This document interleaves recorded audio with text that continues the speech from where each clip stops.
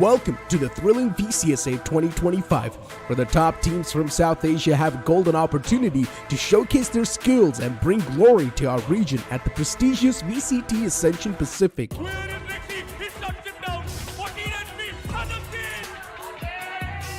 This exhilarating tournament unfolds in 6 stages. Let's dive into the heart of the action with the qualifiers. In the VCSA qualifier, teams from India, Bangladesh, Sri Lanka, Nepal, Bhutan, Afghanistan, and the Maldives will compete, with 4 premier teams directly entering the quarterfinals. Only 2 teams will earn their spot in VCSA 2025 Split 1 through a single elimination format. In Split 1, a total of 8 teams will compete. This includes 2 teams from the qualifiers, 2 directly invited teams, and 4 pre-qualified teams from VCSA Split 3 2024. They will engage in an intense round-robin competition over the course of 14 action-packed days. Only 6 teams will advance to Split 2, while the bottom 2 teams will face relegation. In promotion relegation, the 2 relegated teams will compete against 2 premier teams in a knockout round to secure their place in Split 2. Get ready for an unforgettable tournament filled with fierce competition and dazzling gameplay.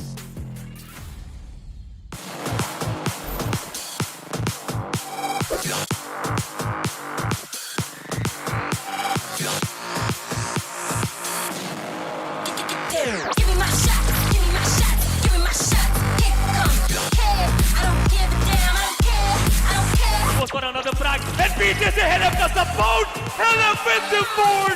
Watch me, get down, give me my shot, give me my shot, give me my shot, give me my shot, give me my shot, give me my shot. Get down. 1v2, Spike is kicking in, the one shot comes in, but Eden King takes him down, velocity secures the Give me my shot, give me my shot, kick, come, care, I don't care. Get down. As the days pass by, the matches get even more intense and the opportunities are slowly and steadily slipping out of the hands. We'll have to see if today marks the day where some teams who are on the bottom of the leaderboard make that comeback. Ladies and gentlemen, welcome. You all are watching the VALORANT Challengers South Asia 2025 Split 1. I'm going to be your host and caster Sahishnu. Alongside me, we've got the great Aladdin right now. And Aladdin, as we mentioned, it's time for teams to pull their socks up. Absolutely. Once again, thank you so much for having me here. And as you mentioned, yesterday was definitely a solid one, but today is shaping up to be even more impressive. We have 2 best of 3s once again. We will see Team Asterisk, but this time around, they will not be playing against Global Esports Academy, but we will be seeing them against Revenant XSpark. The first matchup is going to be very different, very difficult, definitely for Team Asterisk Academy. Absolutely. They'll have to make sure that, as we've said, pull their socks up, because if not today, then they might not stand a chance to be in the top 4 position. And with the way how the divisions have been going, how we've been seeing every single day, you need to be in that top 4. And since we are talking about the standings a lot, let's have a look at the overall standings itself. Reckoning on top right now with 26. They almost had their first loss yesterday against Aura when they pulled off that overtime on the map of Lotus, but Reckoning pulled themselves back up. Velocity just following them up closely, trailed by Revenant Esports. The only difference between these teams is the fact that they've lost a map and there's a big round difference. But since we're talking about standings, time for us to look at the schedule for the evening. You already spoiled that one out, by the way, Aladdin. The first match, Revenant Esports up against Asterisk. But the second one is the one where a lot of people will be watching. Velocity Gaming versus Orangutan. Absolutely. Velocity Gaming versus Orangutan, another important match up there.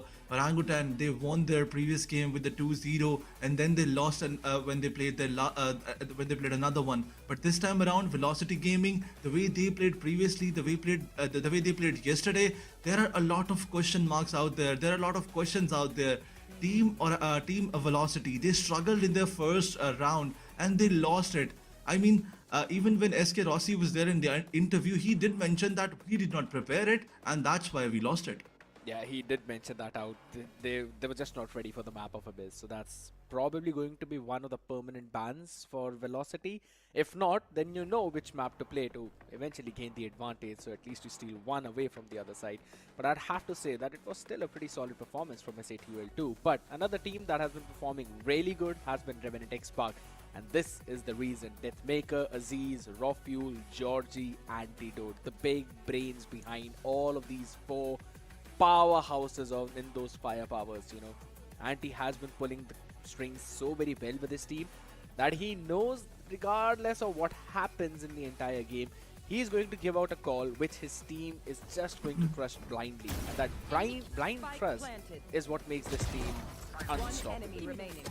Absolutely, the current addition of Georgie is making sure that team Revenant Esports, they just win one after another game. And on the other side, Raw Fuel, his performance is also a very good. And if I mention at the previous starts of the last played game, Raw Fuel, his numbers was on the second. I mean, he was the second fragger of his team. So he's also getting all those elimination numbers. He's also making sure that his team wins game after game. But as you mentioned, on paper, if we talk about both these teams, on paper, definitely Asterisk is not looking up to that mark, because Revenant Esports, they won against Orangutan with a 2-1, and when Team Asterisk played against Orangutan, they lost with a 0-2.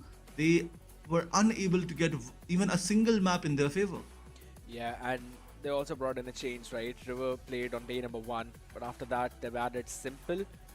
If we talk about this entire lineup, Icarus, Nia, Yash, Wave, Simple. Wave is the man who's the brains behind the callings. He tries to bring in his team together, but eventually, sometimes it's just the gunpowder, sometimes it's also the strategies that they kind of struggle with.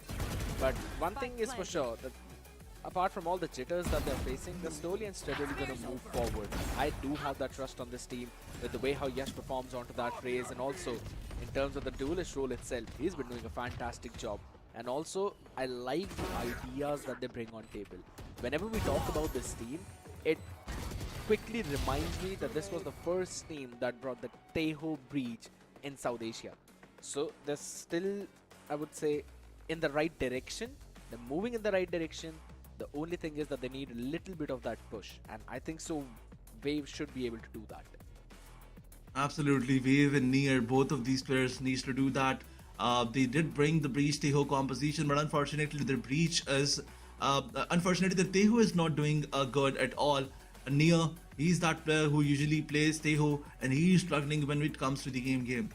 Yeah, indeed, that is true. But since we're talking about those big brains, right, we've been talking about those IGLs, we mentioned Antidote, we mentioned Wave. We're having a look at their stats itself, and there's a clear disparity. Antidote in terms of KDA and kills is the one in lead, but when it comes to ACS, when it comes to the total impact in game, as well as the headshot percentage, that's where Wave eventually has that upper hand. Even in terms of the first kills as well, he sometimes steps up. It's almost similar, but still so very different, because Antidote has got 4 players who can frag out of their mind, while Wave, yes, his teammates are still a bit on that struggling end. Absolutely, Icarus and Yash, they pulled off some good Valorant, some good elimination numbers in the first game, but after that, this team is looking all over the place. Team Asterisk, they have to come up with a different plan, some different strats out there, because this is going to be a really tough match. Revenant XSpark, they will not give any chance to their opponent. This is what we have seen from them previously. Aziz, and on the other side, Deathmaker, Georgie, they will make sure that you struggle and this game ends in a 2v0.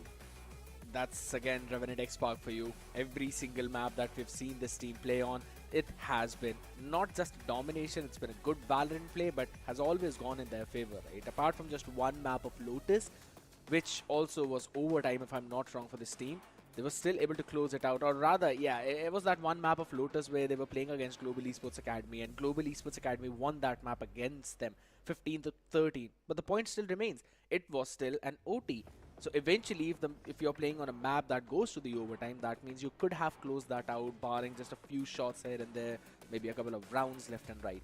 If we're talking about Asterisk, yeah, they've kind of shown only 3 maps till now. One has been Lotus, second has been Haven, and if I'm not wrong, the third one has probably been Bind or Split. I'll just have to get a confirmation on that. That has been Bind. So they have not really dived deeper into the map pool itself. They still stick to playing on that Lotus a lot more. And I feel that it's about time that they show out the other cards as well. Maybe the aces up their sleeve, maybe they're preparing some of the other maps for the rest of the teams or for surprise. Now is the time for them to pull all of those cards out, because it eventually could be a do or die for them if they want to be in the top 4. Absolutely. If we compare to the matches of yesterday, Aura Esports, they did surprise Team Velocity, and on the other side, SATUL, the way they surprised their opponents, Aura Esports surprised Reckoning, and the way Team SATUL surprised Velocity, they were definitely prepared for their matchup, but unfortunately, their opponents were just better. Same expectations from side of Team Asterisk. They have to be prepared. They have to come up with a different start. Maybe push their opponents towards a map in which they are not comfortable. As Team Velocity, SK Rossi mentioned that they were not comfortable on the map of Abyss. The opponents pushed them on that map and they faced a humiliating loss. This is something that a Team Asterisk can also do, but for that, study is really important. They have to read their opponents and they have to come up with a counter strat.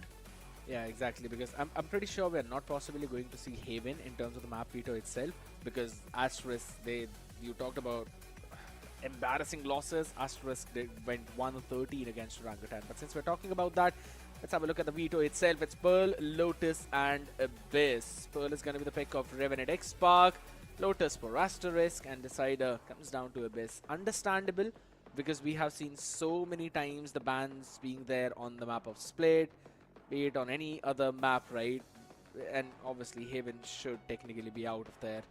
Asterisk don't really want to play that one. Revenant Esports banned it themselves. But there's this one thing. In the previous 2 vetoes, we have seen Asterisk ban out the map of Pearl. So I'm pretty sure that they might not be as comfortable on that map. And also they're starting on defense on all of those 3 maps. So that could also be a very important factor in terms of the momentum which you would want to carry in this entire series.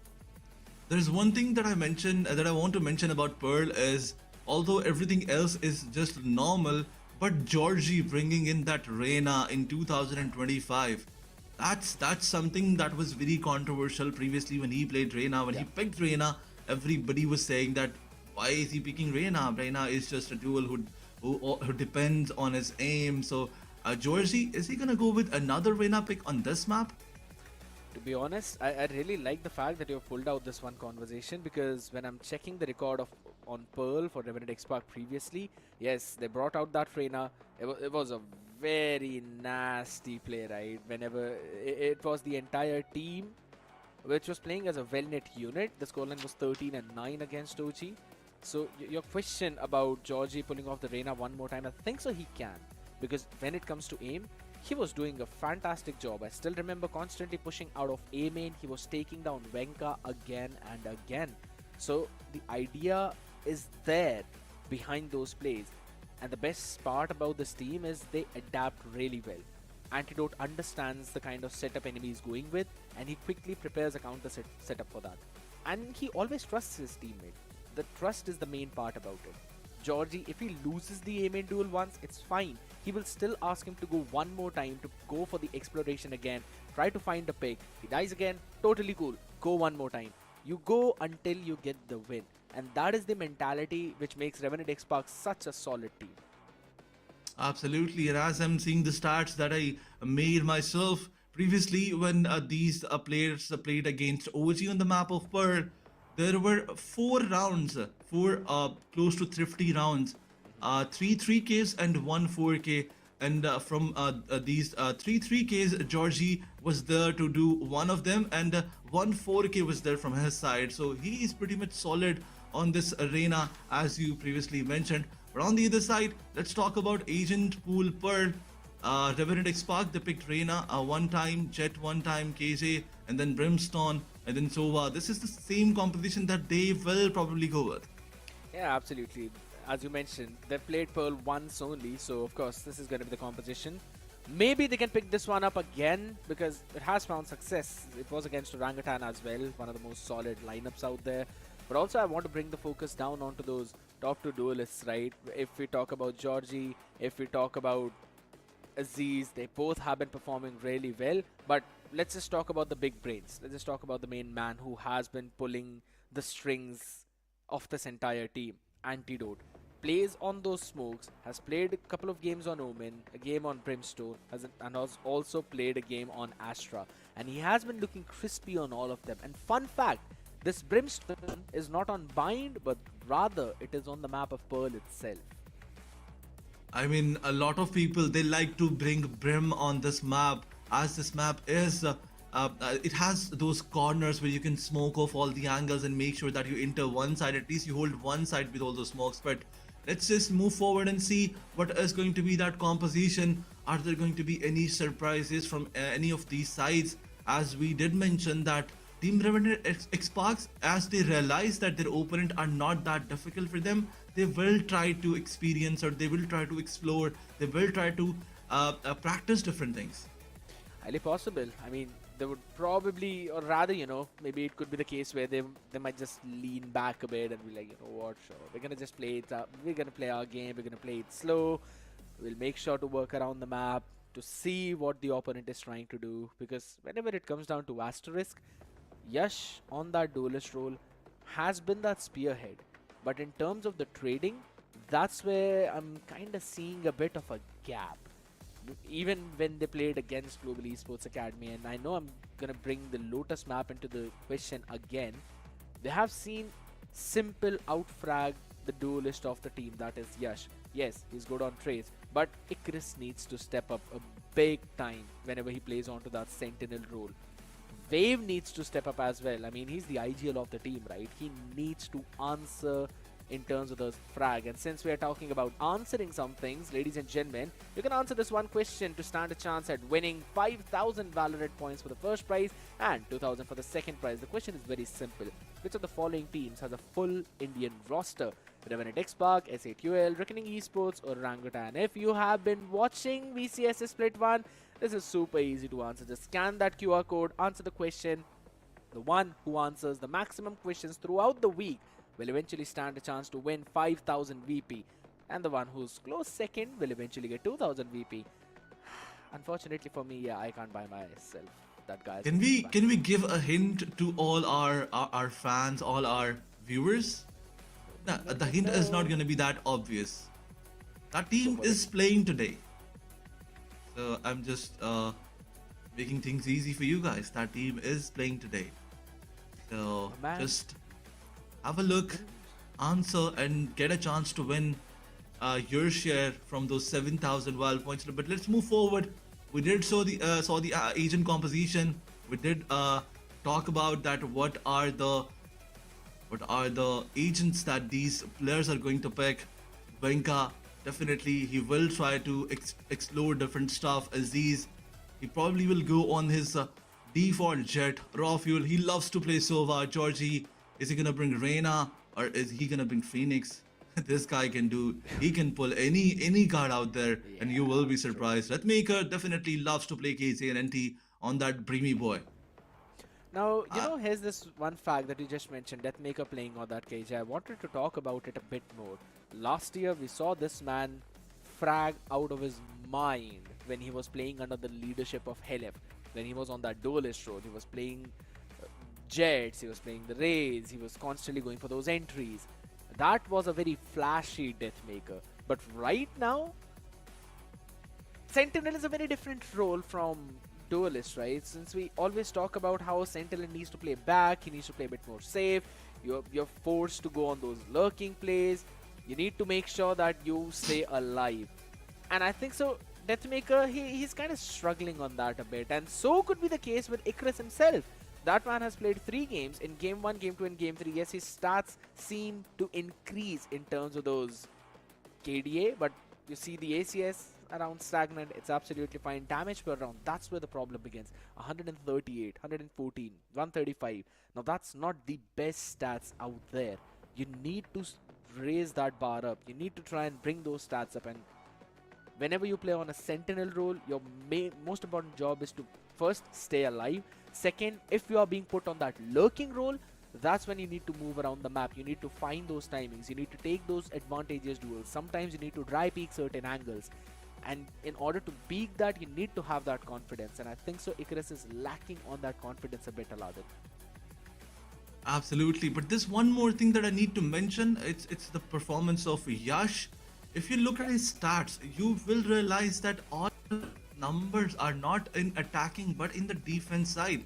I mean, being a duelist, it's really important that you get all those entry frags, that you get all those numbers when you're attacking. But if your stats are highly relying on the defense side, I mean, in one best of three, if you look towards his stats, the total is 27 kills and 30 death. But his 20 deaths are in the attacking side and only 11 elimination numbers. But on the other side, with 10 deaths, he has 16 eliminations on the defense one. So Yash, he has to step up big time in the attacking side because that's when it's really important that your fragger performs. Yeah, hopefully they're not as stuck as the video feed that was out there. But I kind of agree, you know, Aladdin, whenever it comes down to those entries, whenever it comes down to those opening duels, you need to make sure you're winning. And also whenever we are talking about that, it becomes even more crucial for your team's initiators and the rest of the players to give you those setups. Sometimes you need those fault lines on time, you need those flashes on time. I think so Asterisk are doing that, but it's just in terms of the macro of the entire map where they sometimes struggle. When it's like they do have some ideas, but then they eventually run out of those ideas. And when it comes down to those adjustments, adaptations, yeah, there are certain problems. In fact, there are quite a lot of problems there. I think so they need, whenever it comes down to slowing down the pace of the game, they can take their own time, they can slowly move around, work around, then go for some of those executes. First map is going to be Pearl either ways. It's a very big map. And most of these teams in VCSA we've seen, they really like to play on the contact plays. They hear the contact on one side, they quickly rush up with their own rotations. They probably leave one player for that anti-lurk or maybe for the anti-flank. On Pearl, you can't really do that. You have to divide your members in a certain manner where you are controlling certain parts of the map, and mid becomes super crucial. Mid doors, art, both of those avenues, if you lose that as a defender, yeah, now good luck figuring out where the attackers are going, because one of them could eventually move down to the water, then move on to your spawn. Maybe they can just decide to quickly rotate over towards the double doors, towards B connector, go for the B execute. And we have seen Antidote do that, right? We have seen Antidote giving those last minute calls as well, last 30-second calls. He likes to take mid control with his team and then they move forward. Specifically Georgie, if the team is going to any main avenues, Georgie is going to go and explore in mid double doors. We saw that duel between DC Rules and Georgie multiple times back when Revenant XSpark was playing against OG. So it's not just about that one play, it's also about how you're going to control that avenue as an entire team. So Asterisk, I really hope they have got some trap setup plays. Absolutely, they have to set up all those traps for the players who are lurking, specifically Georgie and then Raw Fuel. These players, they love to play lurks on lurk, and then they also get some output as well. I mean, in every of those three-sided maps, Georgie will try to go towards mid in every other round and try to explore some opportunities, try to knock some doors. And as he finds one or two picks, this is it. This is it for this team. This team just moves forward, goes all in, and gets the round for themselves. So team Asterisk, they have to deny all that map control, and similarly they have to make sure that Revenant did not get any of those advantages. Revenant will test your preparation to the fullest. They will not just test your defense, they will test your attack as well. In every other round, when they are defending, they will try to push towards mid to get all that information. This is something that I want to mention, that if you remember, I think it was Pearl where Team Revenant XSpark, they were pushing in every other round towards mid when they were defending, and that was giving them some extra map control, some extra information, and their opponents, they were unable to surviving. Yeah, that's what we were talking about itself, right? How important it becomes to control that mid area, to control the double doors and art, because it just opens so many avenues. And again, if you're on the defending side, if you're putting too many resources to control that avenue, that means your mains are weak. That clearly means that any kind of execute from main is just gonna lead you into retaking the site and playing for those slow approaches, go for the retakes, clear out the avenues over towards the CT, try and then move forward.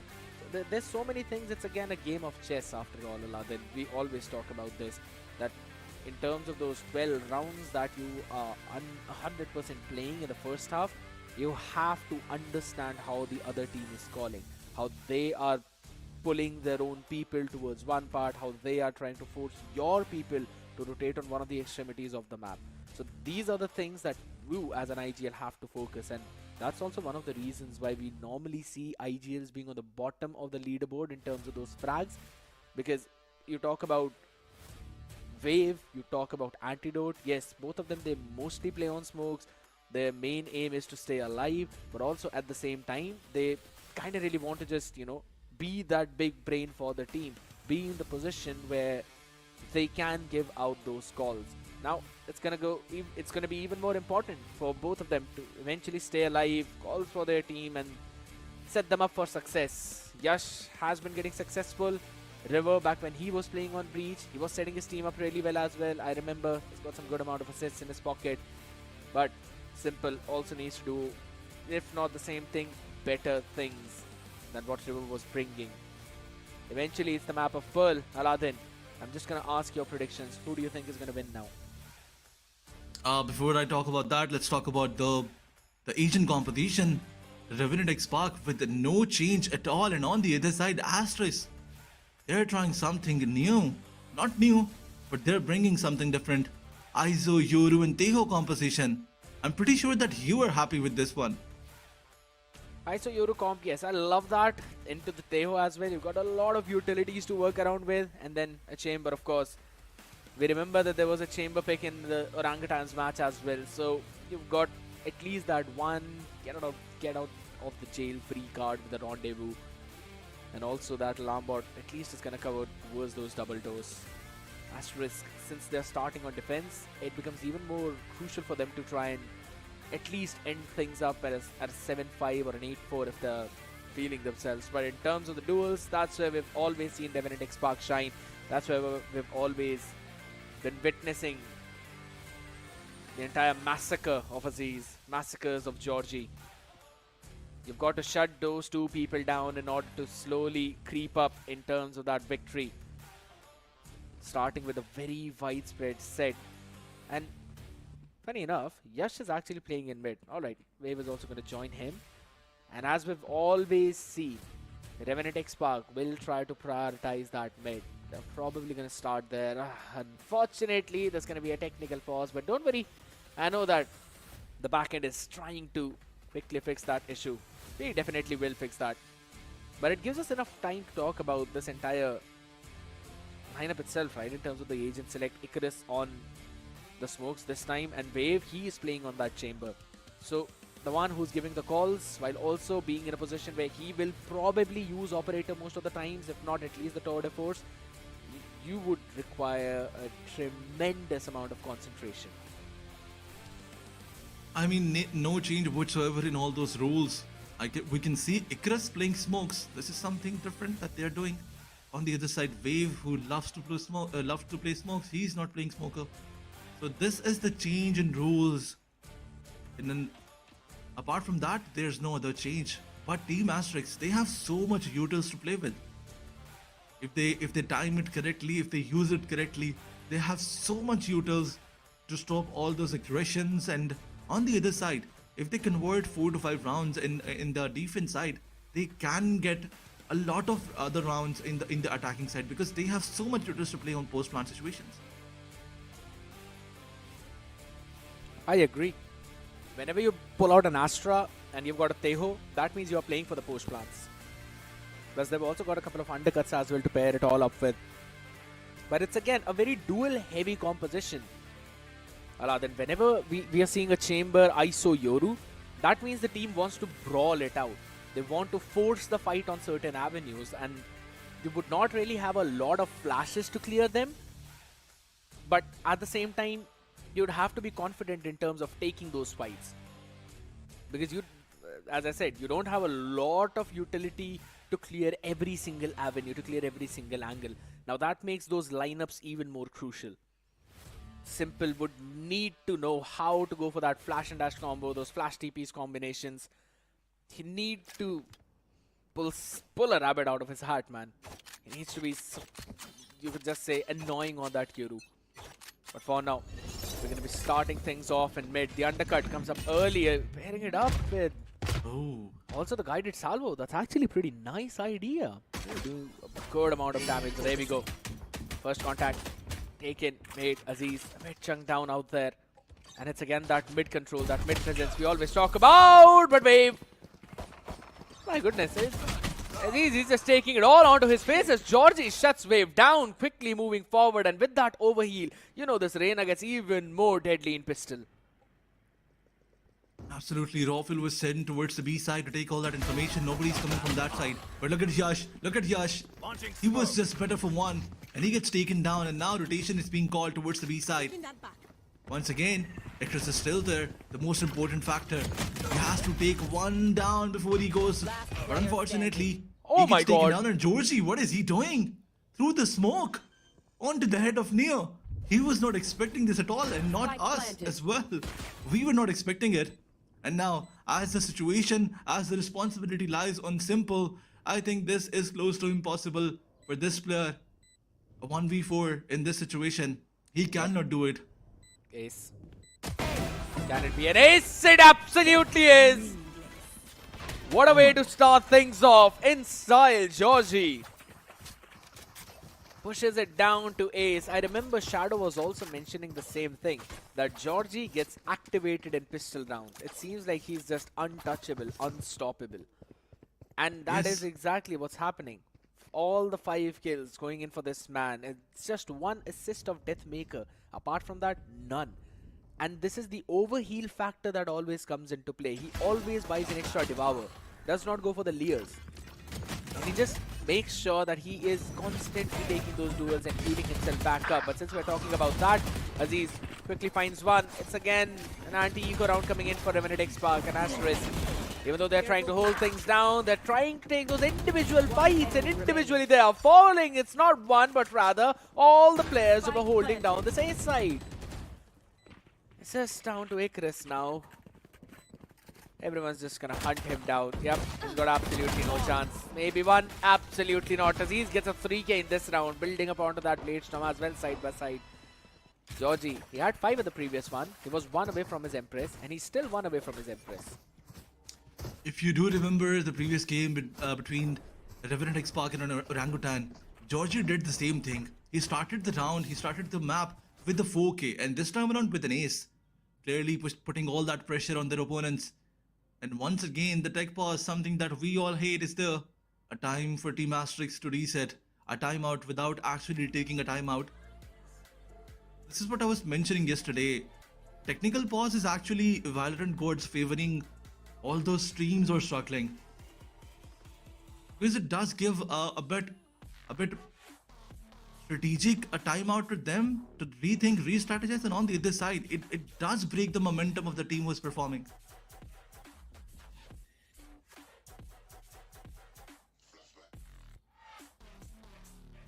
As we move forward towards the 3rd round, it's really important for Team Asterisk to win this one, as they are going to play this round with a full loadout. But on the other side, Aziz, he has 5,000 creds available. Raw Fuel going on that Spectre. And NT, he also has 3,600 creds available. Is he going to play with a Sheriff, or is he going to buy a Vandal? Still a question. And if they buy 3 Vandals, 1 Bulldog, 3 Vandals, 1 Spectre, I think this buy is enough to convert this bonus round. Highly possible. It is. And with the way how Georgie's aim was going on in that pistol round, I think so they very well can. Aziz as well is looking very crispy in the first 2 rounds. Both of these duelists, they've got that raw energy we talk about, and you can't really count out Raw Fuel as well throughout the mix. But it's again that mid hold, that mid take, not just in 1 round. You know, we'll probably see them move towards that same part of the map again in the next few rounds too. I want to see what ideas Asterisk have to counter that. I did like the first one where they paired up the undercut with the guided salvos. If in case they would have also sent out a flash of Simple maybe to blind all of them out and then use that util combo, it would have been such a phenomenal one. But it's fine. Slowly, maybe as this map goes on, we're going to see some more ideas. But since we're on that topic of Simple, right? He's going 0-2 and 0 on this Yoru. Not the kind of start you would have dreamt of. Plus, he's also just got a Vandal and a half shield. Not even a clone to work around with. And just one gate crash. That might actually hurt them a bit. Absolutely, as you mentioned about the util usage, first round clearly tells us that Asterisk, they are prepared. They are coming up with a strat. They're not underprepared. But on the other side, look at Team Revenant XSpark. Going towards those Vandals. 3 of the players are playing with Vandals. And once again, technical pause is over. Finally moving towards the third one. A bonus conversion is something that we're expecting from the Revenant side. And on the other side, Asterisk, they have to come up with something different.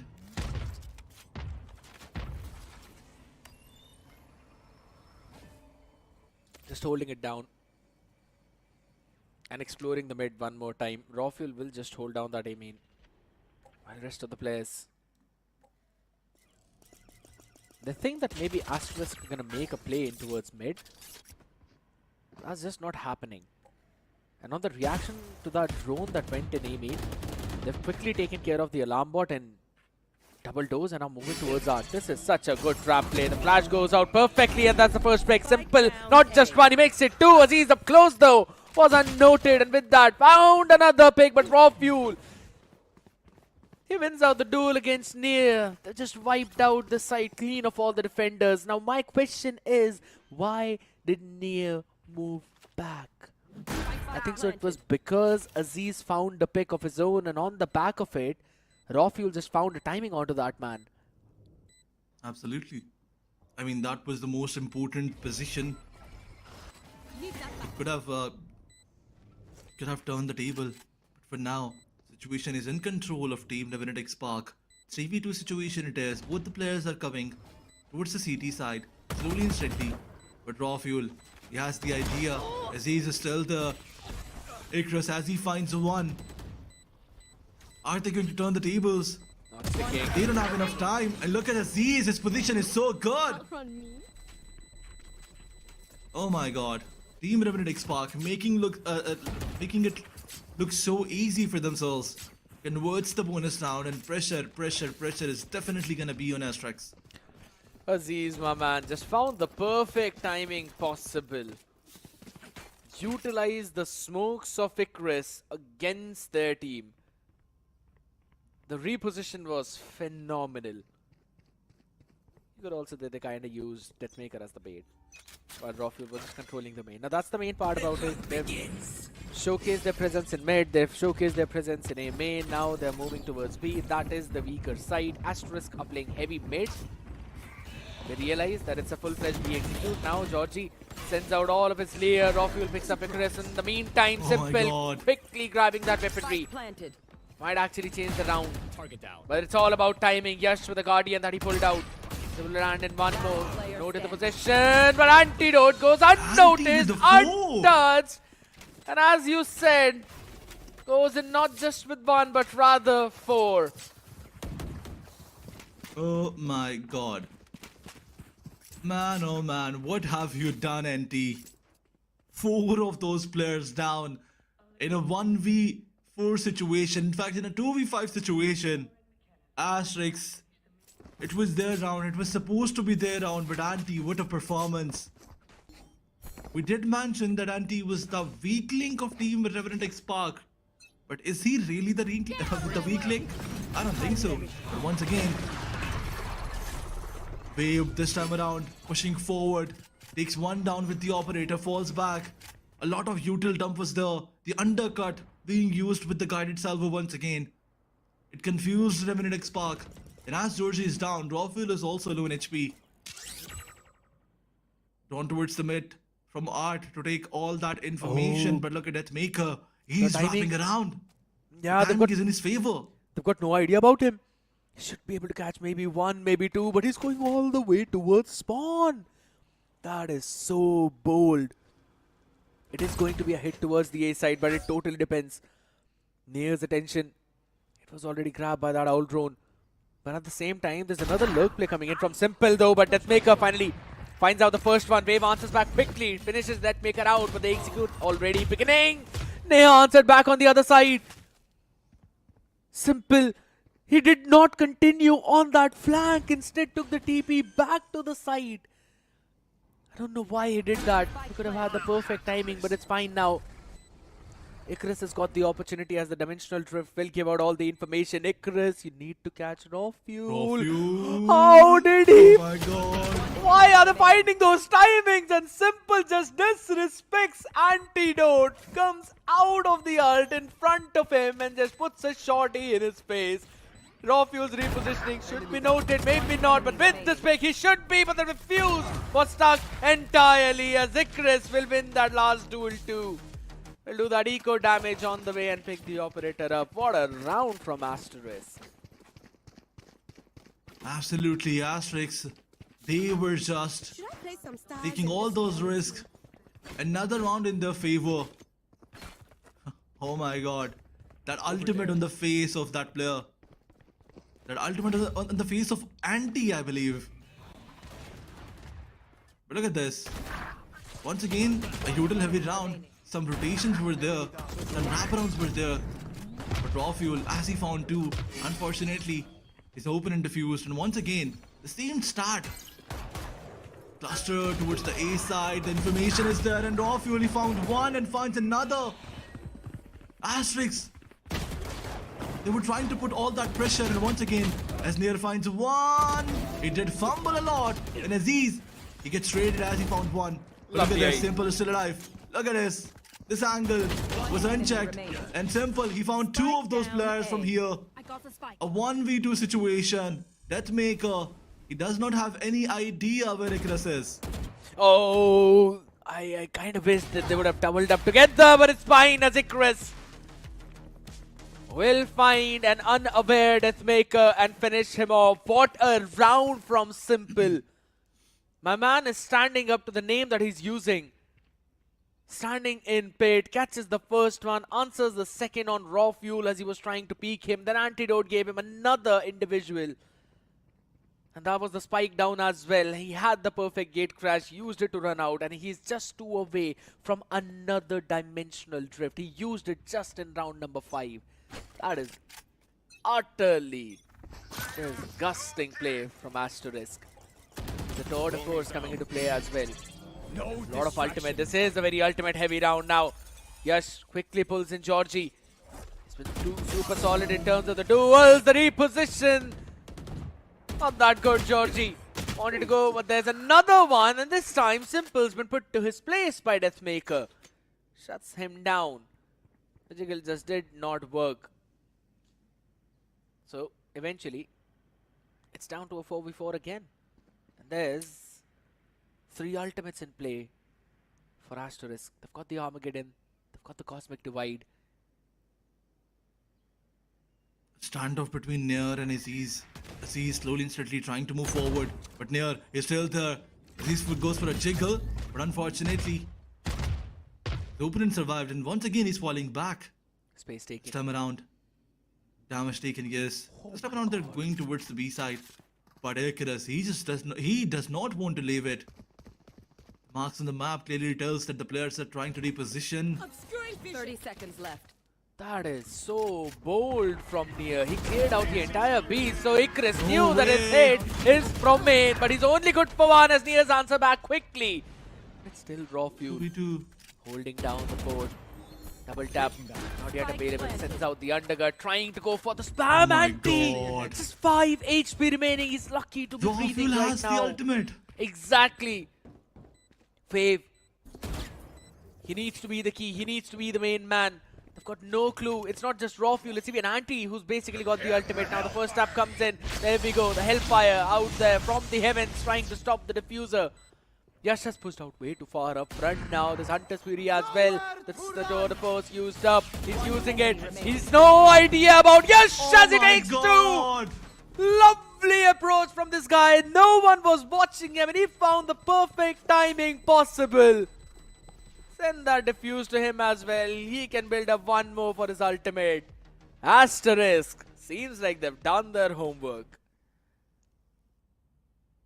Absolutely, Yash pushing that.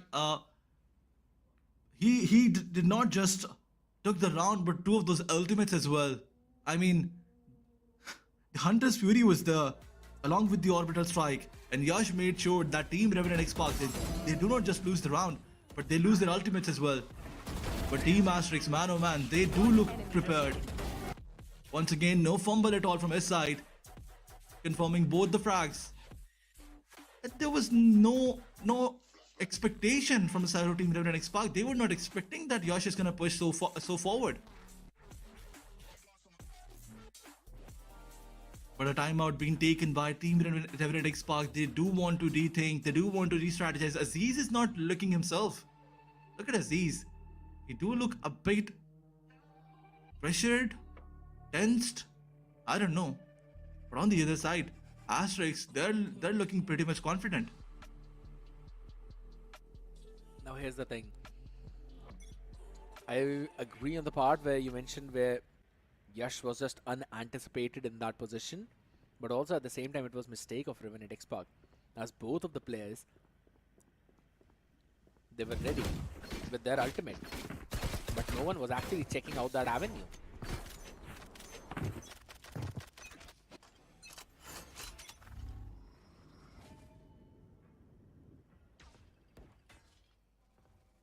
Another A main approach. All 5 players. My ultimate is ready. Lockdown You is ready should now, so run. they're going to use that lockdown to clear out that entire side. But a heavy retake is gonna be there. Once the lockdown is done and they are done with the plant, 5 of these players are gonna push forward. And Team Revenant have to be good with the aim game. And look at this, Yash, has he found Aziz? The flash was there on time, and Yash is not stopping at all. Last player Back and forth trade gives the upper hand advantage to Team Asterisk, and now it's a 1v3. Let's make a, in fact, a 1v4. The whole responsibility is on him. Converts it into a 1v3. Let's make a, can he pull something? Can he pull this off? The spike is being diffused, and Wave has he diffused this one. The round is in their favor, but Deathmaker has still found 3 of those players. My oh Economy my. deficit is definitely gonna be there. Absolutely. Just doing that eco damage, but again another round going in for Asterisk. Some rounds that you do not really expect them to pick. And by the way, they've still got the Cosmic Divide up. The entire team just wanted to push out all the way front towards the pit, but eventually were taken down. This time by Yash. In one of the rounds, it was Simple. Round number 5, Simple held his ground. Round number 7, Simple held his ground. And this time, Yash just joined him. And they've got And the that on-point flash was just Yeah. crazy. Exactly. That one flash has constantly been working out for them. Distractions. Oh my No god, way. he was not able to pull out anyone in that no distractions. Seems like everyone was distracted, So was he. probably. But it's a full-fledged art push down. Look at that. All 4 players moving towards the A side. It's again gonna fall down to Simple. Man has no Position. clue. Yeah, Lear in front. No one broke the recon, but Simple and Yash Spike in down the A. unison. One enemy Catching remaining. everyone, and Yash shuts down 3. He does not need kill contract to kill the enemy. He can just walk on the side and finish them off. Absolutely. Some crispy aim game is there.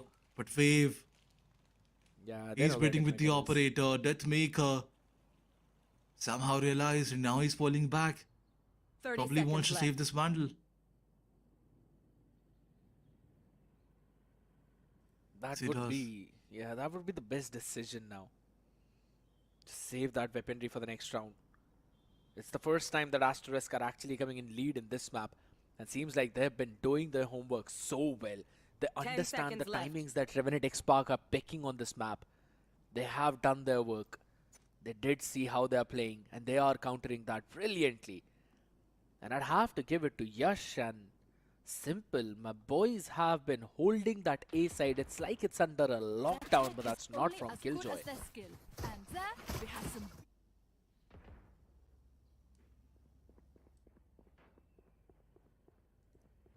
Revenant XSpark, they're just relentless.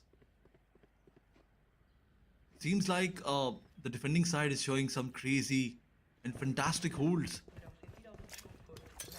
Asterisk. Once again. Round number 10. 5-4 on the board.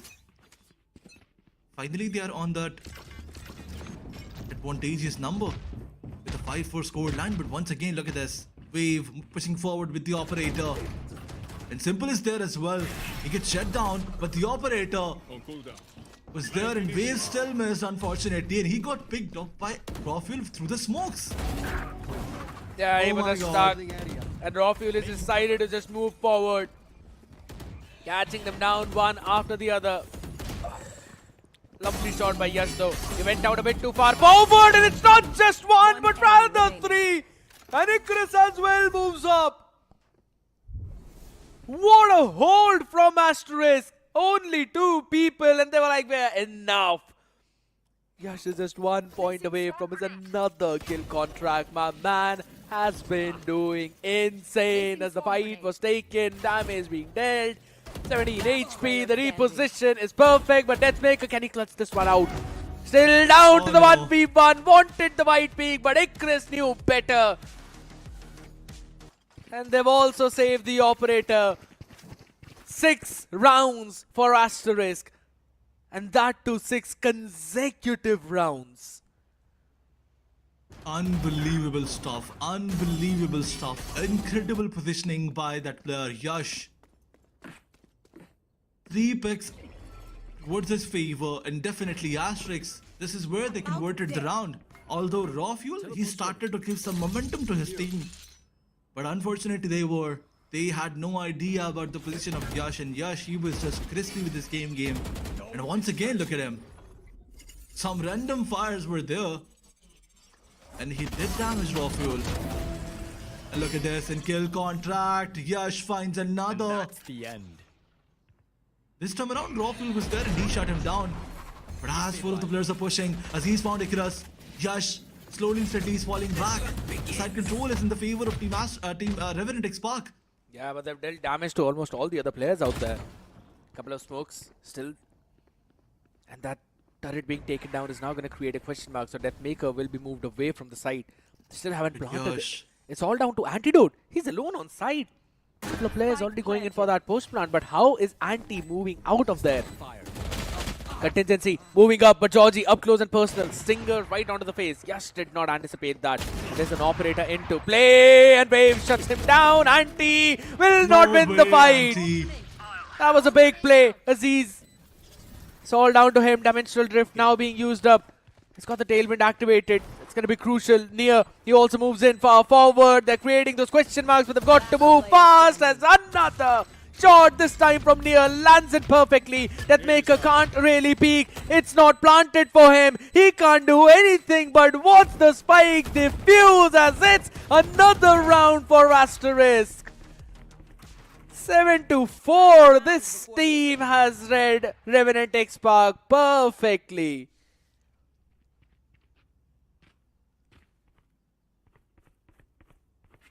Incredible performance. Some crazy attacks. Some crazy retakes, in fact, from Asterisk's side. They're clearly surprising us and their opponents as well. They've read all the strats of Team Revenant XSpark. And once again, trying to obliterate the whole team of Team R&D. Revenant XSpark coming up with a different start now. Forcing 4 of their players to push towards the B side. Icarus is still there. A revealer was there and it pushed out Icarus, but as Aziz got tagged, he got a lot of damage. But on the other side, the ultimate could not take any of those players down. Stopping fire. One enemy remaining. Yash able to take one down, but Rafuel answering back on the other side. Now it's all down to Wave with an operator. A 1v3 seems almost impossible. Yeah, did not check for Aziz. And that's the round going in for Revenant XSpark. 7-5. And by the way, fun Switching fact, sides. not a single time was Cosmic Divide used in that entire half.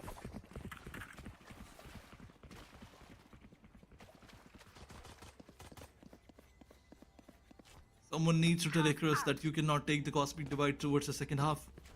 But it's okay. He probably did not find the opportunity to use it. Oh my god, come on.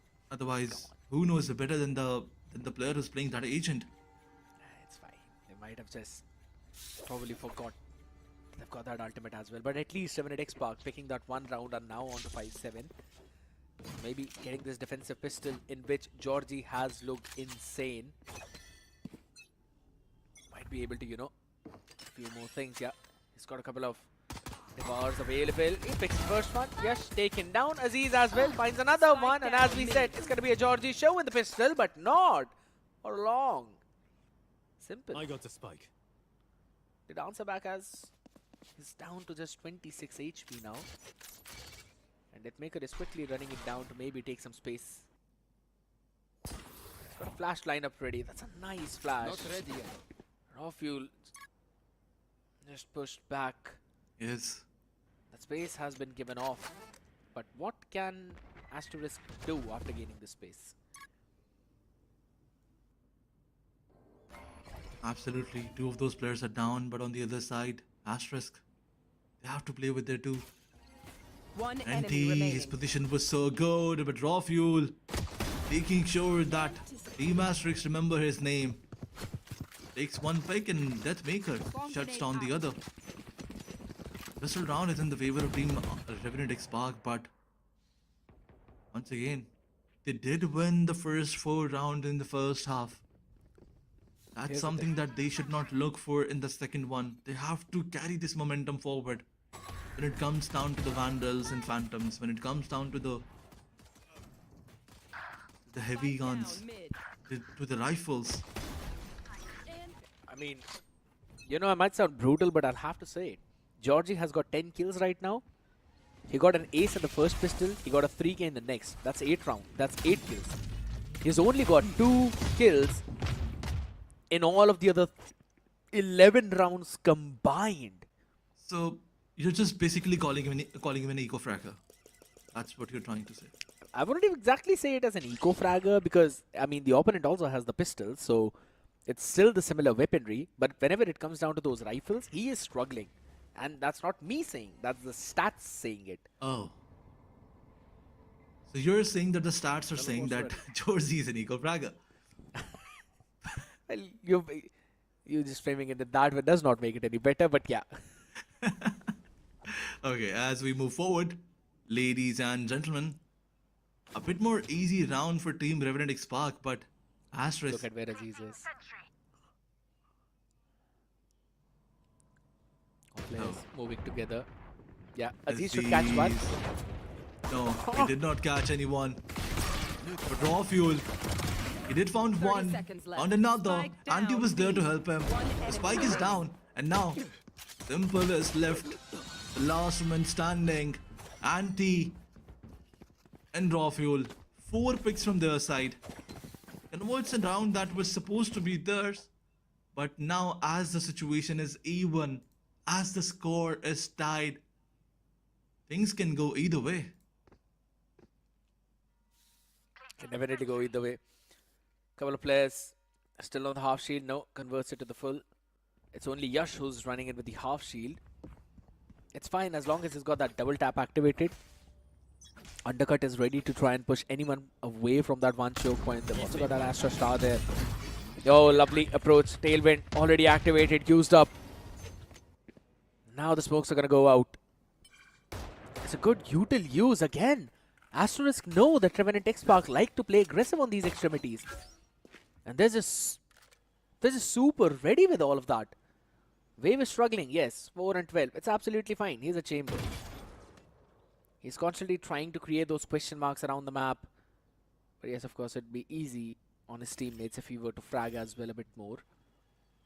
I wanted to mention, that one time when Asterisk were performing really good in that 13-11 or even in the 13-10, it was Wave who was fragging as well. So it definitely eased out a lot from their teammates. They still want to go over towards the A side though. It's an A split, but there's 4 people standing right there. Maybe stop this push down. It's a 1-for-1 trade already as Yash moves in. Simple now from the main. Will eventually move a bit more far forward. Not checking the pit is the big problem. Aziz was still standing there. Strike down A. And he's still holding that angle. They haven't been able to plant till now. And it's How down to a did they 2v3. convert? How did they convert this into a 2v3? Why not check I mean, this is brilliant, but Yash, his position in that smoke is just too good. The spike is being planted. Aziz with the wall bangs, and NT was there to support him. And once again, some textbook play from the side of Team Revenant XSpark. And Asterisk, as they did nothing impressive in this round. All they did is 4 of the players were pushing towards the art. One of those players, Simple, was left to play inside the smoke from main. Georgie, once again, he made a mistake. He died so early, but on the backside, Aziz was there, Georgie, Deathmaker was there, and Raw Fuel. They definitely made sure that their team wins this round, but in the starting of the previous round, Team Revenant XSpark, they made some crucial mistakes. Now here's the thing, Asterisk had got a good idea of how to stop the early aggression of Revenant XSpark in A main. Right, the undercut into the guided salvo, it's a good combo. But after showing how many people are there, they just only sent wave down towards B to maybe fake and pull the rotations away from A. And Revenant XSpark was just not buying into that at all. They were like, alright, it's just wave there, he's on the chamber, it's normally the lurker. So it's fine, they're probably not coming towards B. We did give up on the space in mid, but they were still holding down double doors. Or at least in that entire B connector. So eventually, they were able to stack the members over towards the A side, and Asterisk ended up forcing a fight on the stacked side of Revenant XSpark. So now, of course, their economy broken yet again. Still kind of trying to force as Yash, she's on the Vandal. And it's fine for the confidence that he's got right now. He's been doing a good job throughout the game. They're holding it down towards the V connector now. The dimensional drift being used up. It's a judge in the hands of Simple. Going towards the double door, trying to figure out where the rest of the players are. Clear, thrown out, Raw Fuel already picking one off, and Georgie as well makes it a double. Now that's a judge, a bit far range, but it's fine as it's 1-for-1 trade. Raw Fuel still stands strong. This Sova is definitely being the hunter. Revenant XSpark shut down the optimistic approach of Asterisk. This is not the first time that Raw Fuel tried to give the momentum to his team and making sure that his bullets are counted. Once again, a 3K from his side, creating a lot of tension for Team Asterisk. As the side shifted, the pressure has also shifted towards the Asterisk team. As one by one, Revenant is getting those rounds. Once again, the approach was good. The dimensional drift was used on the right time, but Georgie was so good, and Raw Fuel with their aim game. And now, as Team Revenant has started to push towards the A side, this was a bad idea. Yash tries to shut him down. He gets the success.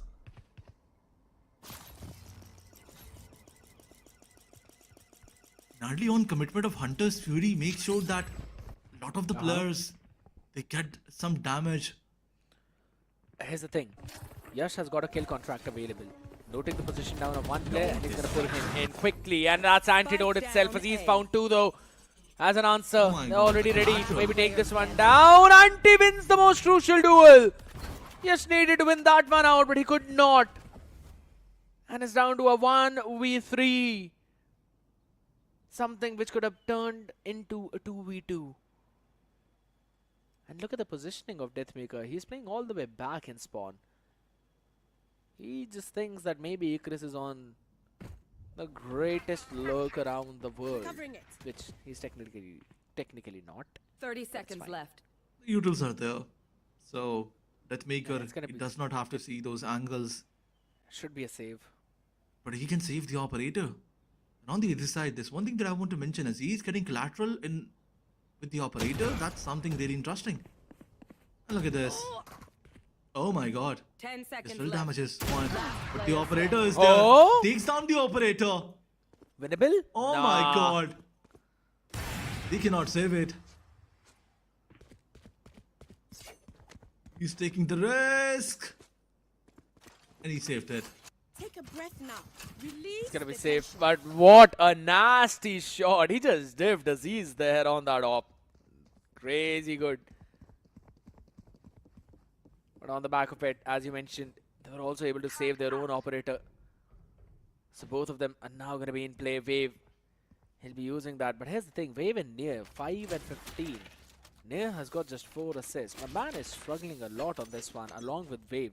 It's basically just 2 players doing all the heavy lifting out there, Yash and Simple. Making cover. That has been a big problem now again. Sending it all the way down towards B long on the back of contingency with just a sheriff in the hand. That's a bit hopeful. Raw fuel. He is vulnerable, but eventually will deal with the drone to hop out of there. Kind of given away the side control, but they still have got both the avenues to quickly jump in for the flood as the owl drone now comes into play to set things up for Aziz. Will eventually go on the back of that clear by Georgie. He's the first one. Quickly picks him off, and that's Yash already out of the picture. The man who had the sheriff as Georgie follows his footsteps, and Wave with the operator could not do anything. As they Oh my God. just knock the doors and knock Asterisk out of the round. Georgie with a 3K. This time it's not a pistol but a Vandal as a flawless conversion for Revenant XSpark lead them to 11. I think it was a pistol. It was a Vandal. Icarus had a pistol. It was a pistol. But at least Georgie had a Vandal. Yeah, but the opponent had a pistol. Spike planted. Once again, it was their... It was their eco round. It was their safe round. Shot down. One enemy remaining. So you're saying that the stats are saying that Georgie had a Vandal. The stats are saying absolutely correct. Now you're getting the nice read into this, Saladin. Nice. All right. A timeout being taken by Asterisk. They were definitely in dire need of that. They need to think, because as they have the Vandals now, they cannot mess this up. They cannot lose this one. The momentum is there towards the opponent, Revenant XSpark. But Asterisk, if they want to shift the momentum back in their favor, this is that round. Probably.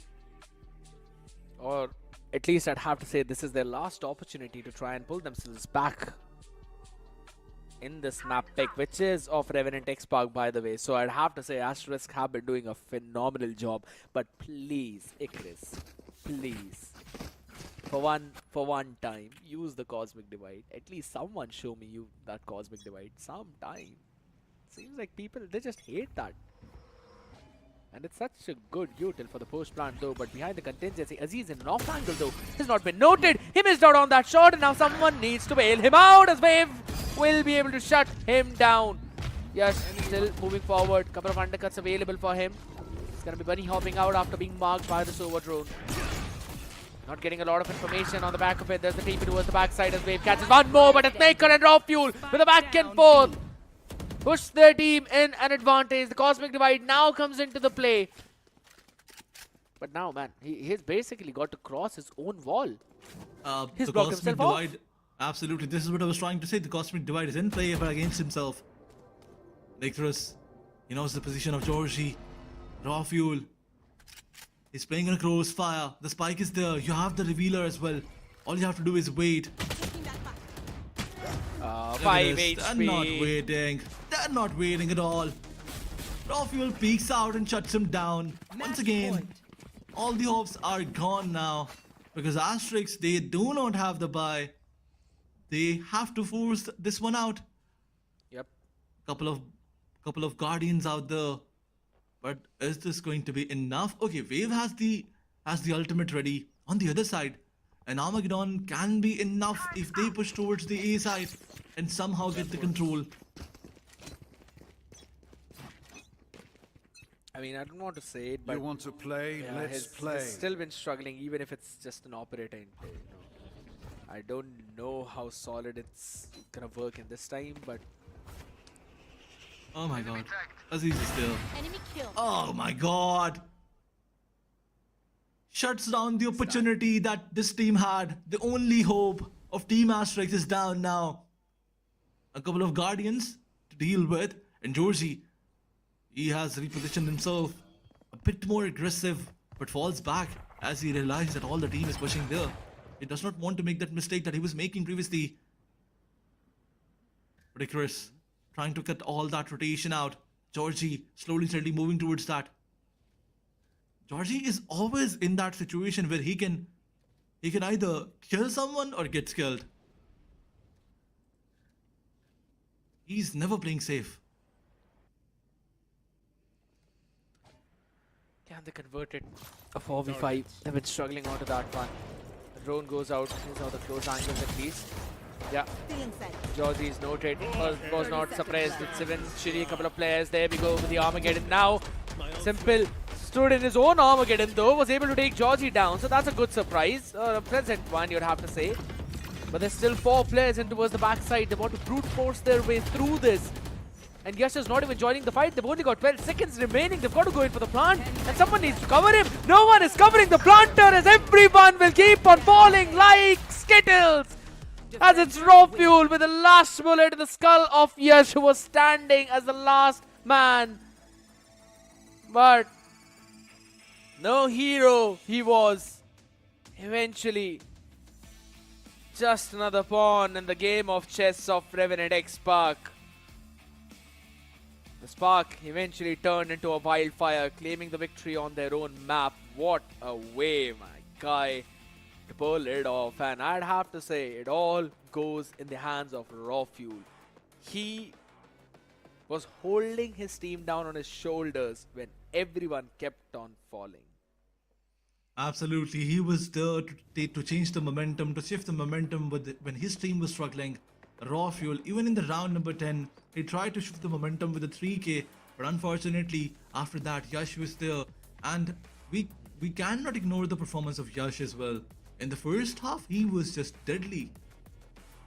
If there was one person on one side, there was the other person on the other side. I cannot, agree more with you on that fact. Yash was doing such a phenomenal job, making sure that his team had a chance. The only reason why we even saw this team have so many good rounds on their defense was because of the fact that it was Yash who was constantly stepping up whenever it came down to holding those avenues, holding those angles, controlling the side, stopping the players who were pushing it down. It ended in a 7-5, by the way, Aladdin. And if I'm not wrong, Asterisk were not able to take even a single round in their attacking half. Unfortunately, they were not being able to get a single round. But there's one thing that I need to highlight. The reason why Aziz did not perform in this map is definitely because of Yash. Because every time Aziz was stepping in, every time he was dashing in, he was getting shut down by that player. Yash and Simper, they were just focused on one player. They were prepared for Aziz, and that's what made sure that a little bit of tough time is being given towards the Revenant side. But Revenant, as the side shifted, the momentum shifted as well, and they won an easy round. They won an easy game, in fact. An easy second half for them. I wouldn't exactly say an easy game, but yes, an easy second half, I'd have to say. There were only a few moments when you eventually saw certain signs of struggles. Apart from that, it was, again, a one-sided domination as soon as it turned out. Wave as well, I don't know what he was trying to do there, but just was unfortunately caught in that jiggle peak. He went in a bit too wide, did not anticipate Aziz being there, and then over towards the end, they just waited for such a long time. Now, I'd have to say, I was seeing certain ideas, but in terms of those, you could say finishing, right? That's where Asterisk are having that trouble in terms of the fundamentals.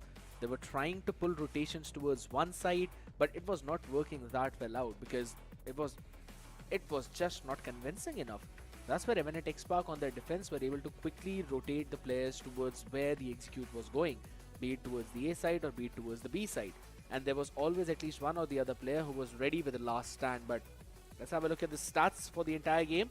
12 first kills for Revenant XSpark, 8 for Asterisk, and in terms of post plant, again, the conversion rate for Revenant XSpark is better.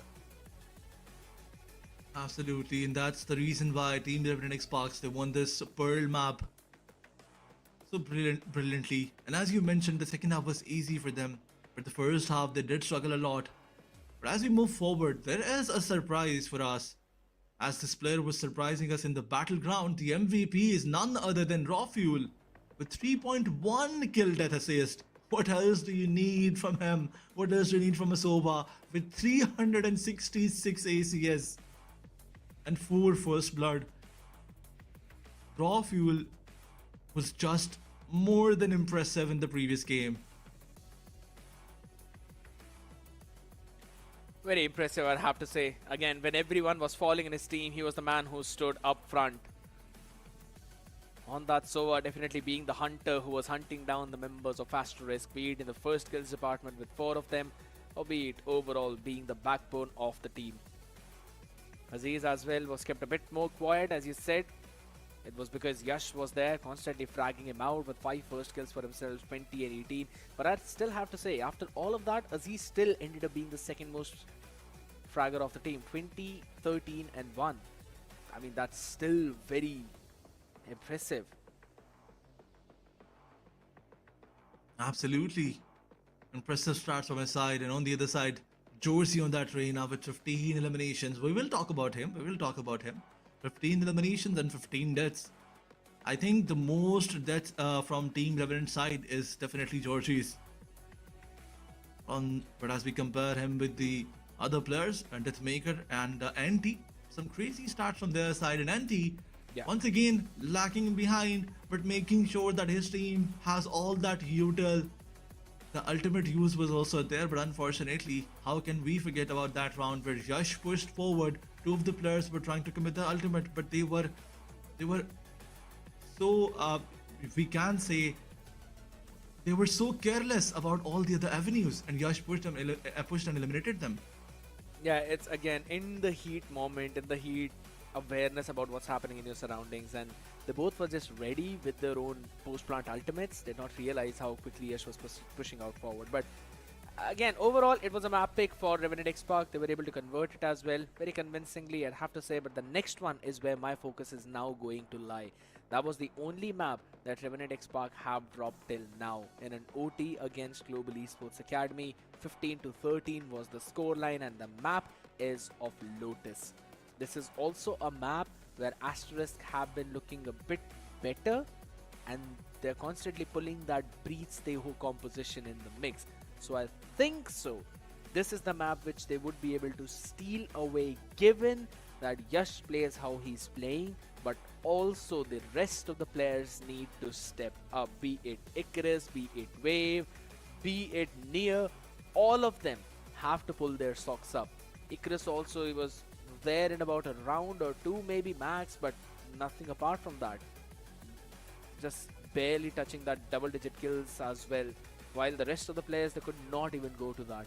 So of course there's some big problems that they need to fix in terms of that aim, in terms of trading each other, where Revenant XSpark is having that advantage, because in the next one I'm pretty sure Aziz is gonna be going all gung-ho. Alright, as you talked about all these players, before we move forward, let's take a short break and then we can come back with the next match. Ladies and gentlemen, all you have to do is stick around, grab your popcorns and be there after a few minutes, because the next match is definitely going to be really interesting.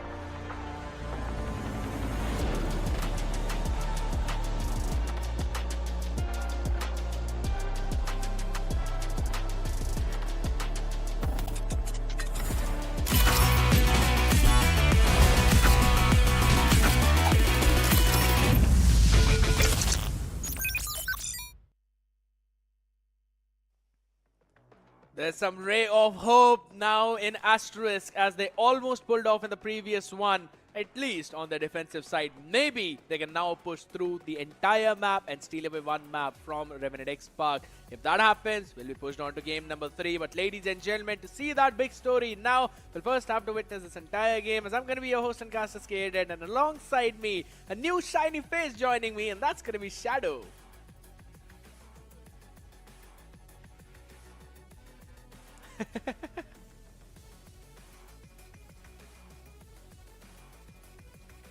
Yeah.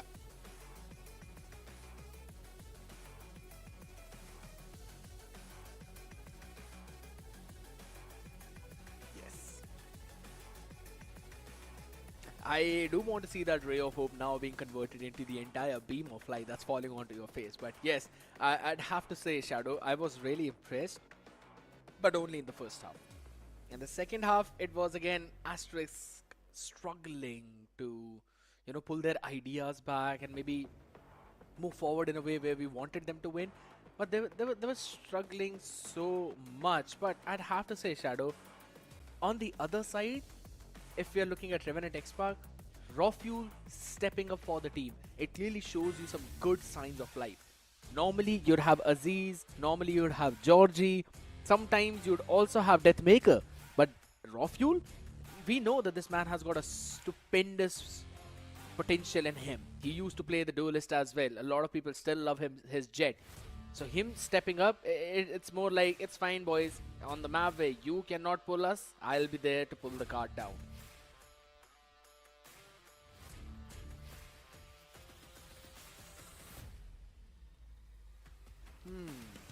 But we'll just have to slowly and steadily wait as the composition right now comes in front of us. Revenant XSpark.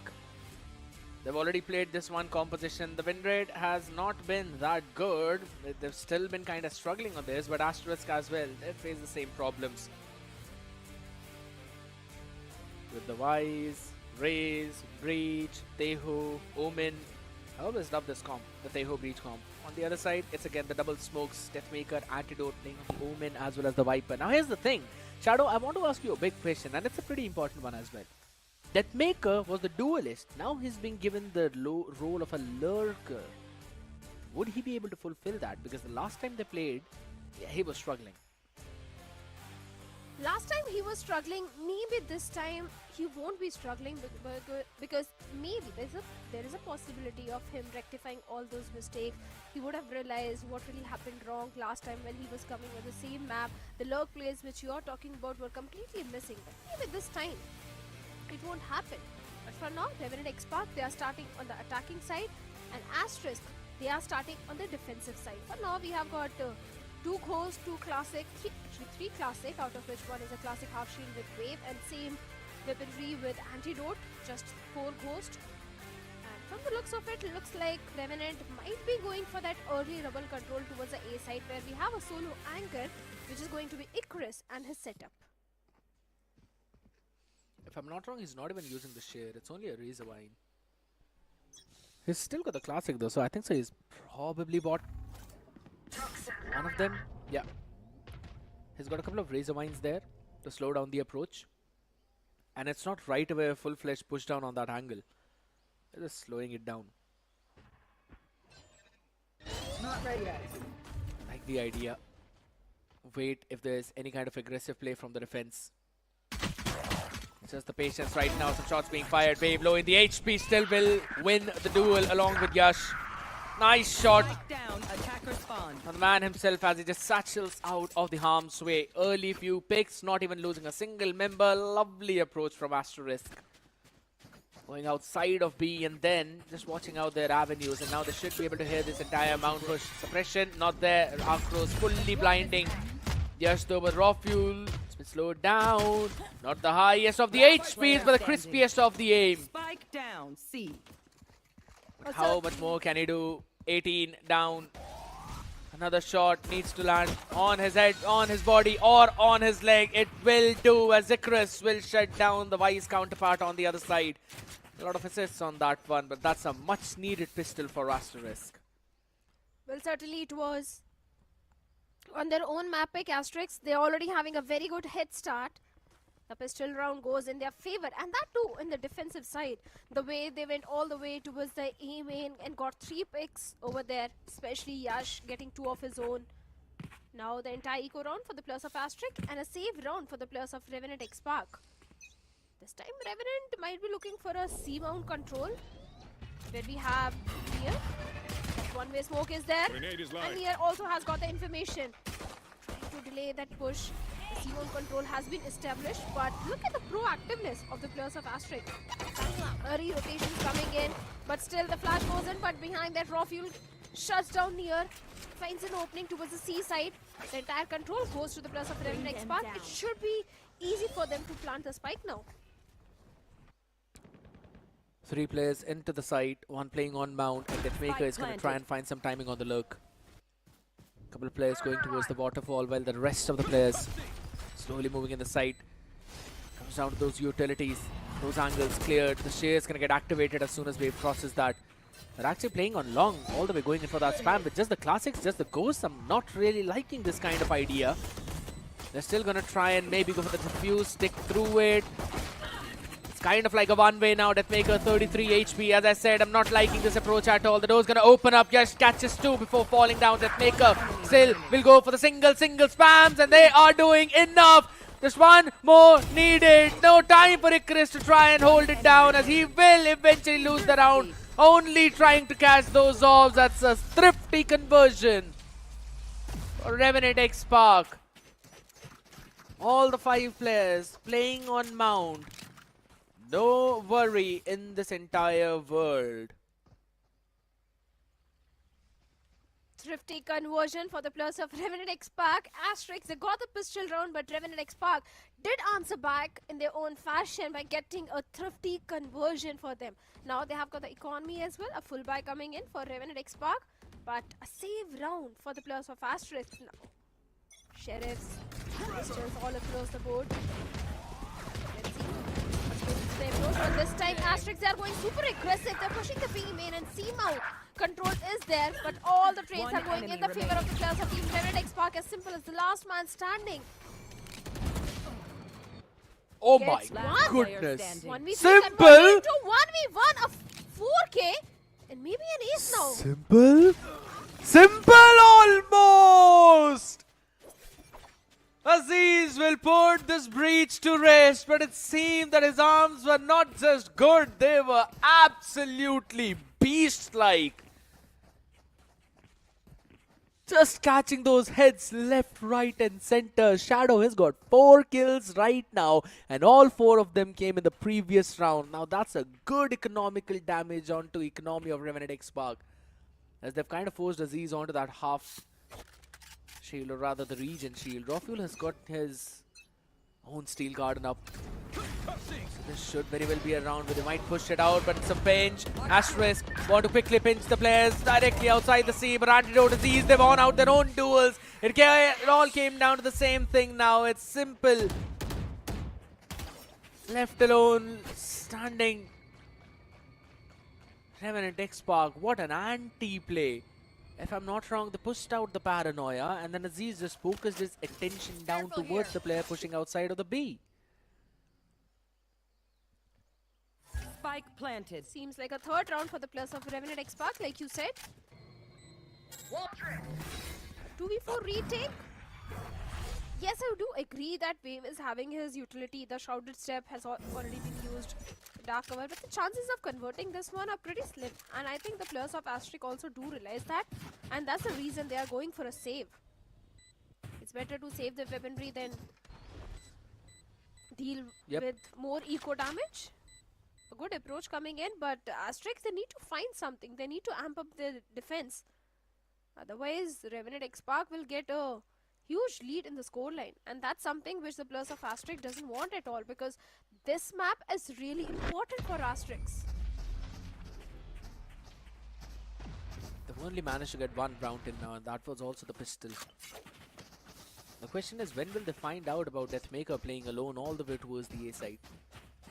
Because now, because of his presence, there's no one on Asterisk who's actually going for the flank plays. And since there's no one for the flanks, Revenant XSpark, they don't really care about There's 6. They focus everything on their 12. That's the reason why also in that round 2 we saw the Wise Wall, that's sheer, being used towards the waterfall. Oh, the util was actually pretty good, but Aziz just sidestepped that concussion. And that's why he was able to take 2 of them down. That's a bit unfortunate for Asterisk, but that's a nice sidestep for Revenant Esports. Definitely saved his team from a looming fate. And also on the other side, rest of the players were just able to hold down their own fort. Just a small mistake, a small hiccup for Asterisk. Nothing that they can't really jump over again.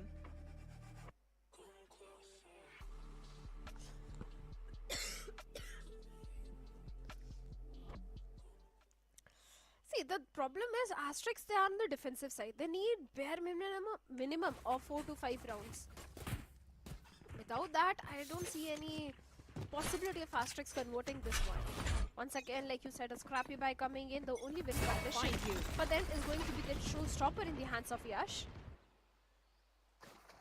And he's a solo anchor towards the A side. 2 players towards B, 2 players towards C side. Wave is already moving all the way towards the spawn.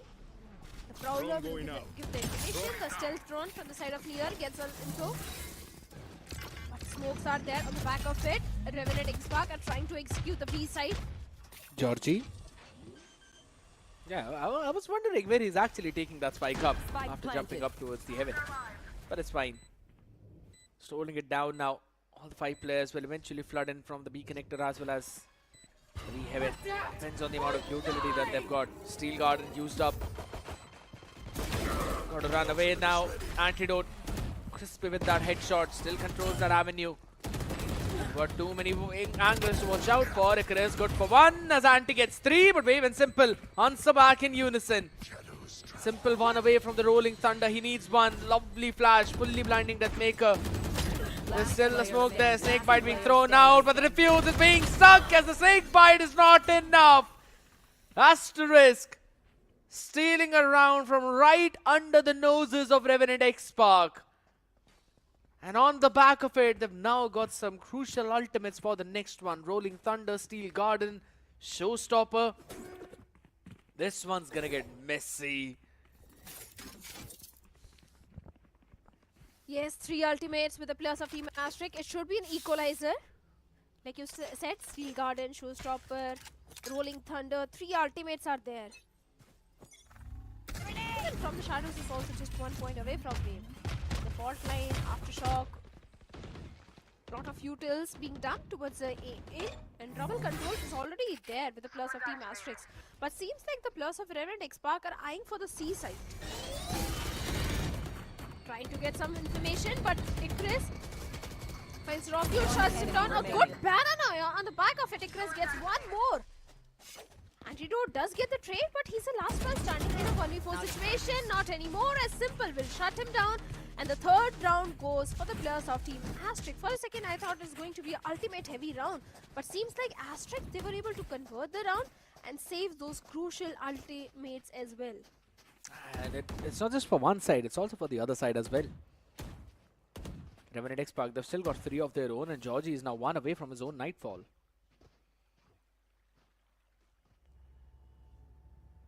Couple of half shields there. Aziz is with the region one though.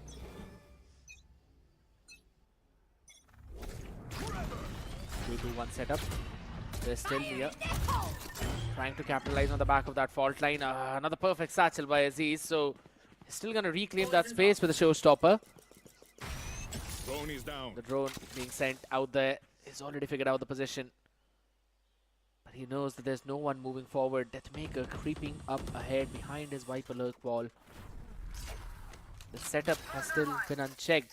Alright, the Shear now activated. It also triggered the Razor Vine, so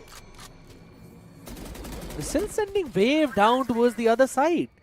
There's a couple of players playing there, but alright. Wave has got from the shadows available as Nia is super ready for raw fuel. Lands a shot right onto his skull. It's not just 1, but maybe 2. Wanted to push for the 3rd one. On the back of that fault line, it's absolutely fine. Aziz, his position, important. As the Viper's pit now has been dropped on side. Aziz in that off angle. It's good for one.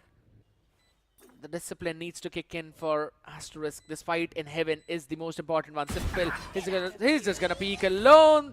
And Icarus now is a bit too worried. Steps a bit too side.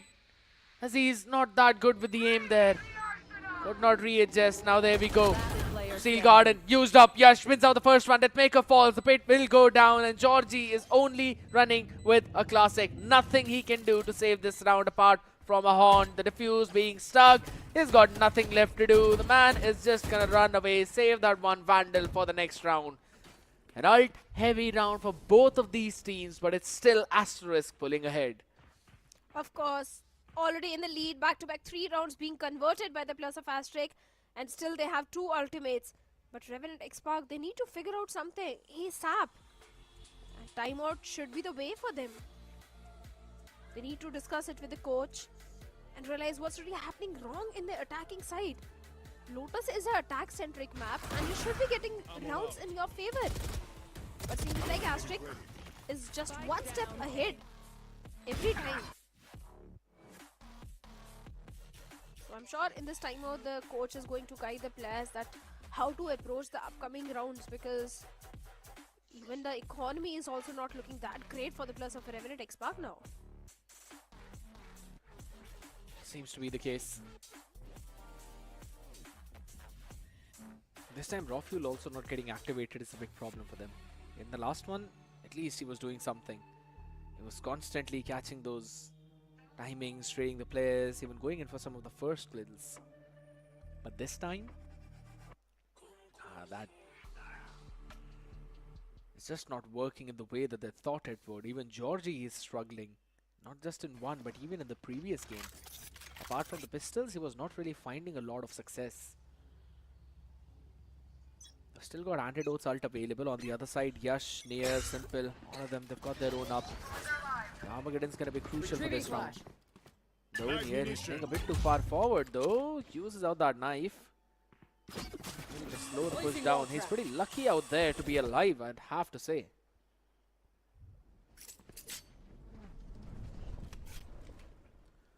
A Paranoia baited out just with that one shear, which is now going to be triggered as Deathmaker finds the pick on the other side. Just taken down. That's the strength of this man on the aim. 33 HP, but as long as he's alive, that's all they need. Question marks created. Defense line even more thin as they go in for the execute towards the A side. Simple has got the rolling thunder, but a couple of players peeking right onto his face will put him to rest. Careful here. Armageddon used up, but there's just no one to catch there. It was way too late. A big mistake. Wave catches one though, but Aziz answers back on the other side. Nightfall was already sent out towards heaven. And an off angle was Aziz, and in an off angle he will fall as Georgie now takes his place. Does not see the timing as Nia gets it perfect. Icarus now in a 1v2 situation. The Razorvine under his feet will still stick with the Refuse. Can't really move. The Nano Swarms as well. The combination good, but it's just not there at the right time. He's still going in for the tap. He's lost it as Raw Fuel will get the body shot. And the round for Revenant XSpark. Finally, the momentum of Asterisk has been broken by the players of Revenant XSpark. Seems like the timeout did really work in their favor. A much needed round indeed for the players of Revenant. Deathmaker still leading the chart with 8 and 5. Even Rawfuel is also doing really great. But Georgie, he's getting all the assists, getting all the information, providing all the backline support which the team needs. Once again, Asterisk going for that early rebel control, and Simple finds Deathmaker, immediately shuts him down. But the plan of Revenant was to go for a Seek Mount Crush. Going for a C hit. Showstopper being invested, and Yash gets 2, not just 1 but 2. Georgie getting one more. Antidote gets one more. The Paranoia was so perfect, still keeping the hopes of Revenant XSpark alive to convert this one. Georgie is going for the plant as Antidote finds Simple all the way towards the spawn. Oh, can he? And yes, he does. A 3k for Antidote, and last player for Asterisk. Yash in a 1v2 retake seems like an uphill task for him. And the both players have repositioned now over towards the spawn. So many avenues you've got to clear. The horn goes down, position revealed. He still goes for the peak. As Georgie will get the headshot. Antidote saving his team from almost 100% demise in that round. And also saving them from their economy getting broken. What a round from the IGL. After that mount pinch, when two players fell down to that showstopper, he still took the fight to the players who came out of C, punished that aggression, and then moved forward directly towards the spawn, catching the third one by surprise, and then rotating all the way back in Waterfall, where Nian, he just kept on pushing smoke, so that was a big mistake, and he was punished for that. He certainly was punished, but now Asterisk, they don't have the economy. Just a single rifle in the hand of Yash, a hero vandal. That is it. Nothing else to work around with. Yeah, the Rolling Thunder in the hands of Simple might be that win condition. But let's see how he's going to use this one. For now, the rubble control is with the plus of Team Revenant XSpark. Double stacked up side, and not anymore because Georgie shuts down near, leaving Chris all by himself. Raw Fuel finds Simple as well. Going all the way from the B link towards the B side because Revenant did realize that the defense towards the B side is going to be weaker. An easy plant. Spike planted. But Wave still hiding in that smoke. Waiting for an opportunity. And so is Deathmaker, and he finds the timing onto not just one but two. No. Actually only one. Yash breaks him back. Wave also finds Georgie, still keeping hope alive for the plus of Team Asterisk. Wave, the last man in a 1v3 situation now. Antidote in the off angle should catch him. Aziz is the man though. Will land the bullet to the skull. 6th round for Revenant XSpark on this attack side of Lotus. Bare minimum hit. Good round for them. Deathmaker as well, constantly having that rubble control, maintains that space. Now my question is, why was Asterisk not pushing out of rubble so early on in the previous few rounds? Take the rubble control, at least force Deathmaker out of that angle. The big problem of Asterisk is that after a couple of rounds, they've just stopped pushing out on these extremities. They haven't been taking the control. And since they've not been taking the control, they've been constantly forced into those backward angles where they've got to take those long rotations out and it gets delayed. A bunch of utility used up in this one though, just only to take maybe some space away. But it's still Revenant XSpark controlling almost all the other extremities apart from rubble as Deathmaker holds his ground in the A lobby. He's gonna rendezvous with the team though, but as soon as he peeks, he's been found out. But it does not matter as Yash was caught lacking. Maybe it was a map moment for the man. He's just not watching the right angle though. Concussing. Simple still will miss his mark. As now informs that reaction, it's going to be a full-fledged C hit. The showstopper goes live but catches absolutely no one. Georgie sends out the C's as well. Maybe to find something. Is the spam through the boxes as Wave will send out a smoke, maybe to reposition. He still tries to hold it down as he wins the fight. Antidote being taken down as Wave holds his ground with that. It's given an advantage to the team, but why is Deathmaker here? As he peeks in with a util in hand, only to be answered back by Near, who will fall. Raw Fuel. The man gets activated, who was the spearhead of the team in the previous map. Of course. 10 seconds left. Only few seconds remaining, and Georgie is going for the plant, finally getting the spike down at the very last moment. Right in the nick of time. A 2v2 retake for the plus of Team Asterisk. Still doable, still possible, but Georgie has got a Nightfall. Asterisk need to find that timing. Chris needs to be very careful right on the top. Face your fear! Nightfall being invested. Last player Dodge. Icarus. No information, and despite that, Revenant they win the duel against Wave and Icarus and gets a 7th one Last also round on in board. the half. There's so many question marks for Asterisk, but Revenant XSpark are capitalizing on every other mistake that their opponent is making. What a round from Raw Fuel. Deathmaker on that lurk catches one. He was answered back, but Raw Fuel then doubled up on B, and the last call was to run A. Lovely calls. Again, towards the rubble, they're gonna run in and take that control. Pain Shell goes in. Showstopper still quite far away though, but Wave catches one. Raw Fuel's been taken down this time, so no more throws available for this guy. That's a good advantage, but how many times we've seen Shadow, Asterisk, they have the advantage and then they just throw it all away.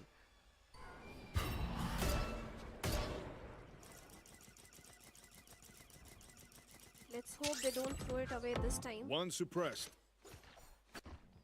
Like you point out, 2 ultimates available with the plus of Team Asterisk. I don't know when Simple will find the perfect timing to use that Rolling Thunder.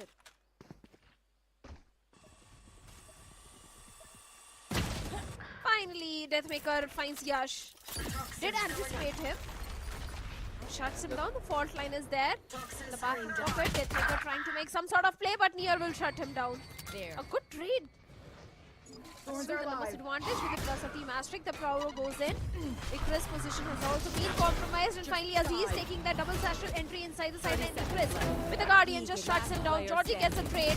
Wave gets a trade onto Georgie. And you know, the last man standing, and seems like not for very long as Wave with the 3K will get the 5th round on board. Switching sides. I'd have to say both teams would eventually be happy with the rounds that they've got. 7 for Revenant XSpark on attack, 5 for Asterisk on defend, but I'll have to say, man, there were so many things that both of these teams are doing that just shows that they're kinda underprepared for this map.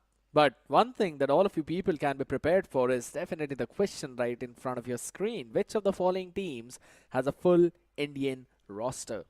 Revenant XSpark, S8UL, Revenant Esports, or Orangutan. Only one option is correct, and in order to answer, just scan that QR code on the bottom right. Fill out that form and you may stand a chance to winning 7,000 Valorant points. If you're first 5,000, if you're second 2,000.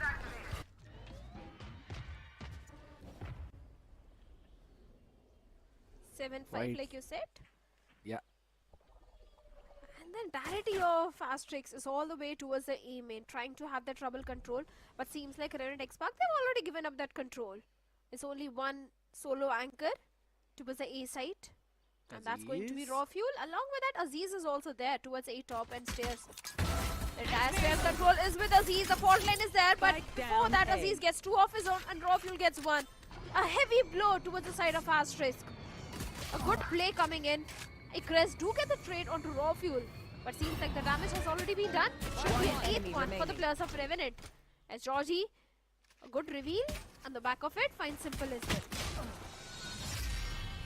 They wanted to go for the contact play throughout and eventually ended up just being in a place where it was technically a crossfire and they had to watch multiple angles. Nice shots being landed by Aziz and Raw Fuel. Working in unison together, this shows the synergy for both of these players as they've been playing together for almost what, 2 years maybe? 3 years over? Went in for the first one, went in for the second peak as well. At the same time, it was Raw Fuel to answer back. Lovely round. Georgie as well getting activated with that previous one. Now, that's a more red signals for Asterisk, who are now deciding to push all the way towards B. They've lost Mount, they've lost Rubble. There's no other place that they can go with. And Maker just repositions a bit, and this long range weapon One enemy remaining. is gonna just keep on catching those heads as they peek him one by one. Near good for one. It's only Raw Fuel who's falling as Antidote will take the revenge of his fallen breathe-in. 9 and 5. And it seems Revenant are ready to close out this map as well. It should be a 2-0. All the hopes of Asterisk are getting crushed round after round. Although a full buy should be there. 2 players on the Guardian actually. In fact 3 on the side of Asterisk. Once again going for that C-mount control, but this time it's not just 1 but 3 players all the way towards the seaside. Look at Aziz.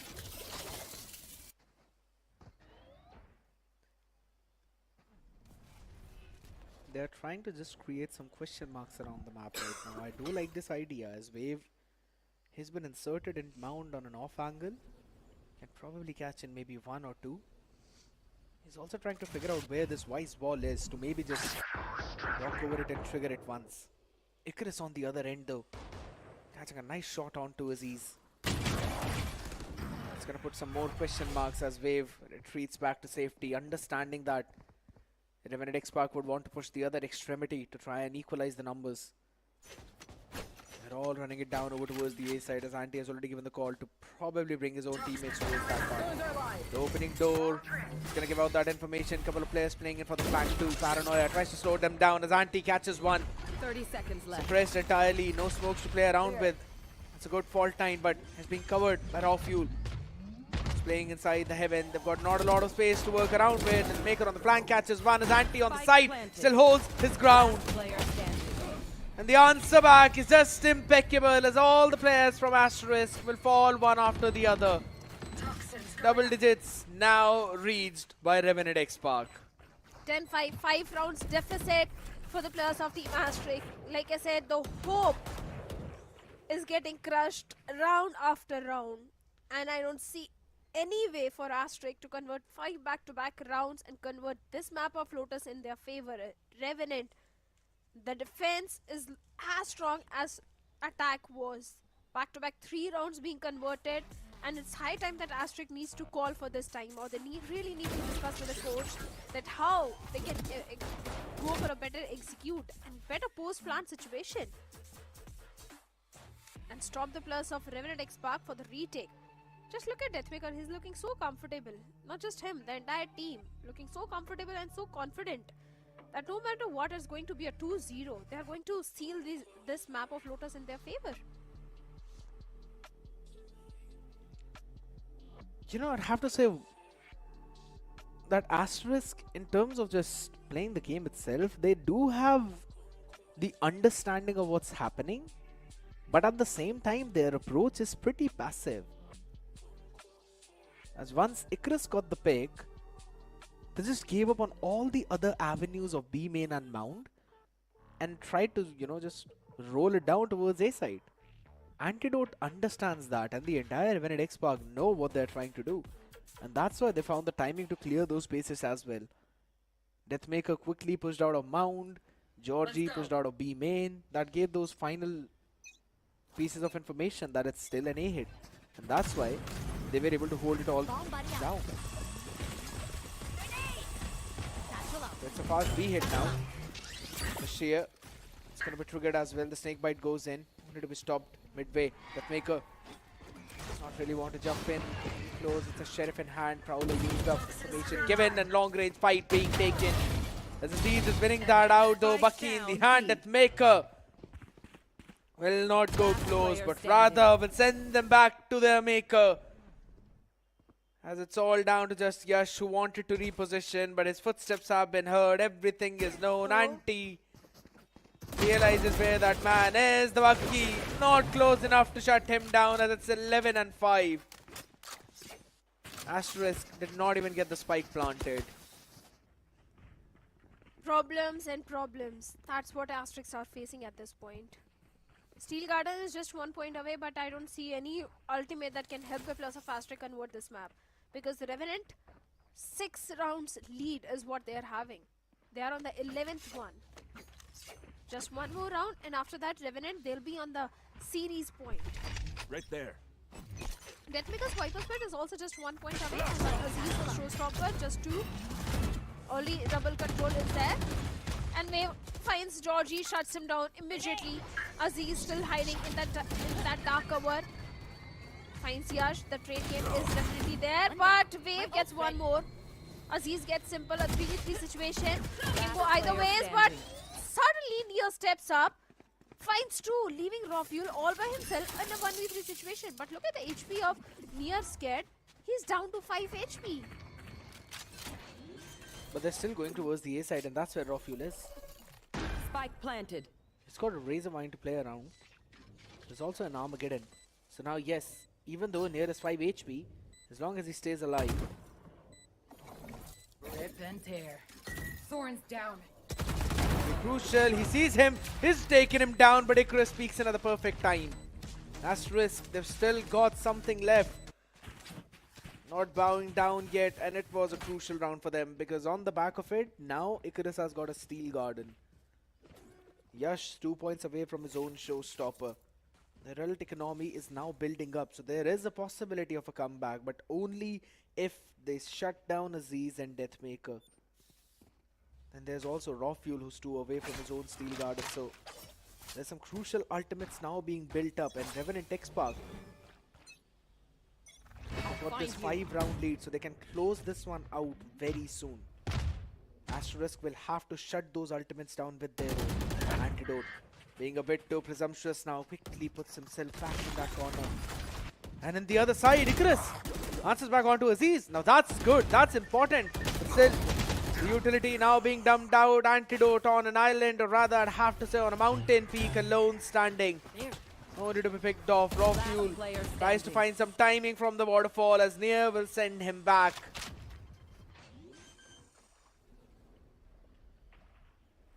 Spike planted. Simple, easy plan for him. A 1v5 retake. Flawless. No eco damage, nothing at all. A flawless conversion from the side of Asterisk. And now the difference is only few rounds. 4-round deficit is what Asterisk is now. But now, Revenant Esports, they have got a full buy round. It should be a 12th one. Or else I see an equalizer coming in.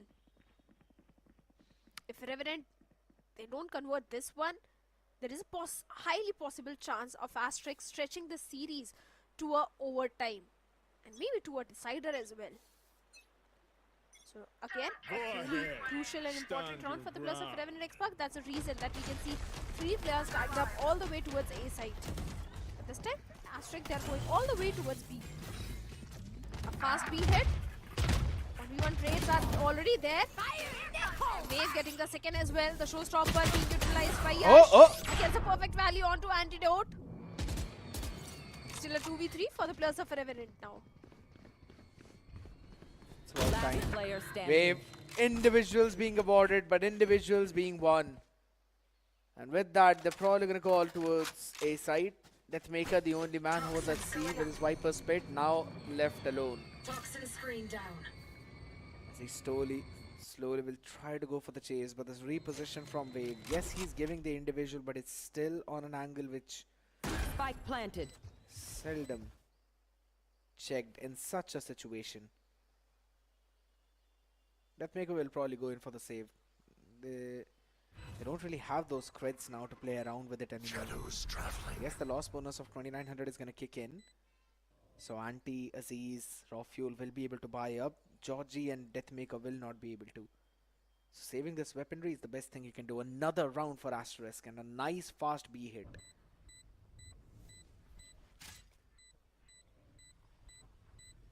I don't know what's really happening wrong with the plus of Revenant Esports. Killing isolated fights is something we never see from the side of Revenant. The weaponry has been saved, but Revenant, they need to convert the round.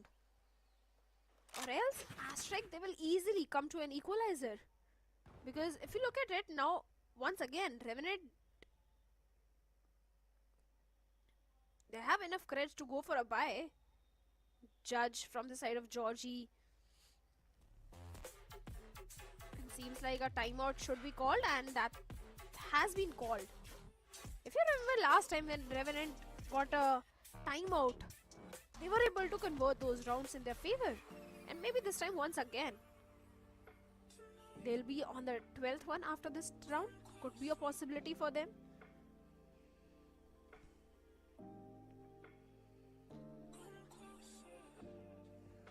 They're just gonna rethink the choices for the past few rounds as to why Asterisk is now winning. And it seems like Asterisk has read onto the habit of Revenant Esports pushing those extremities time to time. and they're just catching them by surprise. And that's why that Armageddon was also used up towards B connector. If any player would have been playing in that angle and they would have overstayed their welcome, that would have been a freebie for them, which eventually just opened out that avenue and they were able to push down towards B side. Some back and forth trades did come, but eventually the numbers advantage did go in favor of Asterisk, which they were able to convert into a round win. But now they've used a couple of big ultimates. They still have two remaining: Steel Garden, Rolling Thunder. One of them is common on the other side too. Revenant XSpark to counter that B push, and now paired up towards B side. Just hold them all down with the paranoia ready. It's going to be a trap play, but no one is there to fall into that trap. Judge in play as well by Georgie, who's 2 points away from his own nightfall. So if he's able to get a couple of picks, that would definitely ease things up for Revenant XSpark in this one.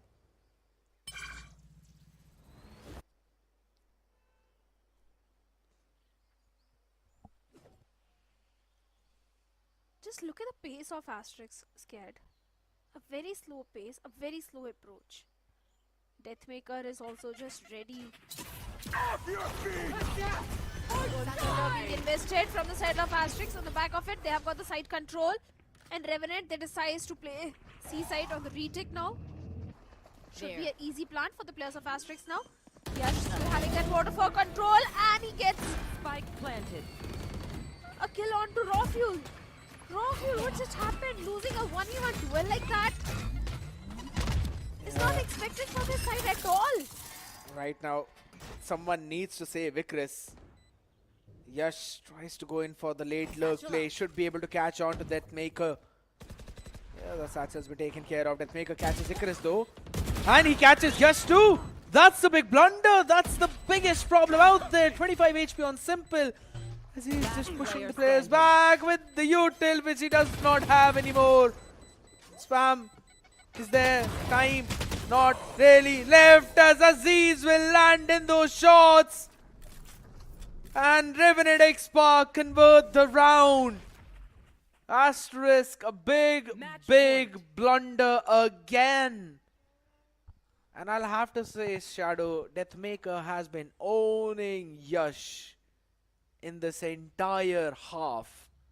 Every time on attack we've seen this duel, it's always gone in favor of Deathmaker. And it is hurting Asterisk a lot. It is. But seems like a time when we need to draw the curtains. That Revenant, they are winning this one because they are on the series point now.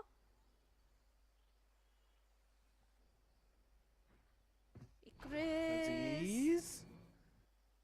Aziz. Oh yeah. Holy smokes. It was bound to Deathmaker happen. came out of syllabus. It was Deathmaker out. came out of syllabus. The paranoia all the way towards the tree. And Georgie gets wave, Nightfall being invested. No way on earth Asterisk is getting this one. As Near is the last man standing. He gets one, but still a 1v3 situation right in front of him. Look at the discipline. Antidote could have taken that fight, but he decides not to go with it. Waits for his teammate. That's the discipline we are talking about. Near just chunked down because of the paint shells a bit. Now Anti holds the angle. He's definitely winning this one. It's a 1-for-1 trade as Deathmaker will close the round out.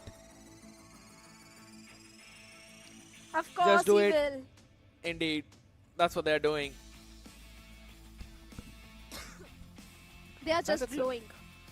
Shadow, was that a celebration from Antidote that we just saw? So certain kind of, you know, maybe what Velocity players were doing. Of course. A celebration should be on the way because a 2-0 is something which Revenant is done now. I'm sure they are going to be really happy. Well, I mean, highly possible. But Asterisk, you know, I'd have to say that the fight that they put up in the previous map was a much more solid one as compared to this. Or I'd rather have to say, in terms of the macro of the map itself, yeah, they were losing out some crucial duels in times when they were supposed to win that. And many a times it was Deathmaker who was setting things up for his team. Even though, yes, there were some certain moments of raw fuel, Antidote as well shining in so many moments where he's supposed to get only one but ends up getting what, three maybe? Those are the kind of plays which were not supposed to happen, but eventually Revenant XSpark made them happen, and that's why they were able to 2-0 the series. I don't see Revenant XSpark any time when they were struggling, except for those few rounds, back-to-back 3 rounds, which Asterisk were able to convert, especially round number 17, 18 and 19. Other than that, I think Revenant XSpark were having a streak of rounds in their favor in the attacking half. Also, first they had back-to-back 3 rounds. After that, they lost 3, but then they replied back by getting 4 back-to-back rounds in their favor. And once again, the back-to-back round conversion were also there in the defensive side. So the entirety of Revenant XSpark was looking really promising in this entire map of Lotus and Pearl. A 2-0.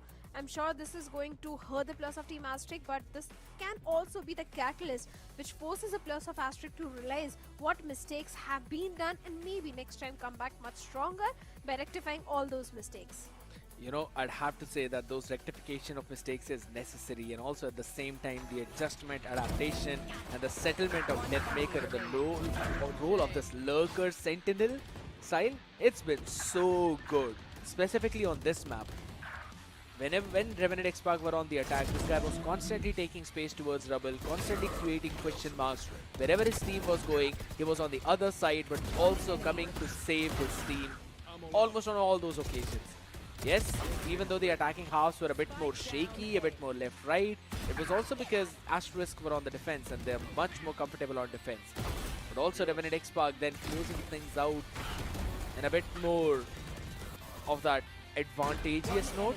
That was only because of how Deathmaker was able to make plays like these. I mean, you're just not supposed to win out the duels like that. This guy, not just winning one, but multiple in those situations, meant a constant threat of backstab on Asterisk, and they were just not able to deal with it on time.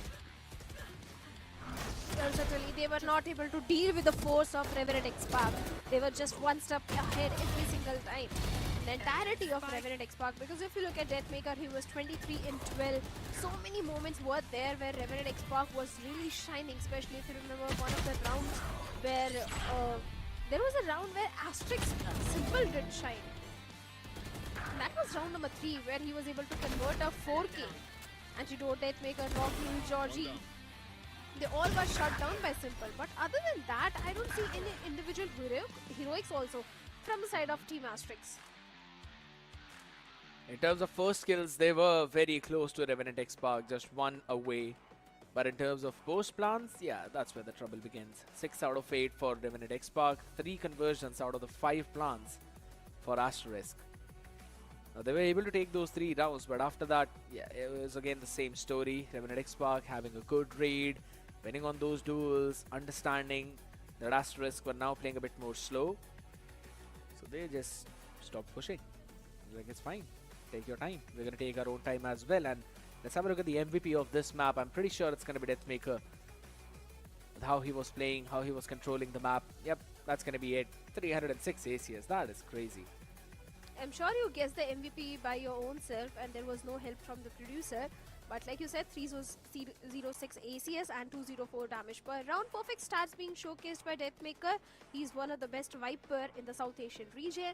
29.8 headshot percentage and 3 first kills. This guy was doing so much. Be it the Viper Spirit, be it the Snake Bite, be the defense or the attacking side. Every single time Deathmaker was making sure that his presence was felt in the server.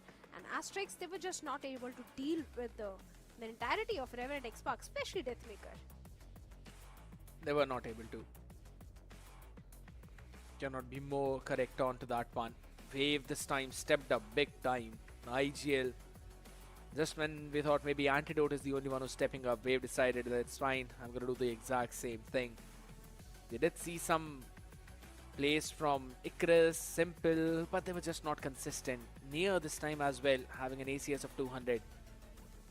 You know, every player which I was thinking it's even more impeccable for them to perform so that Asterisk could force a map 3. They did perform, but then the rest of the players, they had to take a back seat. Now there's this thing, right? This is the consistency that I talk about. You see Revenant XSpark Yes, Georgie had a rough day today, but Rawfuel stepped up, Antidote stepped up, Aziz always performs. That's the consistency of the player, right? So Deathmaker always performs. That's the consistency of him. We can't really say the same thing about Asterisk. In map 1, Yash was just playing out of his mind. Simple on the Yoru was playing out of his mind. But the rest of the players were struggling. In this one, Yash was there. Yes, that's a good consistency. Wave stepped up, big time. Kudos. But then Simple fell back onto that breach. Just felt that it was not a role for him. Or rather, I think so maybe they could have given him the Yoru itself. Maybe sent someone else on breach. Icarus as well. Yes, he was there. In certain rounds, he was there. But in terms of those constant frags, in terms of those constant wins, constant duels, that's where Asterisk is a bit more lacking. So I think so maybe just refining their own skills a bit more in the range, maybe working together as a unit on attack, that's where they'll need a bit more, you could say, polishing. So I'd have to say, in terms of those attack callings, they can try and find a bit more depth, but I still am very hopeful for this team because they are in split one. They're doing fantastic job. The pressure is at an all-time high on them. So even in these situations, getting so many rounds, certain times ending the half in their favor, those are some small wins, but those are necessary wins. Of course, they are the necessary wins, but like you said, Georgie was underperforming, but I think he was getting those assists. Yes, he was not able to win those 1v1 duels, the important frags were not there towards his side. But in terms of the assist, I think Georgie was providing all the intel, all the information which was required. Yeah. His ultimate Nightfall also did provide a lot of value to the players of Team Revenant Esports, except for that one round where the entirety of Asterisk were able to dodge that Nightfall. But yes, he was still providing something.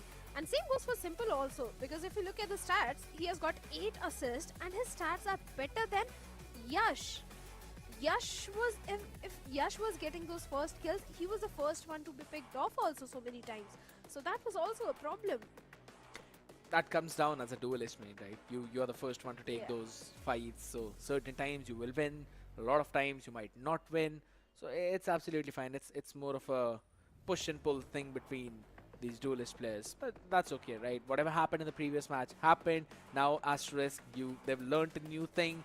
They'll eventually utilize that in the next few games that they'll have, while on the other side Revenant XSpark are still carrying that same momentum. Right now should be on top of the leaderboard, but maybe not for long, as now next match is going to be between Velocity and they'll be taking on the Apes, the who OGs out there. I am really excited for that one matchup, Shadow. I know that you also want to ask me a few more questions, but there's certain people who want to ask some questions from Antidote. So you know what? Let's just not waste a lot of time. Quickly throw onto that interview with Anti. कैसे हैं आप? How are you? Hello guys, I'm good. How are you?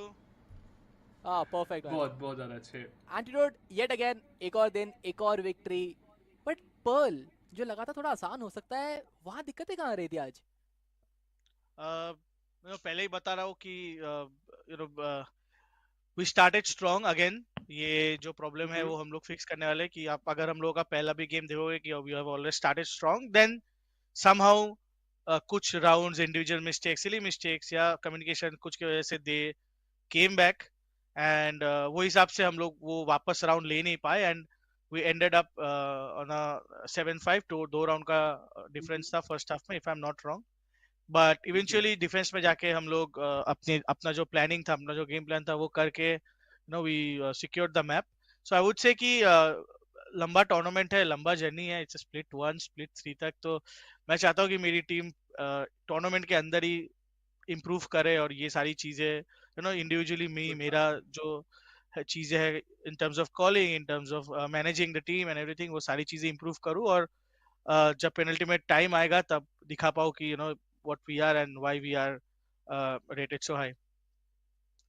मेरा इसी पे एक बस follow up question ये है, पर्ल के ऊपर रहना एंड जेट कॉम्पोजिशन कुछ ऐसा जो इंटरनेशनल मेटा या कहीं यूज होता नहीं है, तो उसके पीछे का आइडिया क्या है?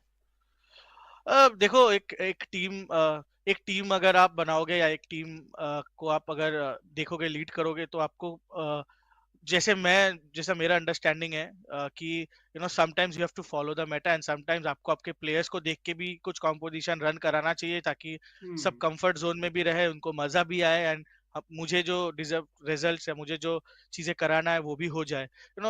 एवरी टाइम मेटा फॉलो करना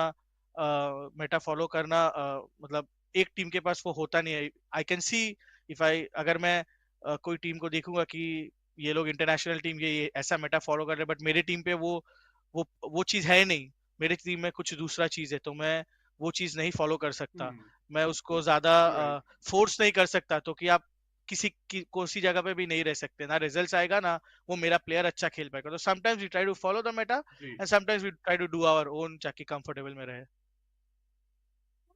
I agree with that fact and अच्छी बात है, कंफर्ट जोन को रिस्पेक्ट देके खेलना जरूर चाहिए. But if you talking about the comfort zone itself, Georgie is a new player जिनको कंफर्ट जोन के अराउंड अपने आप को खुद को डेवलप करना है. कहाँ से ढूंढा है और किसकी रिस्पॉन्सिबिलिटी थी जॉर्जी को पिक करने की और इंक्लूड करने की टीम में?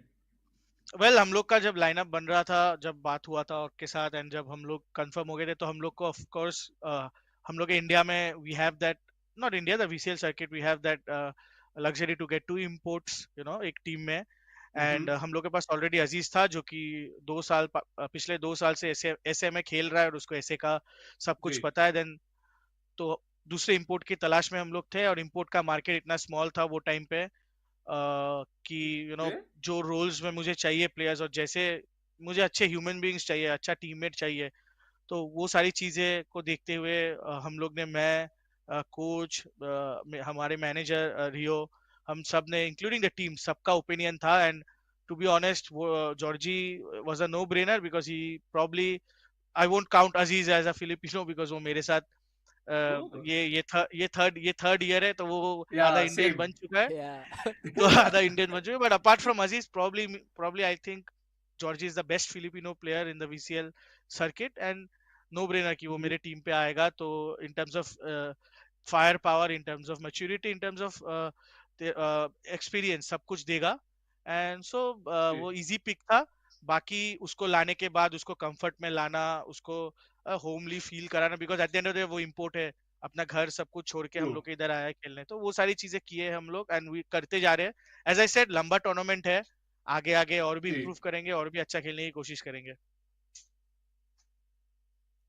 That's it, and I really hope कि और भी ज्यादा टीम ब्लूम करे और भी अच्छे रिजल्ट आए. Thanks a lot, Antidote, and congratulations for the victory and best of luck for the future matches. Thank you. And also guys, before I go, I want to give shout out to Asterisk. They are very good, like they are young players and उनके पास बहुत ज्यादा potential है. And वो ऐसी team है कि वो कभी भी कुछ भी कर सकती है और कोई भी टीम को शिकस्त दे सकती है. तो I like to give a shout out to the young boys on Asterix. आगे भी मेहनत करे और बहुत अच्छा खेले. Thank you guys. Cheers to you guys also.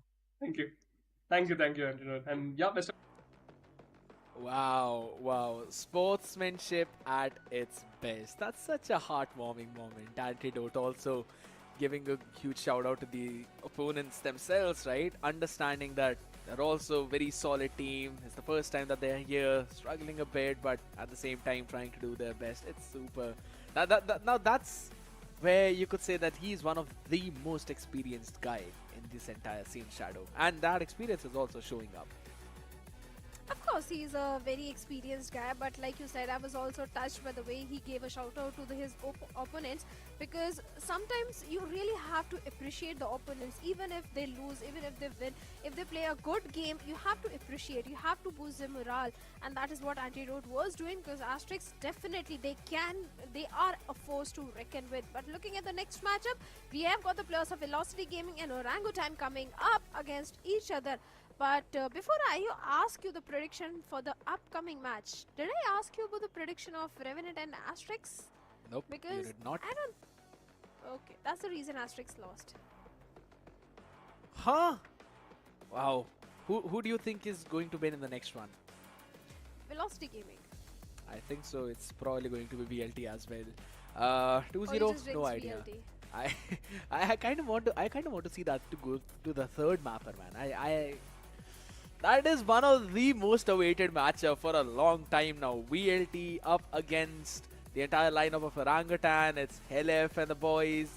Well, it's rather Hooks and the boys moving up against the other team. But it's absolutely fine, ladies and gentlemen. That match will be up after the short break. Don't go anywhere.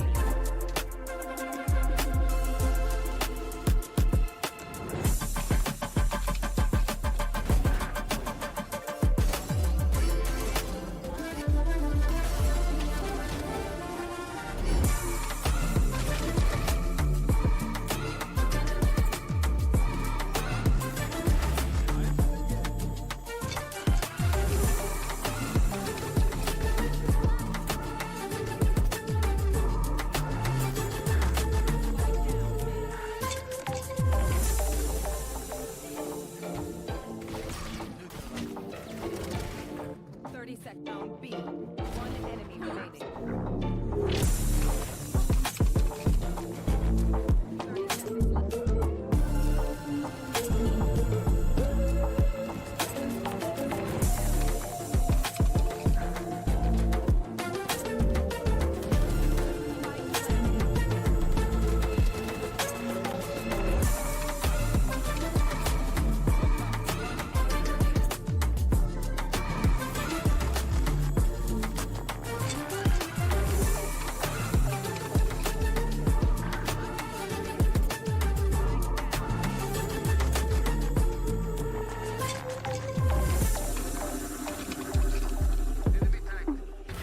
Enemy kill.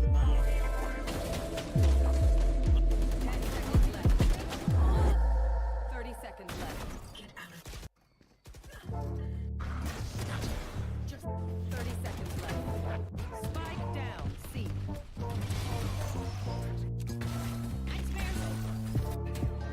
One enemy remaining.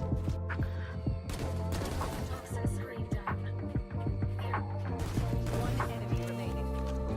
Spike down. B.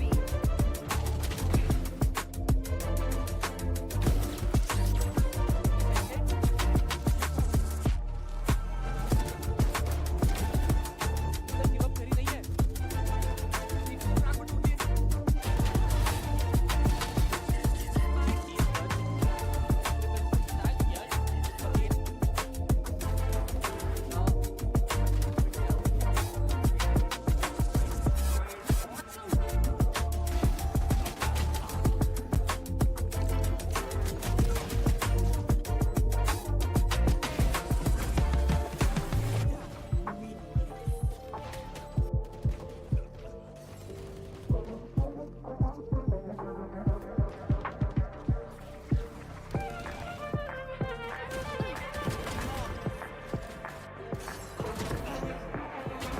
Spike down.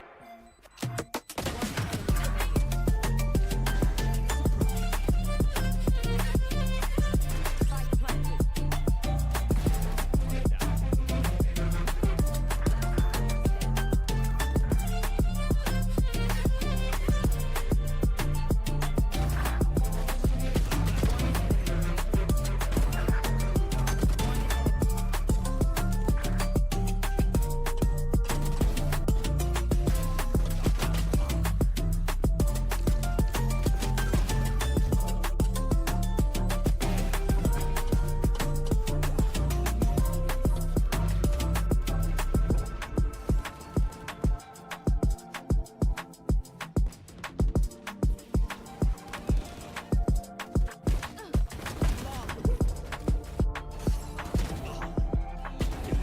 Spike down.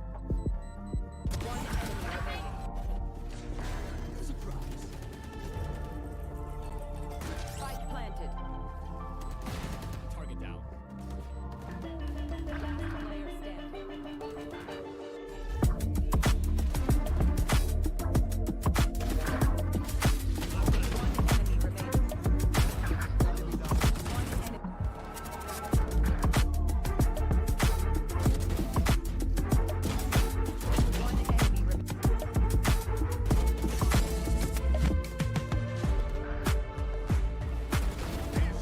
One enemy remaining. One enemy remaining.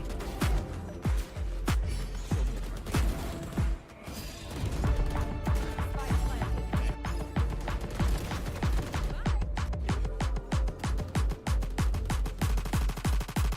A. One enemy remaining.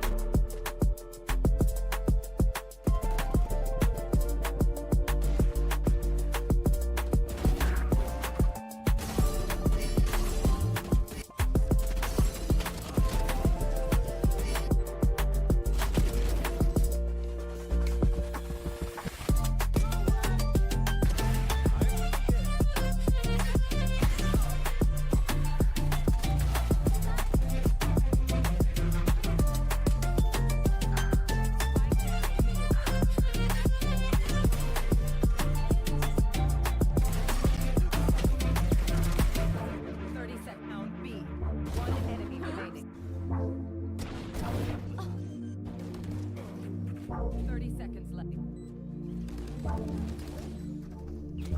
Spike down mid. Spike planted.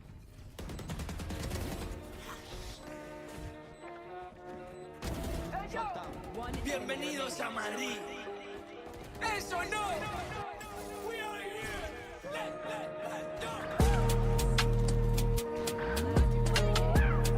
No confiaron, pero mira, no.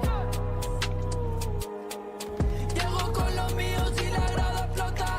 Le di la razón al que me quiso ver bien. Lo soñé en mi habitación y ahora primera me ven. No te hablo del avión. Vine por mi cinturón. Voy a hacer que recuerde mi nombre. No me importa cuándo ni dónde. Yo por esto la sufrí y aposté por mí como el doble. Yo no sé lo que es perder desde el 2000 y pico. Y si fallo, detrás tengo a mi equipo.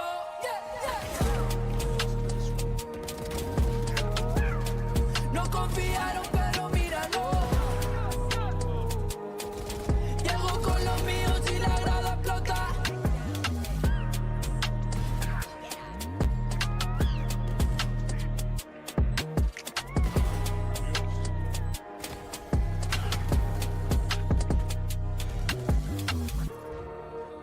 One enemy remains. No more. Mission.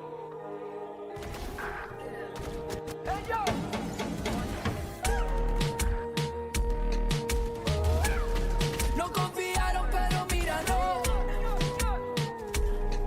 Llego con los míos y la grada explota. Spike down C. No confiaron, pero mira, no. One enemy remaining. Llego con los míos y la grada explota. Spike down B.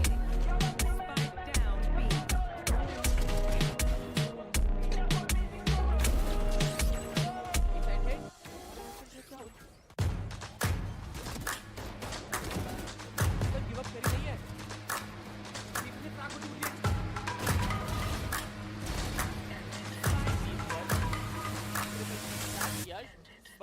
Y'all sit back and watch me speak. About to take over your screen. Talking bulls in 93. Talking mama, I'm on TV. Y'all know all I do is me. All I do is me. Y'all sit back and watch me speak. Y'all sit back and all I know, my money green. About to snap and make a scene. My cup off and make this free. My cup off and make them scream. Go back off for TMZ. Y'all sit back and watch me speak. Y'all sit back and watch me speak. Y'all sit back and watch.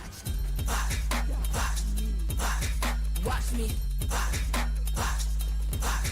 Watch me. Watch me. Sit back and watch. Sit back. Sit back. Sit back. Spike down. Sit back. Money wrong, nothing on credit. I got style, don't catch no feelings. All this bread ain't got no lettuce. I got style, don't catch no feelings. Watch me. Watch me.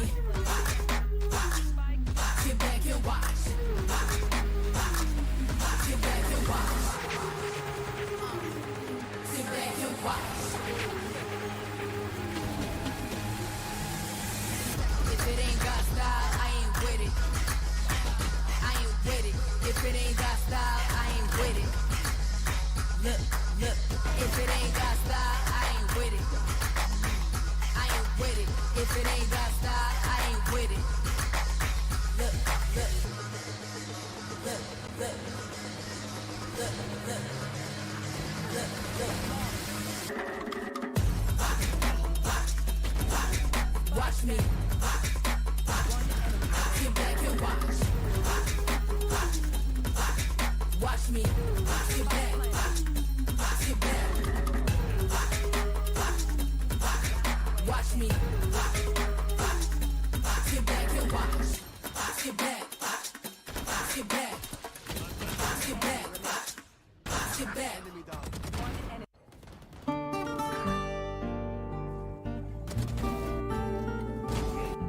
One enemy remaining.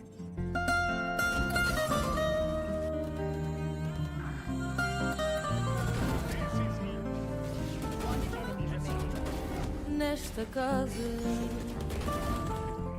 tem porta nem morada. As janelas são fechadas. One enemy remaining.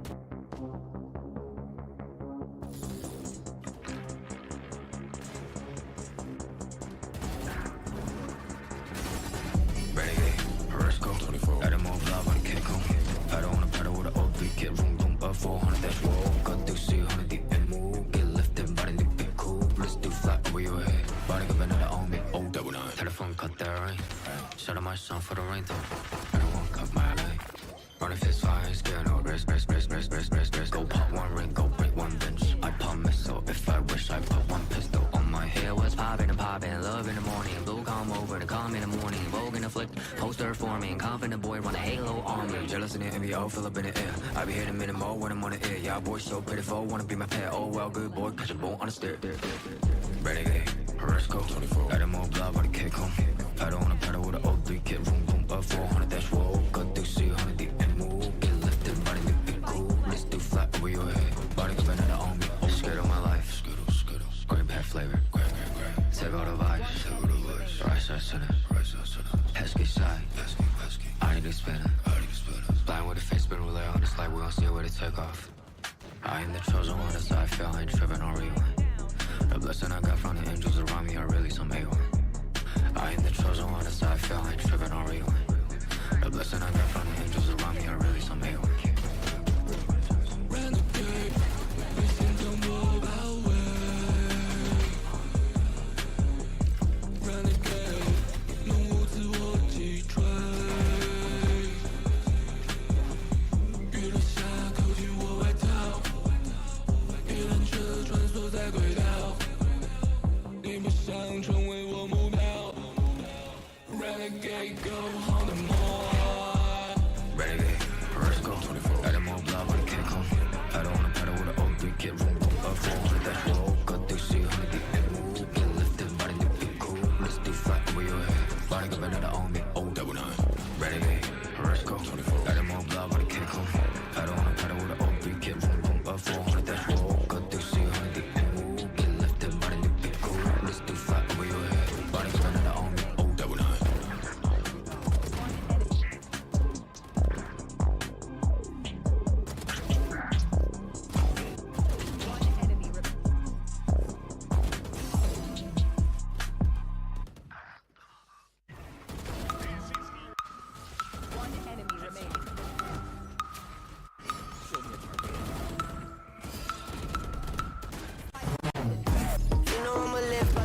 I'ma fight by the team. If it comes, I'ma die with it. Casualties, casually to any adversaries. If it's necessary, I'ma go and come and ride with it. Let me welcome you to my legion. If you mess with us, we gon' put you on a t-shirt. Never take a day off for some leisure. Squad's always up, this teamwork, stream work. Chalo fir aa jao sare, ek mara fir gole gare. Sare mere partner bhave, registan mein bhi hum nadiyan baha de. Chalo chale de bagane balatna mat jab ma jaye samne. Aur kar tere baare, mere meri team mere piche kya karega pucha be. I said I got your back, back, back, back, back, back, back. I said I got your back, back, back, back, back, back. I said I got your back. In my team we adapt, we a family from around the world. We are back, you can never take us down, and that's a fact. All we do is improvise and adapt. I said I got your back. And I said I got your back. And I said I got your back. And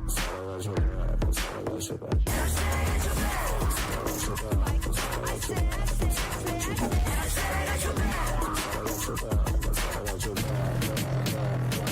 हम खड़े से यहीं ऊपर आसमान नीचे जमीन पूरा है अब हमें यकीन बढ़ते रहना आगे और चढ़ते रहना ऊपर साथ मेहनत है और हमारा जमीन खुशी हो या कमी जीत की तरफ है बढ़ते जाना लड़ते जाना कभी माननी है हार नहीं we work hard and we play hard चाहे जितना भी दिखे हम गंभीर चलो करें मजे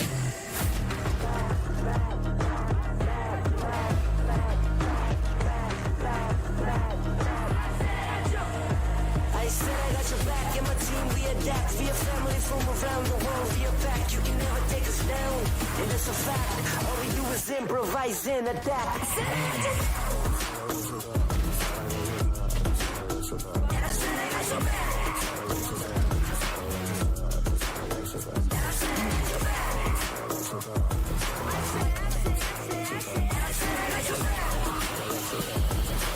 All we do is improvise and attack.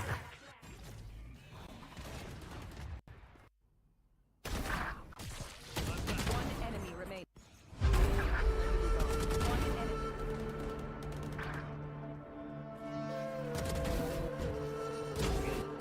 One enemy remaining. Looking at the world from the eye of the horse. If you Alexander the Great, then I am the force. Coming straight from the mud like I am a loner. So हाथियों का बल कैसे सकेगा तू मुझे रोका? देख तू कैसे मैं लड़ूं, तुम लोगों से ऐसे मैं डरूं. करूं मैं जिससे मैं तरुण, पानी पे चलूं मैं जिससे मैं वरुण. चाहे मैं जीऊं या मरूं, जो करना चाहूं मैं वही तो करूं. आता है तू ना करीब, तू बेटी चीप, जब तक कटे ना तेरी ये jeep. Better believe you're gonna bleed, pick up a seat, get your team. I'm the king of kings, brother in arms in a battle. You all gonna die if you act like a vandal. Bring the realm to reality from every angle. This is the public service announcement from Mumbai to the rest of the world.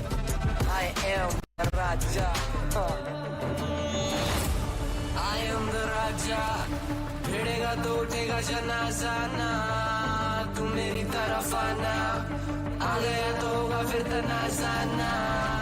ये भारतीय भाषा फिर दुनिया सुनेगी ये तराना ना. 'Cause I am the Raja. 'Cause I am the Raja.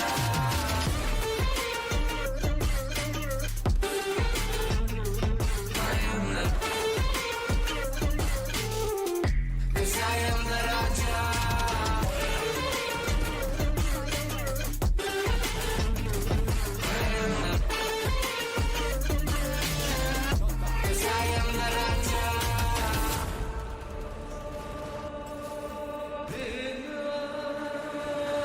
Look at my eyes, what do you see? I'm more than average, man. I'm a maverick, I can grow flowers on a barren land.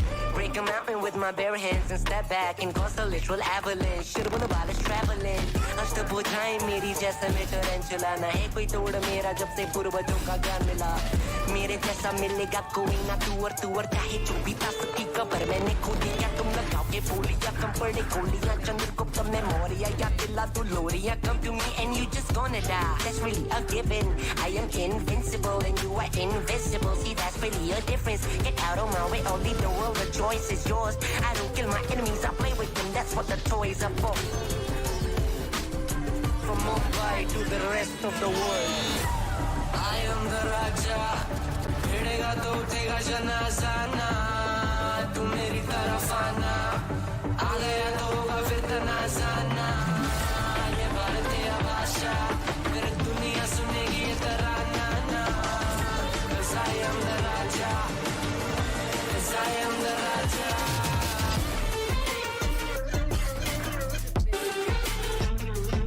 I am the. 'Cause I am the Raja. Put your back down on your knees with your history. Put your back down on your knees.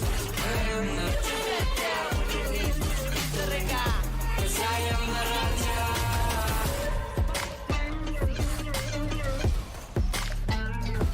I am the.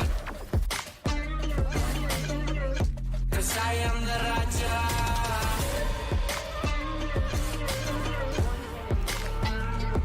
I am the. 'Cause I am the Raja.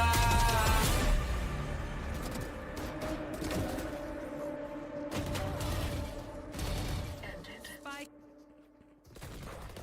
Thorns down.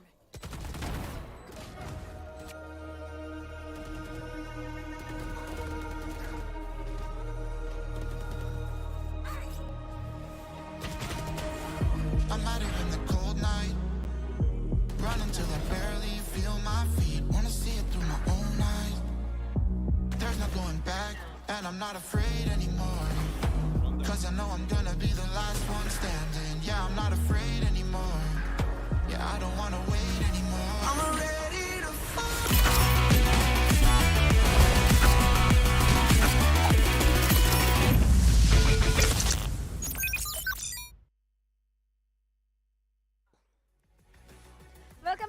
everyone, you guys are watching VALORANT Challengers South Asia 2025 Split 1. And my name is Shadow. Joining me on the desk is going to be Aladdin for the next matchup, which is going to be Velocity Gaming versus Orangutan. And Aladdin, what are your predictions for the next one? Well, thank you so much for having me once again. And for this match, definitely I am going to pick Team Velocity Gaming as the team looks in momentum. 2-1 was the scoreline when they played against SATUL. And on the other side, it's Orangutan versus Revenant. It was Orangutan versus Revenant Esports previously, and Orangutan, they lost against them. So that's one of those that's one of those factors that I can say that is going to bring a lot of momentum towards VLT side. Well, that could be a possibility because looking at the performance of OG, Haven is one of their strong map where they played against the plus of Asterisk and it was a 13-1 scoreline. But Split is a map where OG has been struggling a lot, Aladdin, because if you remember, when they played against the plus of Revenant XSpark, it was a 10-13 in the favor of Revenant. So there are a few weak maps like Pearl and Split. Do you think Velocity is going to exploit and maybe pick Split and Pearl today? Well, definitely those map picks are going to be there, and Team Velocity, they will try to ignore one map, and definitely that is the map of Ibis, because against SATUL, when they played on Ibis, it was a 2-13 score line. There's one thing that I'm pretty sure about this, that Velocity will ignore this map. Other than that, they can try and pick the other maps, for example, Lotus and Haven. Haven is going to be their strong map because when they played on this map, it was 13-1 or probably 13-0 scoreline from their side. Well, it was at 13-3 for Aura and 13-3 for ROG. Heaven indeed is a strong map, but let's have a look at the roster of the team. SK Rossi is there, Lightning Fast, Russ, Madeline and Tamara. Tamara, a superb addition in the team, but recently we have been seeing that Russ and Madeline, even they're also stepping up big time. So the entire roster of VLT is looking super strong to be a strong contender for the grand finalists and maybe lift a trophy. Looking at the highlights also, we can see that how many number of times Tamara goes for this clutch moment, 3Ks, 4Ks, and every single time this guy is doing that. Absolutely, Tamara was just insane with that Neon, and in the attacking side, VLT was making sure to get all those round in their favor, and up against Aura, this team dominated, and it was the map of Lotus, it was the map of Pearl when this team performed really well. But Team VLT, can they bring the same performance when Team OG will be in front of them? But considering that Team Aura and Team OG, they are a lot different teams in terms of experience. Team OG has a lot of experience. And when we talk about the coordination, definitely Team OG will have that coordination as well. But the problem, Aladdin, is that Lotus, Pearl, Haven, these are the maps where VLT shines the most. But Orangutan on the other side, they really struggle on the map of Pearl, they struggle on the map of Split as well. But Velocity, they have a 100% win ratio in all these maps. Looking at the roster of OG, we have got Hawks, Venka, Makavli, DC and RVK. Even RVK, if you remember last time, this guy was doing wonderful. Absolutely, Hawks, Venka and Makavali, the responsibility will be there. Makavali has to step up big time. Previously, we saw some struggling games from his side. On the other side, if we talk about RVK and Hawks, they also shot some good Valorant.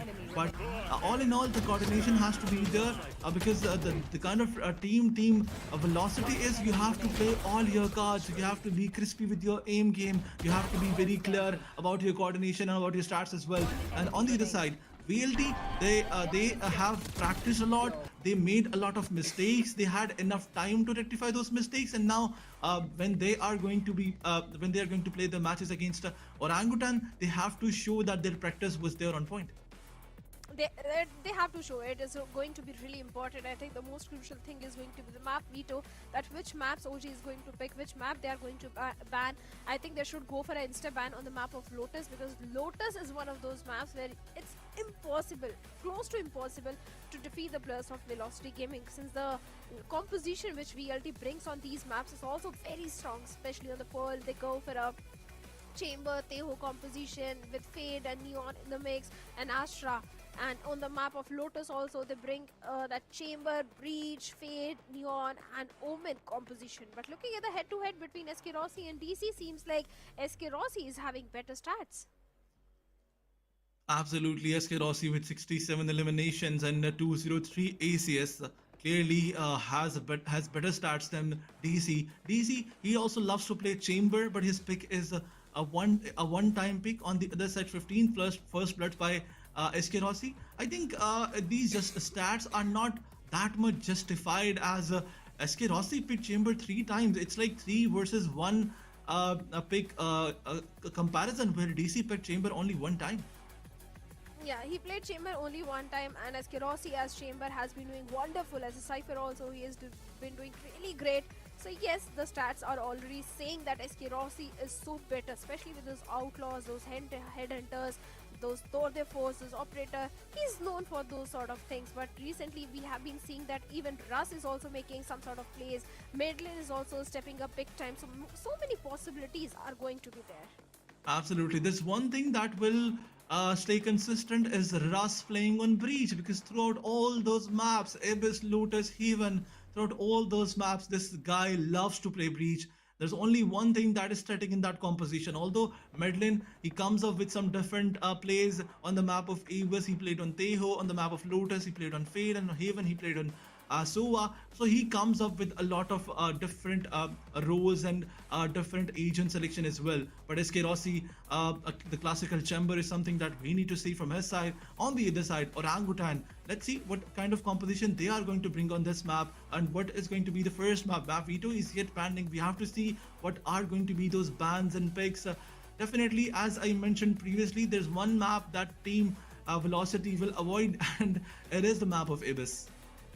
Because they played it once and they lost onto it against SA12 Esports, and that was a 13-2 defeat in the favor of SA12. The entire scoreline was. So yes, that is one of those maps which VLT needs to little work on it. But let's have an interview and directly go over to the interview.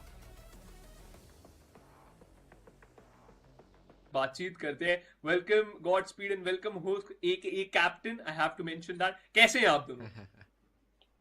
बढ़िया बढ़िया. बस आप थोड़ा सा मतलब जब भी ऐसा स्टार्ट आते हैं आप थोड़ा सा ऐसे बहुत शांत स्वभाव के हैं. आप काफी सॉर्टेड आउट रहते हैं. मतलब वो शिकस्त नहीं दिख रही. अच्छी बात है कि नहीं दिख रही, भले ही एक गेम इससे पहले खराब गए. आज के लिए प्लानिंग क्या है, खासकर कि आपको पता है you have been no completely no Godspeed कैसे अपनी टीम को खिलाना पसंद करते हैं. एज सच कुछ प्लानिंग तो नहीं है, बट मतलब पता तो है गॉड स्पीड को भी पता है मैं कैसे खेलता हूँ. मुझे पता है गॉड स्पीड कैसे खेलता है. तो अच्छा गेम होगा, अडेप्टेबिलिटी पे होगा, जो ज्यादा बेटर अडेप्ट करेगा. अच्छा लास्ट आज तो वैसे सैटरडे था, मुझे लगा था थोड़ा एनर्जी होगी, होप्स कल पार्टी वार्टी करी होगी आपने. बट चलो कोई पार्टी की उम्र चले गई है मेरी. अच्छा बट वैलोरेंट चल रहा. अच्छा मेरे को एक ऐसा थोड़ा अटपटा सवाल है, जॉब ज्यादा सैटिस्फाइंग लगती है या Valorant as a professional player खेलना? वैलोरेंट जब सैलरी मिलती है. मैं बोलने वाला था ये पैसे का एंगल थोड़ा सा हटा के बता देते हो, बट चलो ठीक है फेयर. गॉडस्पीड, मैं तो पहली बार मिल रहा हूँ आपसे. Good to have you back here. Anything specific for today's game और just playing on your basics as usual? Taking it game by game as usual. कोई स्पेशल स्ट्रैटेजी या कोई कॉम्पोजिशन कुछ नहीं? नहीं. हल्का सा लीक कुछ होगा लीक कैसे को तभी तो चलिए perfect. Phoenix, any further questions? हाँ मतलब अबिस पे लास्ट टाइम जब उन्होंने रॉसी से भी मेंशन करा था, उन्होंने ये चीज बात करी थी कि ठीक है अबिस इतना प्रिपेयर्ड नहीं था. तो आफ्टर दैट पर्टिकुलर लॉस क्या अबिस पे थोड़ा सा फोकस कराया गया या फिर अभी भी परमा बैन रहने वाला है वो गॉड स्पीड? जो है सो है. ये मैं नहीं सोच पा रहा हूँ गॉड स्पीड आज कैसे जवाब दे रहे. बिल्कुल वन वर्ड. मुझे दूसरा गॉड स्पीड ज्यादा पसंद था. चलिए कोई दिक्कत नहीं. God speed hopes have a great game. Best of luck for the games and thank you for joining us. Thank you. Good luck. Thank you. Brutally honest, crisp and clear. That's how the interview was, and it was definitely a fun segment for all the people watching out there. And Aladdin, I'm sure you also enjoyed the responses which Hawks gave to Fritz and Shivansh. Absolutely, I love the interview. A kind of chill they were in the interview. I hope that they will be chilling in the game as well. But I hope that there will be some seriousness as well, because this is going to be another important matchup. Velocity Gaming up against Orangutan. I think if you talk about the predictions, I can say that this is going to be a 2-1 scoreline because Velocity Gaming, no doubt, they are very aggressive. They have that experience, they have that potential. But Team Orangutan, they have shown their potential in their previous games. So this is going to be one of those games where I am in a certain doubt. So I would like to ask you from you, Shadow, what are your predictions for this match? I think it's going to be a 2-0 in the favor of Velocity Gaming. Every caster do agree that is going to be a win for the Velocity Gaming, but I feel it's going to be a 2-0 because looking at the stats, every single map is a strong map for the players of Velocity Gaming except for the one map, and I think it's going to be an insta ban as well. So the chances of Velocity doing a 2-0 are very high. Okay, but the map Veto is still not on board. So let's see what are they going to do. Are they going to ban Ibis or not? As their coach already mentioned, they're not prepared for this one. SK Rossi also said that in Hindi he said हमने तैयार किया नहीं इसलिए हम लोगों ने अच्छा खेला नहीं. So let's see, are they going to prepare for this match or are they going to ban it? But let's move forward towards the map Veto. And as we mentioned, VLT, the first ban was Abyss as they were not prepared for this match. But on the other side, Lotus, Haven and Pearl, a bit different map Veto this time.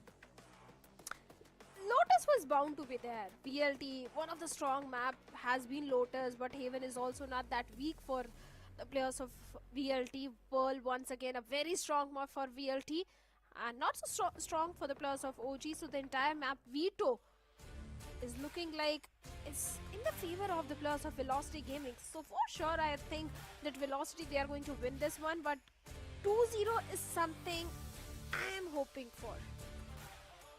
I'm sure all the OG fans are going to hate me. Absolutely, but as we move forward towards the Asian composition, Venka bringing in that Teho and Euro composition is gonna be there with the Breach, and Hawks is playing that Breach, but Neon is being picked by Tamara. Lightning Fast is an Omen, and SK Rossi, the Classical Chamber, is there, meddling with Fade and Russ on that Breach. No changes whatsoever. Yeah, the composition, no change, but comp pick percentage is 100% for VLT. Even the map win percentage is also 100%. They have played it twice and both times they have won it.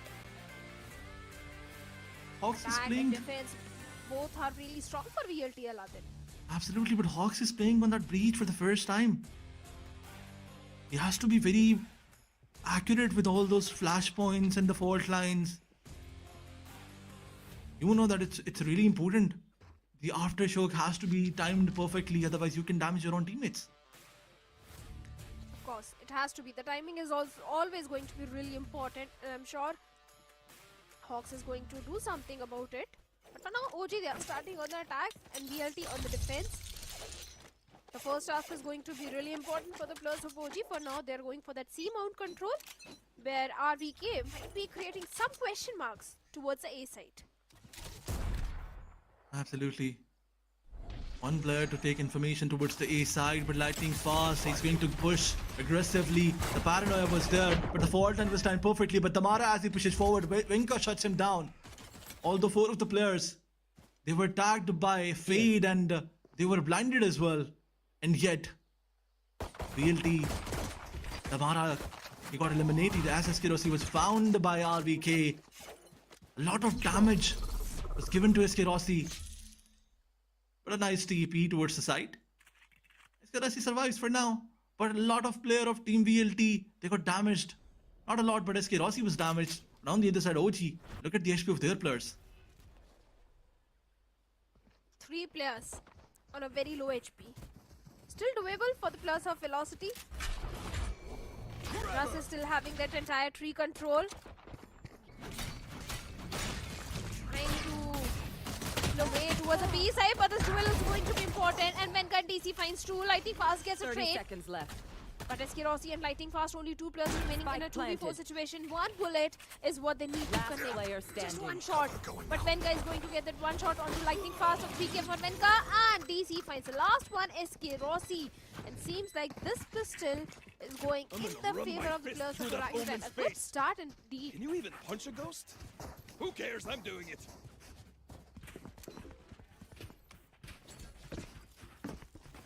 Good start. very good start by OG. They need these rounds. They need these early rounds to put all the pressure on Team VLT. Because there's one thing that can get them like a guaranteed victory, and that is if they push a lot of pressure on Team VLT. Because VLT, under pressure, they do underperform sometimes. But for now, a bit more tension towards the side. But VLT SK Rossi pushes forward, takes Makavali down. And now he moved back towards the safety. That was good. Taking all that advantages in that save round. And once again, look at this. Tamara, as he found one player, he falls back, and Hawks, it traded instantly. Took down SK Rossi. A 4v3 situation. They're taking the guns back. They don't want to give these weapons to their opponents. But once again, when they move towards the C side, Madeline is still there.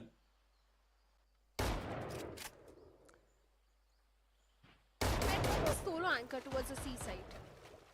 And for now, the entire team of OG is trying to go all the way towards C, but no. Seems like it can be a B hit. OG is still trying to create few question marks. The dark cover is stopping the plus of OG. They don't want to push the smoke, respecting the dark cover. A bad idea. All the way towards the B side, but look at the position where Lightning Fast is. Like you said, it can be a bad idea, but seems like the position was anticipated. Look at Ross. He's behind them. He is behind them, but Ross, as he missed his shots, but finally he connected it. The spike is down, and they don't have the time. VLT versus OG, a 3v2 situation it is. The relay board was there. Damara, he moved forward, they took one down, and Damara finishes the deal as well.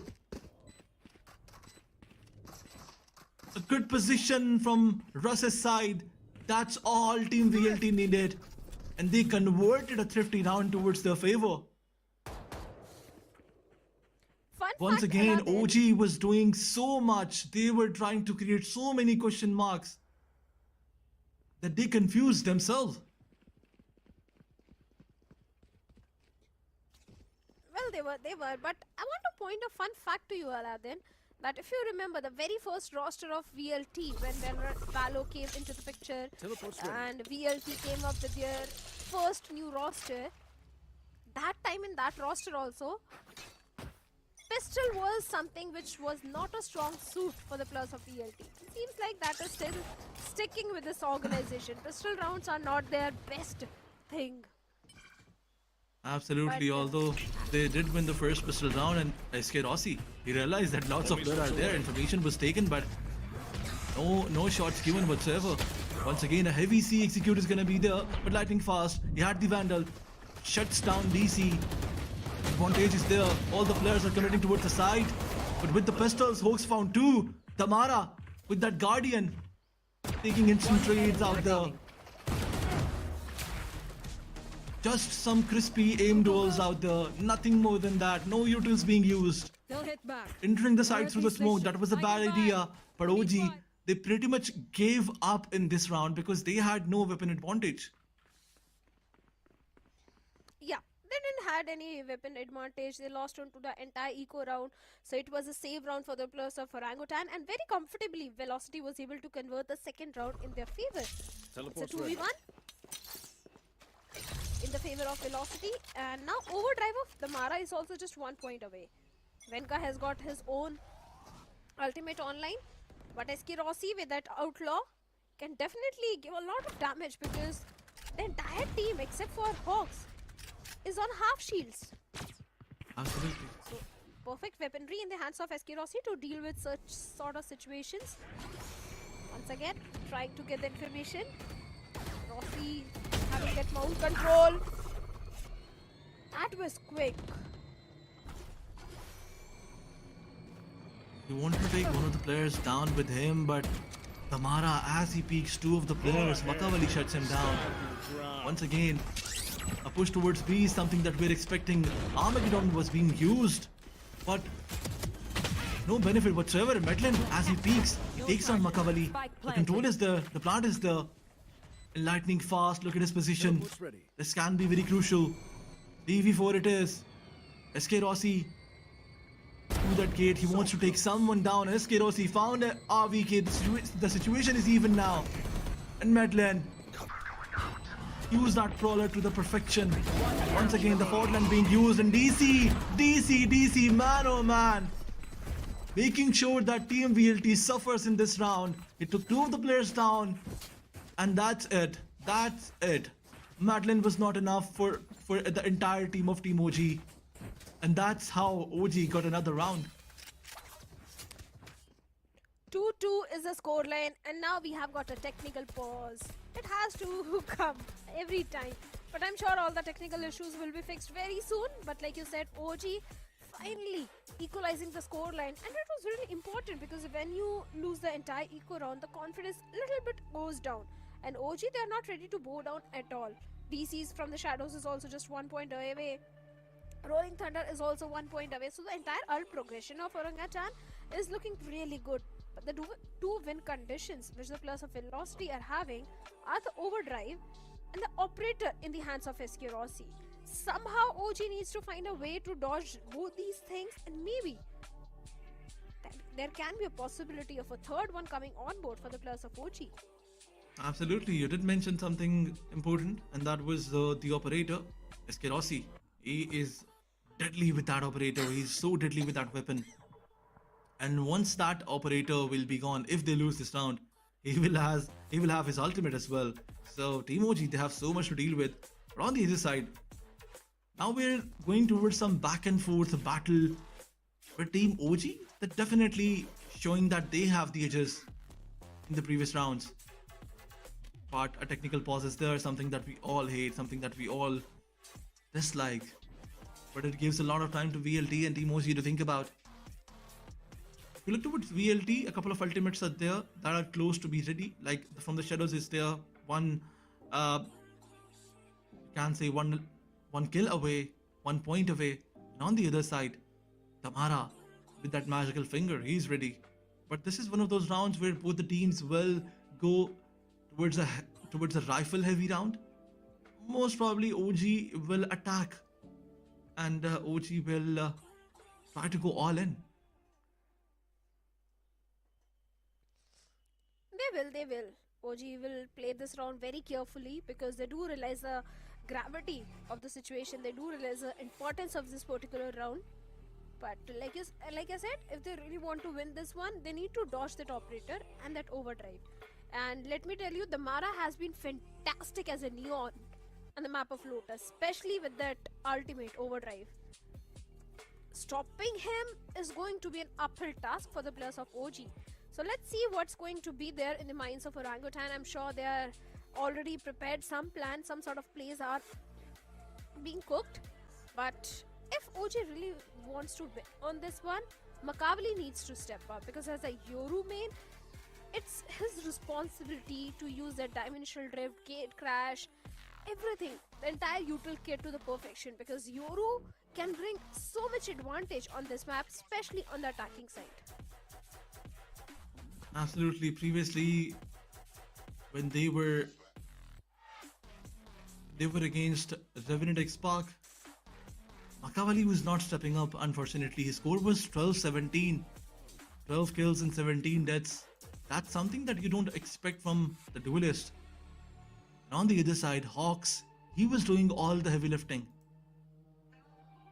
So in all those 3 maps, unfortunately these players were suffering a lot, but Makavali has to step up. But as we move forward, we have a very short break to announce. Ladies and gentlemen, we will be right back after this short break because the technical pause is yet not over, but the game is still there. So wait for that and we will be right back.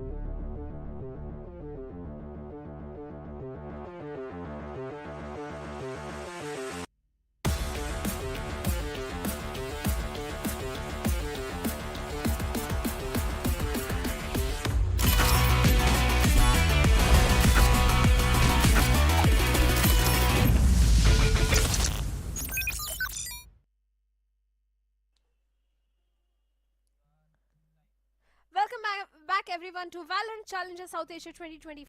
We are having Velocity versus Orangutan, and seems like all the technical issues have been fixed. It took us some time and we do apologize for that, but now we'll have a smooth game between VLT and OG, and joining me on the desk is going to be Aladdin. So Aladdin, it's an even-steven scoreline. Whom do you think is going to get the next round? Well, the momentum is there towards the OG side. Winning the previous round was definitely very difficult from them, but they still did it. And Velocity, a bit of pressure is there, but they have so many things to play with.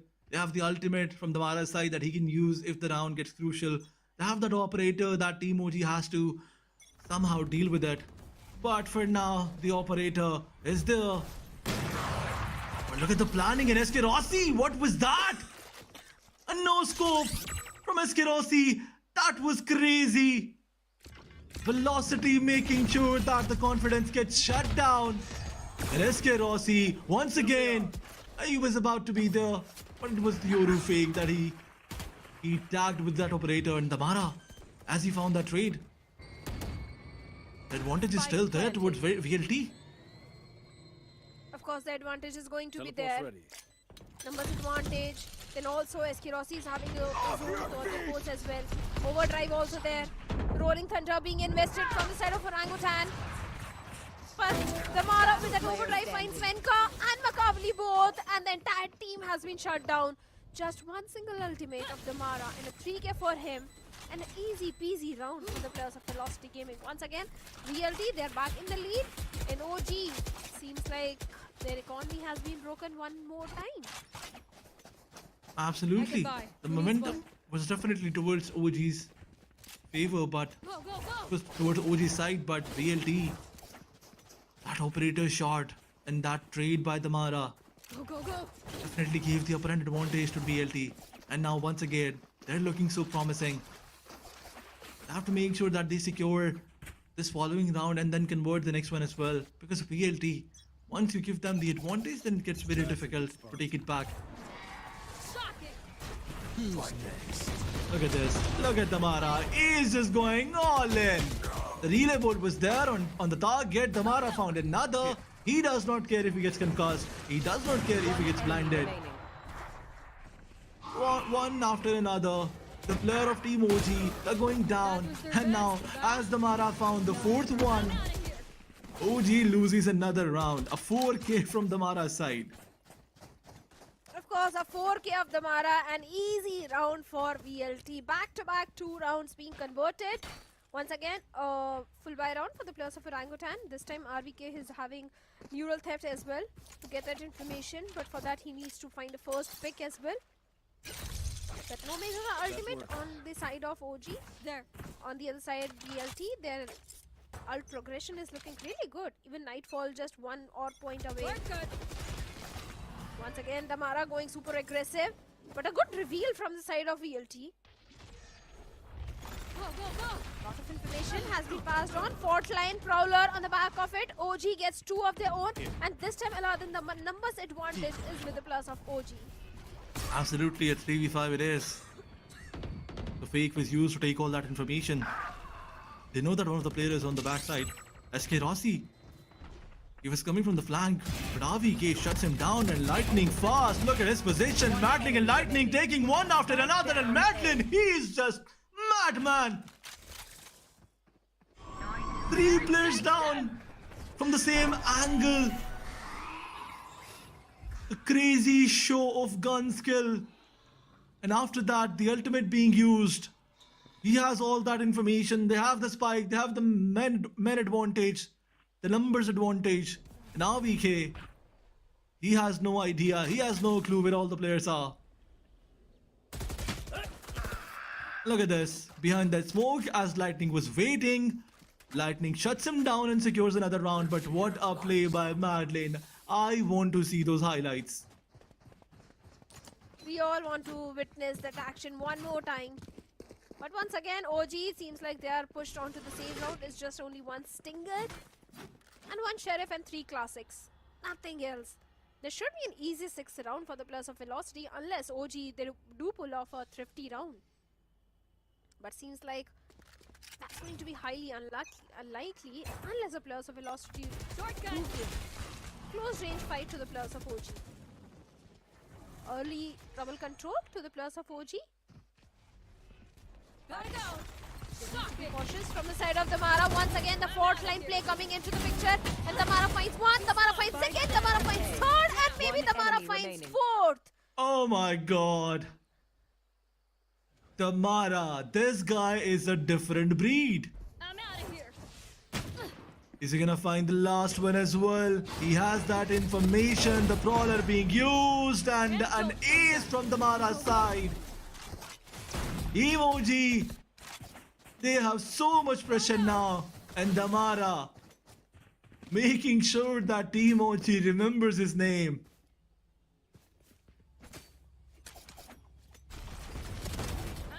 This guy, Damara, a great addition. I repeat once again, like a broken record. On the map of Lotus, if you really want to win against the players of Velocity Gaming, you need to shut down Damara. You need to find a way to shut this guy, and that seems highly unlikely at this point. Once again, the overdrive is there. Should be a 7th round for the players of Velocity. OG, a half-buy round for them. The C-mount control is there. But RVK trying to create few question marks towards the A side. The solo anchor, SK Rossi is there, but he's enough to deal with DC. A dry peak and instant punishment. Absolutely, the operator is placed towards the C side, but look at 3 of the players moving towards B. I mean, wrapping around from B side. And in front of them, there's only RVK, and he gets dealt with. RVK, he faced 3 of the players, but now guard itself are being used on SK Rossi. SK Rossi got eliminated. The side control is there, and now they're moving towards the spawn. But look at Madeline. Look at Madeline. One enemy remaining. He's gonna find 2 of them, and then the third one. Once again, a 3K from Madeline's side. Oh my god, round after round, Madeline is just shining. This is one-man show, and that one man is a madman. Madeline. This peak, this dry peak, although the dark cover was there, but the timing was not there. One enemy remaining. And after that, it was Madeline show. Back-to-back 5 rounds to the players of Velocity. 3 rounds remaining in the first half. There should be an 8th one. This time Damara pushing the A rubble. And already going for DC. Shuts him down. The fourth line is there. The relay bolt is there. Venka does get one. But will that be enough to reward them with one more round? Because they don't have the economy. It's only pistols and a guardian. And no major utility. No map control. Look at lightning fast. His position has been compromised though. SK Rossi is also there. His position has not been compromised. Oh my god. Yet. Look at Damara and Ross. Look at them. Once again, repeating the same script. But this time around, Venka, he found one, but he got traded by Damara instantly. That's not something that they wanted, but it's okay. It's alright. The man advantage is still not there for anyone. A pivot towards the C side is definitely gonna give them a lot more easy side, but no. This is something that's not gonna happen because SK Rossi, he is retreating out with that operator. And we all know that he's enough with that one weapon. But Makawali with that dimensional drift. And SK Rossi shifts back to Shorty, shuts him down. The ultimate gets eliminated. Makawali gets eliminated. The ultimate got wasted. But look at this, lightning fast, wrapping around from the doors. Now a 2v1 it is, 3v1 in fact. Hawks can do nothing but give another pick to Damara, and round after round, VLT going towards that win. An 8-2 situation. And OG, that definitely in a lot of pressure after that timeout, after that technical pause. VLT, they just shifted their pace. It's done, Aladdin, I'm telling you.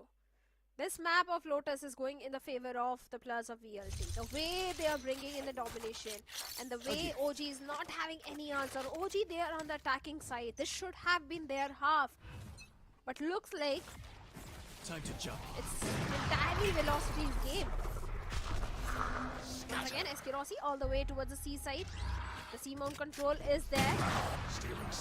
But Asterisk, he has been shut down. DC finds him. Lightning Fast gets a trade onto Hogs. 1v1 trades are there, but Lightning Fast and Tamara. Tamara, how do you stop him? Oh my how do you God. stop him? It managed to take 2 of the players down. Another advantage goes towards them, but the Prowler, as it gives information, Matlins follows it and takes down RVK. An easy win for VLT once again. A 9-3 is something that OG is looking for. A curse to put on Team VLT. They do have that weapon disadvantage, but enough weapons to work with if they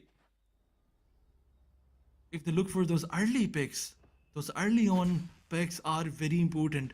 And as VLT is pushing round after round, you can come up with a different plan. But once again, look at Asterisk with that ultimate. Dodge that fault line. Do not peek him. Do not peek him. He can be dangerous. OG now they're moving towards the B side. Oh, paranoia. A perfect paranoia, Aladdin. And the Mara finds one, but Makavli gets 2 of his own. Asterisk gets 1 more. The trades are back and forth.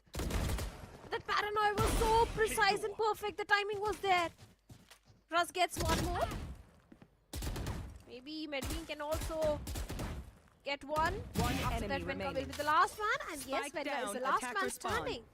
This is a 10th round coming for the players of Velocity. OG, they were denied a complete site control. They were not able to even take the control of the site. Although Venka is having his own ultimate, but I don't know how much that ultimate can help him out. This is how we stand. Finally, the ultimate being invested. Armageddon. At the back of it, no value at all. And Russ swings out along with Medlin. Shuts down Venka. The 10th round goes for VLT. A 10-2 swap. The last I saw, it was Fnatic who were able to stage a comeback from such a score line. I don't know if OG can do that, especially on the defensive side, because Lotus is an attack-centric map, and staging a comeback on the defensive side is going to be really difficult, especially from such a score line. But that paranoia outside the B main was so important, so critical, that really rained on the parade of the players of OG. The smiling faces of VLT and OG under tremendous pressure now.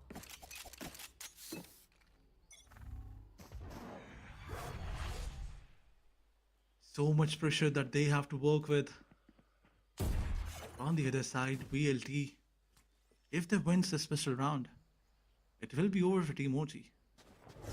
As this is the last hope for them.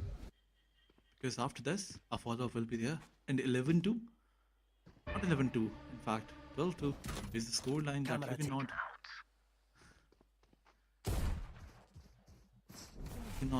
come back from. But now once again, Asterisk moves forward with the headhunter. He found Makavali. He eliminated him. The blind was there, right on target by DC. He took Asterisk down, but the situation is still a 4v4. And once again, a pivot towards the sea. No one is there towards the sea side. In fact, RVK was there. But look at this. Damara, as he moved forward, he had no idea that RVK is there, holding on to his ground. But the guided servos, as they denied the plant, once again, Team VLT is forced to rotate. 30 seconds Still left. they have 3 players remaining. RVK finds Lightning Fast. Russ gets 1. Still a 2v3 situation. Look at the HP of Hawks and DC, down to 22 and 40 HP respectively. Still a possible situation for the players of VLT. It's all about the timing. Enemy remaining. And Venka gets the timing. Now it's done. It's done. It's going in the favor of OG, and Venka lands the last blow onto Russ. The 3rd round for OG. They have managed to secure the pistol round, but like I said, pistol has never been a strength for the players of VLT. Absolutely, they lost the first pistol round, but after that they did convert their save round. So is this going to be another conversion? They can try and push themselves on some stingers and look for those close fights, as this is something that I've seen some pro teams doing. But once again, early A double control from the side of Team OG, but this can backfire as well. The paranoia being deployed, but he gets stunned as well. And look at this, Damara pushing forward with that shotgun. He's insane, but Magavali, he shuts him down instantly. All these players are there as Rossi finds the head of Magavali. 2v2 situation, for 2v3 it is. One enemy remaining. And look at this. Round one after one. A situation is down to a 1v3. And OG, they convert this round for themselves as Russ was the last man standing. Once again, the economy deficit is going to be there towards OG as they lost 3 of their weapons. Yes, I do agree. The bonus won't look that comfortable for the players of OG, but it's going to be a buy round for VLT as well. Outlaw, once again, hands up on Rossi. But OG, these 2 rounds are still giving them some hope of a comeback. The attacking half didn't go entirely in their favor. Maybe on the defensive side, they have got few aces up their sleeves. Could be possible. But this time the rebel control was completely given away by the players of OG. VLT having that control now. Hawks just ready with his util, just in case. And suddenly a change of pace from the side of VLT. I think VLT has realized that this is a stacked up site. Still trying to bait something out.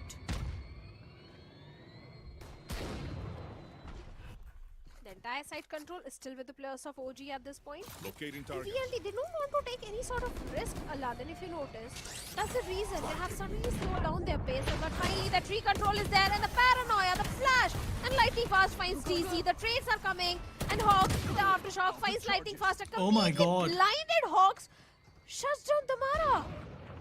He was paranoid, and yet he found one of the players. In fact, he found Damara, the great Damara.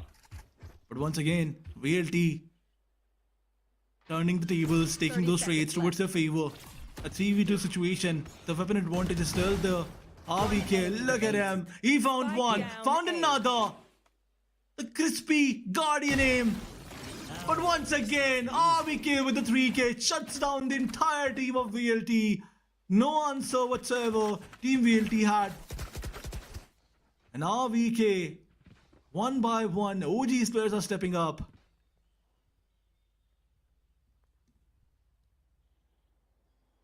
There's certainly are, and that's the reason that VLT, they have called for a timeout, because back-to-back 3 rounds have been lost, and VLT doesn't want this map to be stretched anymore. They want to close this one as soon as possible. Few mistakes were there, because if you notice, Hawks, like you said, he was completely paranoid, and despite that he was able to get one, and that too with a sheriff, and one with his aftershock.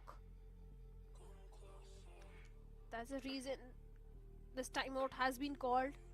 The coach is definitely going to guide the players at how they can find some sort of value in these situations and deal with the players of OG, deal with the aggression of OG. Maybe after the timeout, we can see this map closing in. Absolutely. But how can we forget the previous round? Hawks, he definitely surprised Damara. But RVK, man oh man, 3Ks with a Guardian. When your opponents had pistols, when the opponent had rifles. Now Team VLT, they're forced towards some stinger heavy round. Time for regret. And that's something that we saw previously in the pro teams, the gameplay. See, here is something that this team is expecting, but when Gus shuts down Rossi, they were expecting the same thing from their opponents.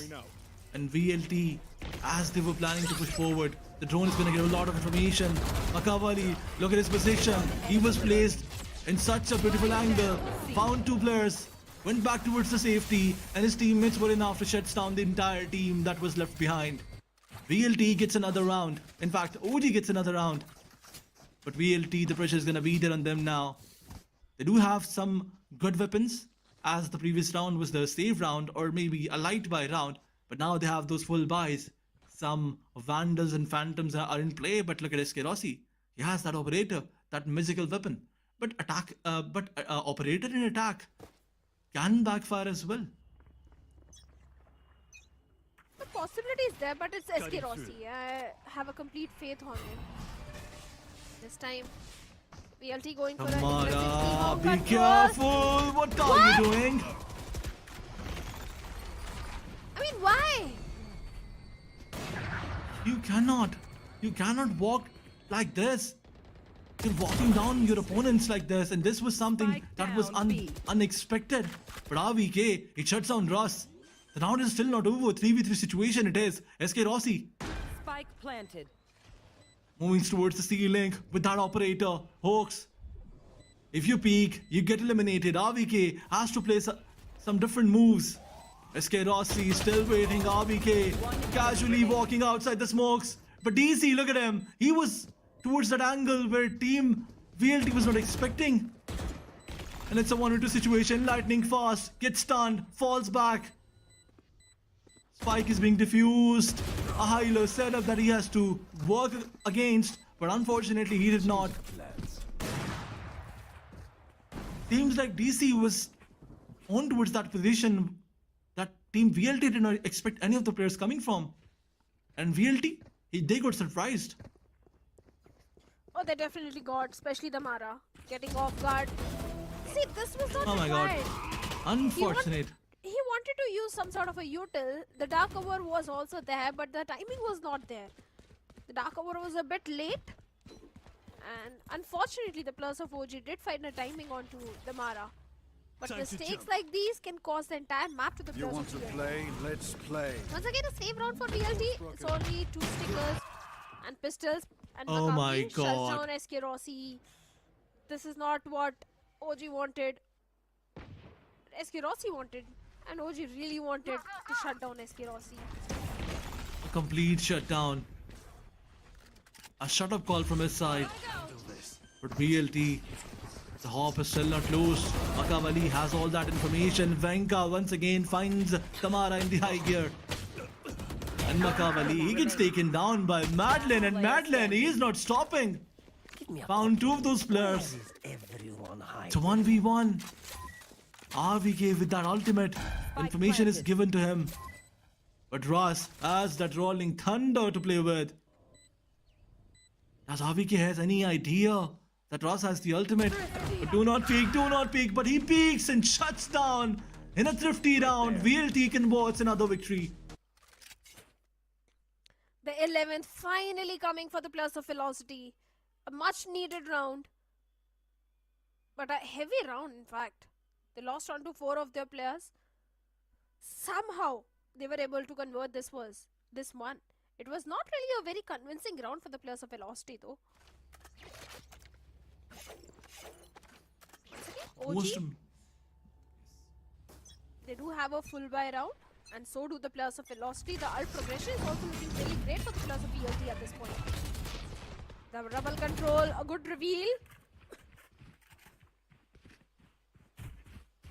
Let's see. Venka with a stealth drone. Face your fear! Get information, the Nightfall. Being invested, Makavli gets Russ. Tamara gets a trade as well. It should be a 12th one for the players of ELT. And look at the position where DC is trying to find one, but seems like that's not going to happen. Tamara's aggression has been shut down, and Maitland finds DC. Right, a 2v3 for the players of OG, and Madeline is going for the plant. A 2v3 retake, and seems like Aladdin will be taking a little bit of the breather for this one. And joining me on the desk now is going to be Scared Yet. Scared, are you scared for the players of ELT? Because I so am at this point. I was up for a series, but as soon as I joined, oh my, Lightning Fast was able to land in a nasty shot. It's all down to RVK. 30 HP, just a couple of bullets is all he needs to take down those players. The smoke is going to be creating the problems for him, and Lightning Fast eases his pain out by picking him off and also picks up the operator for the next one. So as soon as I joined Shadow, it seems VLT just woke up. Need one more round to close it all out. OG, they eventually raised our hopes by showcasing that they've got something left.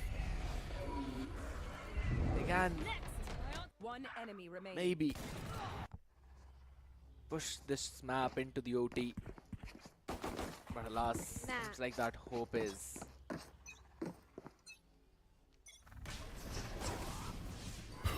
crushed. lost. Rolling Thunder by Hawks though. Want to try and maybe catch in a couple of people. No one to play behind that ultimate. They could not eventually catch anyone. Tamara should be able to catch one. Catches the head of DC. The Sheriff is just not good enough for Venka. He tried his level best, but it eventually seems they're crumbling. They're falling down. Hawks with the headshot. Deng right now is not enough to take Damara down. He could set 3k in the round, and it's all down to just one. RVK. He's clutched it multiple times. The phantom moment was there, but SK Rossi is crispy with that operator. Aladdin's question, that is the operator good in attack, has now been answered. That it indeed is if it's in the hand of SK Rossi. Of course, indeed, it is always SK Rossi. This guy, give him anything, be the outlaw or the operator, be the attacking half or defensive half. He knows how to get the value out of it. And this time, Velocity versus OG. See, let's be honest, it was pretty much decided that Lotus is one of those maps where VLT shines the most. So it was bound to happen. But yes, I was happy to see that OG did give a tough competition, the players of Velocity Gaming, especially in the defensive half, because attack is where OG was struggling the most. They got only 2 rounds in the attacking half. Had they had more rounds in the attacking half, maybe this could have been a very close series. I was about to say the same thing as well. You mentioned how OG gave a competition to VLT. I was begging to differ, because when the halves were in the starting of the first half of the game, we could clearly see OG struggling a lot on their attacking side. They just lacked a lot of ideas, velocity as well. They, after relying on a couple of their strategies, couple of their strategic plays, just decided not to go forward with it, because it was basically just rinse and repeat with the members of OG. All they needed to do was send in a member or two for that look, who would eventually clear the rest of the backlines out, and that's what really helped them. Over towards the attacking side when VLT moved in, yes, there were some couple of hiccups. I did see that. Sometimes even Damara just running out forward and towards the C main, towards Mount. I wouldn't exactly call that an entire mistake, right? Because he was just baiting himself up for his teammates to be successful. It's more like setting his team up for success by just putting his own body on the line. There were many certain moments, but eventually it came down to how well can you land in those shots. And Damara clearly showcased his skills with Bucky. Probably created a lot of those highlight plays. I was just waiting for you to appreciate my technical skills, but never mind. Moving on, yes. Few good plays were there from the side of VLT, especially in the attacking half, where they, especially in the defensive side. VLT's defense has been really strong on the map of Lotus since the very first time we saw this roster play, especially Damara. This guy, mid lane, both of them has been wonderful, especially on Lotus. OG had no answer to them. They were not able to reach into the defense. So many mistakes were there. But so many great plays were also there from the side of Hawks. Because I remember one of the moments where Hawks was completely paranoid. And despite that, he was able to take down one of the players from the side of VLT and one player through his util. That was Aftershock. Few mistakes from the side of the Mara did cost VLT 1 or 2 rounds. But they need to rectify those mistakes before the grand finals, because VLT is proving to be a strong contender to qualify for the qualifiers of the Ascension. So yes, VLT, they need to work on those small little mistakes, and after that I think they are good to go. I think so. At this point, they just really need to put Venka on that duelist. So that OG might be able to bring in some good competition. But for VLT, yes, just a few mistakes. But even after that, you can clearly see the consistency that they have in terms of the first kills as well, having 11, while 9 for OG. Post plants, 2 out of 5 conversion for OG, while VLT, they just needed to plant the spike 4 times, converted it thrice. That was much more than sufficient. They got better post plant win percentage as well at the same time. So, of course, all these stats clearly showcase the story that VLT brought, but at the same time, it kind of does not do the justice to the members of OG, who eventually put up a decent fight once that half swap, getting those 5 rounds constantly was actually the key for them. But eventually the key to victory for Velocity was definitely Damara. 386 on that ACS, 5 first kills, 229 damage per round.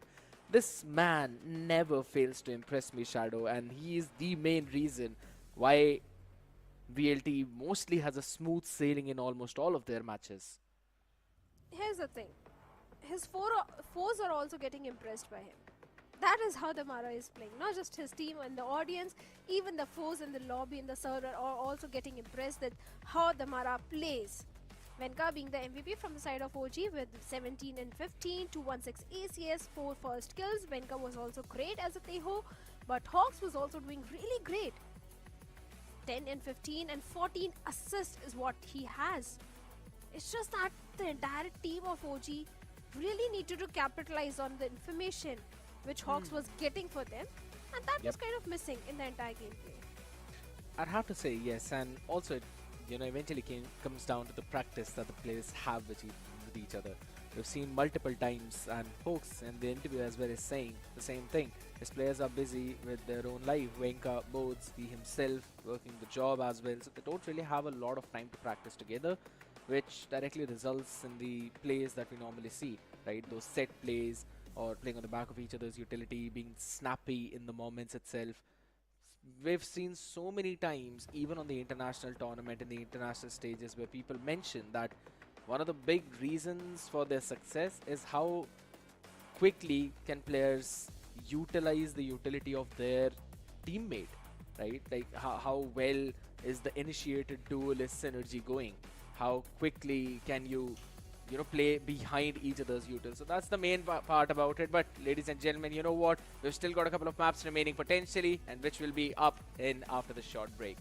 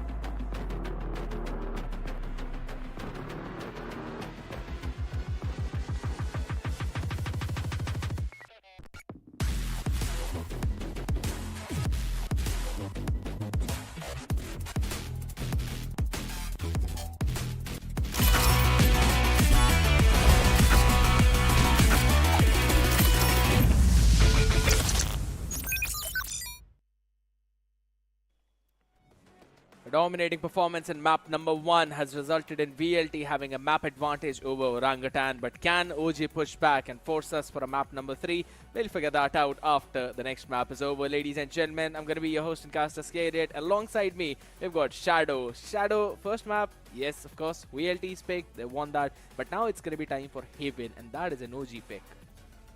Although it's an OG pick, but the stats of Velocity Gaming are really good on the map of Haven. They have played it 3 times, once against the players of SA12, that was a 13-8 victory. Once against Aura, that was a 13-3 dominating victory. Once against ROG Academy in the open qualifiers, that was a 13-3. So even VLT, they also look really strong on the map of Haven, especially on the attacking side, because that is where they shine the most.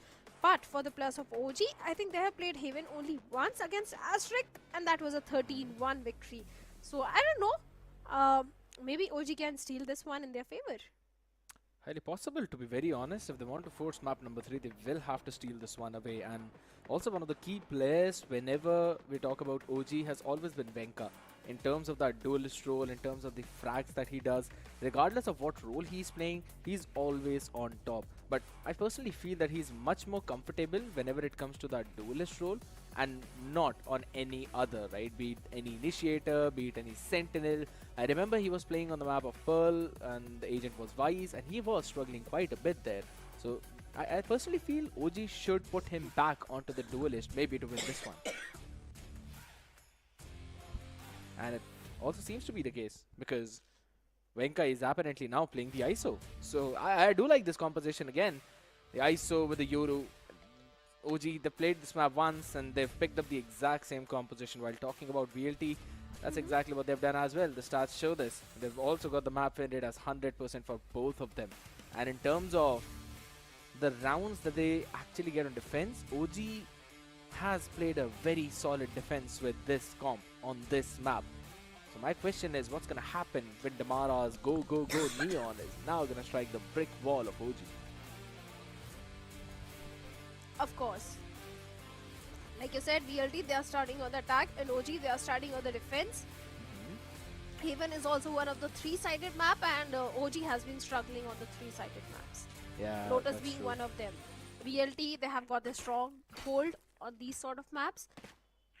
Basically, VLT has a strong hold on every single map, except for the one which they haven't practiced yet. Yeah, that's the map of Abyss. Hopefully, we'll probably see that in the future, maybe when they've practiced it well enough. But for now, Orangutan on the defense, VLT on the attack, stacking up towards B, while VLT are just moving in down the garage. There's no one to actually stop them out there, so it's going to be a triple flank play. C-side entirely empty. There's just only a cam that will eventually have been used for the retake. But it's fine. That's a very quick play, though. I don't think so anyone anticipates OG to be this far close forward as Venka catches one. Quickly with the double tap is now able to run away. Tamara wanted to just chase down, and that's a little too presumptuous through those smokes. In an attempt to equalize the odds, they dip even further in favor of OG as Madeline is also pretty low in that HP. They slow it down and the timing is just brilliant. DC as well with the support. OG with such a fast flood retake, able to secure the pistol round for themselves on this map of Haven. A good start for the players of OG, but I repeat, pistol has never been a strong side for VLT. And I'm sure by now even the players of Orangutan has also realized that, because in the previous map also both the pistols went in the favor of OG. But after that VLT was able to convert one of the thrifty rounds in the same. Bucky. That's the reason the Bucky investment is there. VLT is looking for a thrifty in this one. They're always looking for a thrifty almost every other round, but it seems like this time they've anticipated what kind of play Damara wanted to go forward with. That's why a triple stack towards A. There's a tripwire in the garage again. As soon as it stripped, we're apparently going to see the peak coming in from RBK, maybe. DC. All the way far back though. This time, by the way, DC is playing on Cypher. RBK on those smokes. Venka got for that one headshot, but Damara is now going to play another look. Double player set up in down the window. If Venka decides to jump forward, he is getting welcomed by 6 different bullets. And seems like it's just not necessary. Madeline quickly upgrades to a ghost, but it was all but a ghost. Flash goes down, hooks. Decent amount of utility, a couple of players bruised out. Good reveal though. But Tamara and Lightning Fast answer back really well, but with the spray down and support of Hoax, DC survive. 5 HP on Tamara with the Outlaw. Can this man do wonders for now? He almost did. Caught one, but Hoax will do the damage control. OG. And I was almost getting the deja vu of the previous map. Almost they got it converted. But still, it's a win-win situation for the players of VLT, Scared, if you notice, because the bonus now is not looking really great for the players of OG. They have to go for a buy. And it's going to be a full buy for the players of VLT. Anyhow, it's a win-win situation.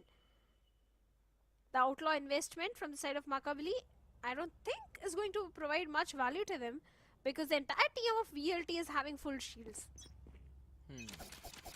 Scrappy buy indeed from OG. Let's see if they can replicate the same performance. This time going for an aggressive A hit. A long control already established by the Mara. But it is a stacked up side. Yeah. 4 players all the way towards A. But again, it's not the best weaponry out there apart from Venka with the Vandal and Makaveli with the Outlaw, but there's absolutely no one with the half shield. That's the strength of VLT. They do understand these small intricacies and are always adamant on getting those adaptations on point. Just holding it down as well. Waiting for OG to maybe make a play, maybe make a mistake. All drones are now going to go out for that information. Hoax has not got his own though. It's just going to clear out quite a bit of that space. There we go with the fault line along with the paranoia combination. Tamara, he's entirely blinded though, but Phil still managed to catch one as DC. Make sure that his shenanigans stop right there. Venka needs to win the duel in. The Sivers will not be able to do so. It's all down to SK Rossi, but the damage has been done. Hoax, 27 HP, quickly tries to retreat back. The individual being awarded, and it's going to be won by SK Rossi. But his HP is not enough. It's already down. Spike out in the open cage. Used up. Rossi picks it up. Outlaw in the Makaveli's hand as he lands in. The shot right onto the body. SK Rossi not able to clutch this one out, and a bonus conversion for OG. Scrappy buy is what OG had. Seems like OG, they have really prepared on this map. Stacks.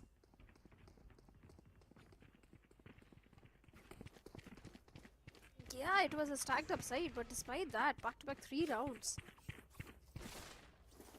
Cutting through. And that too in the defense. VLT, they need to find something out of the box. Once again, the fault line play towards the A-long. But that was just a fake. But here's the thing. VLT has got a lot of stingers on board along with Tamara's Bucky. And it's been very successful in the run towards the B side to hit. Oh my goodness, on a swivel, Tamara has been taken down. RBK had to make that play.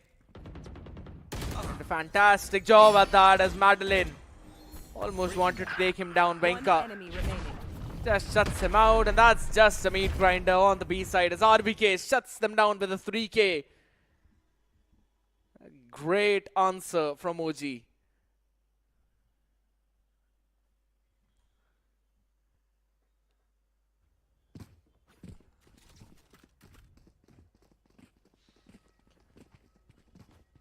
Zero 4. Have you ever seen VLT in a 0-4 situation? Yeah, we have on the map of Abyss.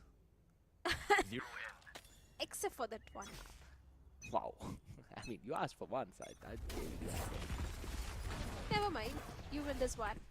Let's hope VLT also win this one. Wow. Just say you want to see a 2-0. I really want to see a 2-0. No distraction. Hold on though. For now, it seems that Makaveli is going to do a 1v5 in front of him. So many people. Misses out on his shot. Gate crash available. Holy smokes, Makaveli. And no scope onto a running Neon is just madness. Utter disrespect onto that guy. The overstaying is crazy. Hunter's Fury used up now. He's already tagged one but cannot catch the second tag. Will finally figure out where the Sova is. That's just the way how Sassy uses his ultimate. Smart maneuver. Venka concussed up and on the back of that. Lightning fast peaks, and they've got so much utility to hold this one down. Makaveli is going to run away down to 18 HP, and so will RVK. Just going to run it down, save that weaponry. Lot of pacey hit from VLT. The thing is, they need to do it 3 more times. Only then we are going to see an equalizer coming in. Because there's still 3 rounds deficit. But finally, they have been able to break the momentum for the players of Orangutan. That's a good thing. And also, the economy is also flourishing now for the players of ELT. It's looking much better. But Hunter's Fury was really important and did give the perfect value also to mid lane. Mid lane, this guy has been fantastic in every single map if you notice. As a Sova or maybe on the map of Lotus, he has been a wonderful addition. Time to jump. But Damara once again having his own overdrive. And just a bucky investment because overdrive is what he wants to play on. A good reveal though from the side of OG, but despite that, Damara finds hooks, shuts him down. The solo anchor has been shut. Venka was also there. Oh, fully blind, but it's fine. Still unnoticed. Yeah, as of now, he's going to survive though. Sends out the contingency, so now the position comes into play. Spam from SK. Rossi wants to find that angle, will be winning that duel. Not just one, make it two as DC on the side answers back. On the other side, no idea of Lightning's position in hell as they wreak havoc on the map. Velocity creating that chaos on the back of Damara's explosive entry. And then just going for those trades, a couple of smokes to maybe hold the fort down, but it's chaos where VLT thrives the most. And they are thriving. Last player standing. Important rounds being converted by the players of VLT. Once again, OG, they don't have enough creds to go for a full buy, half shields, and few pistols and few rifles. Another fast hit over towards the A side. Damara this time just holds it all down because it was all a fake. They do the exact same hit that they did in the previous one. The only difference is they only sent Damara alone. And that has basically pulled all the rotation towards the A side as Venka is going there. So it's all down to DC to hold down the backside for his team. Until everyone else hops in. Now there we go. The running Neon Rust still has got an aftershock available. 12 seconds for his fault line. As DC rules, he just gives up on the side. In his gear, Hunter's Fury preemptively used up, trying to catch at least one tag, but it does not work out. Venka 1-for-1 DC quickly answers back on that trigger as Damara will shut down Venka himself. He's out of fast lane as well. Rolling Thunder being invested. It's all down to RVK as Damara styles over him with a 4K. Just typical Neon things, man. Slides down, catches his head, and then just keeps on running away. This is the strength of Neon Shadow, that you can play fast towards one part and then at the same time rotate over towards the other side. And that is very quick movement. You can't really do the same thing with either a Jet or a Raze or any other duelist. It's just that Neon things. I do agree to that to somewhat, but I think Yoru can also provide a lot of value. Yeah. I feel that Yoru is not being utilized to the fullest by the players of OG at this point. Because the only agent I think which can counter the aggression of Neon could be Yoru with his gate crash or dimensional drift or with his team. There's so many possibilities being there. Oh! But for now, it's a Neon show and this Neon is going to shut down RVK and Hawks, both the players. They'd probably eventually call it for a save though. Venka is just one away for his own kill contract. So if he gets one, might want to go in for more. Venka catches one though, but will be shut down instantly. Damara catches him and Russ in the meantime will not let Makaveli breathe at all. It's all down to DC. And he's not here to rule right now. Does want to, but random stray shots. The call is all going to be but to save. Lightning fast repositions out in the connector, and yeah, he's not catching anything. He'll be taken down. That's the last rifle going out of the hands. Another great round for VLT. You asked them to do it 3 more times, Shadow. It seems with the way how they're going, they might want to do it more than 4 or 5 times. Seems like a Neon montage or how to play Neon on the map of Haven. Because it's an entirely Damara show, if you notice. Every single time this guy is providing those entries, taking down the site anchors, lighting fast, watching out for those lurk plays in case if there is any from the side of OG. A perfect laid out plan which VLT is executing every single time. Once again, OG push back to a save round, just a bucket in the hands of Makavli. And this time, VLT, they're going all the way towards the C side. Here we have DC along with the setup. The tripwire is there, the cam is there. And one tripwire outside the garage. It's going good to be a slow C hit. Recon, the fault line, the dark cover, everything set up. And now they have the entire side control. Seems like OG, they have to play this one on the retake. The call from Russ has been so picture perfect. Every time he's just basically getting his team on an open free side. And even those fake hits, they always catch OG. Going in for those rotations. Now, with the flash TP play, Bucky in the hand, DC still catches one. Into the classic though, Madeline lightning fast, working in unison. And Russ washes the hands in the flowing river. With that, they finally get the lead. VLT, they make it look so simple. And trust me, it's not. It's just the amount of practice that this team has been doing constantly in those hits. Yes, for the first few times, OG were able to catch them. But then Russ calling in those fakes, getting those setups, and then Damara doing Damara things. It's been very difficult for OG to handle all of that.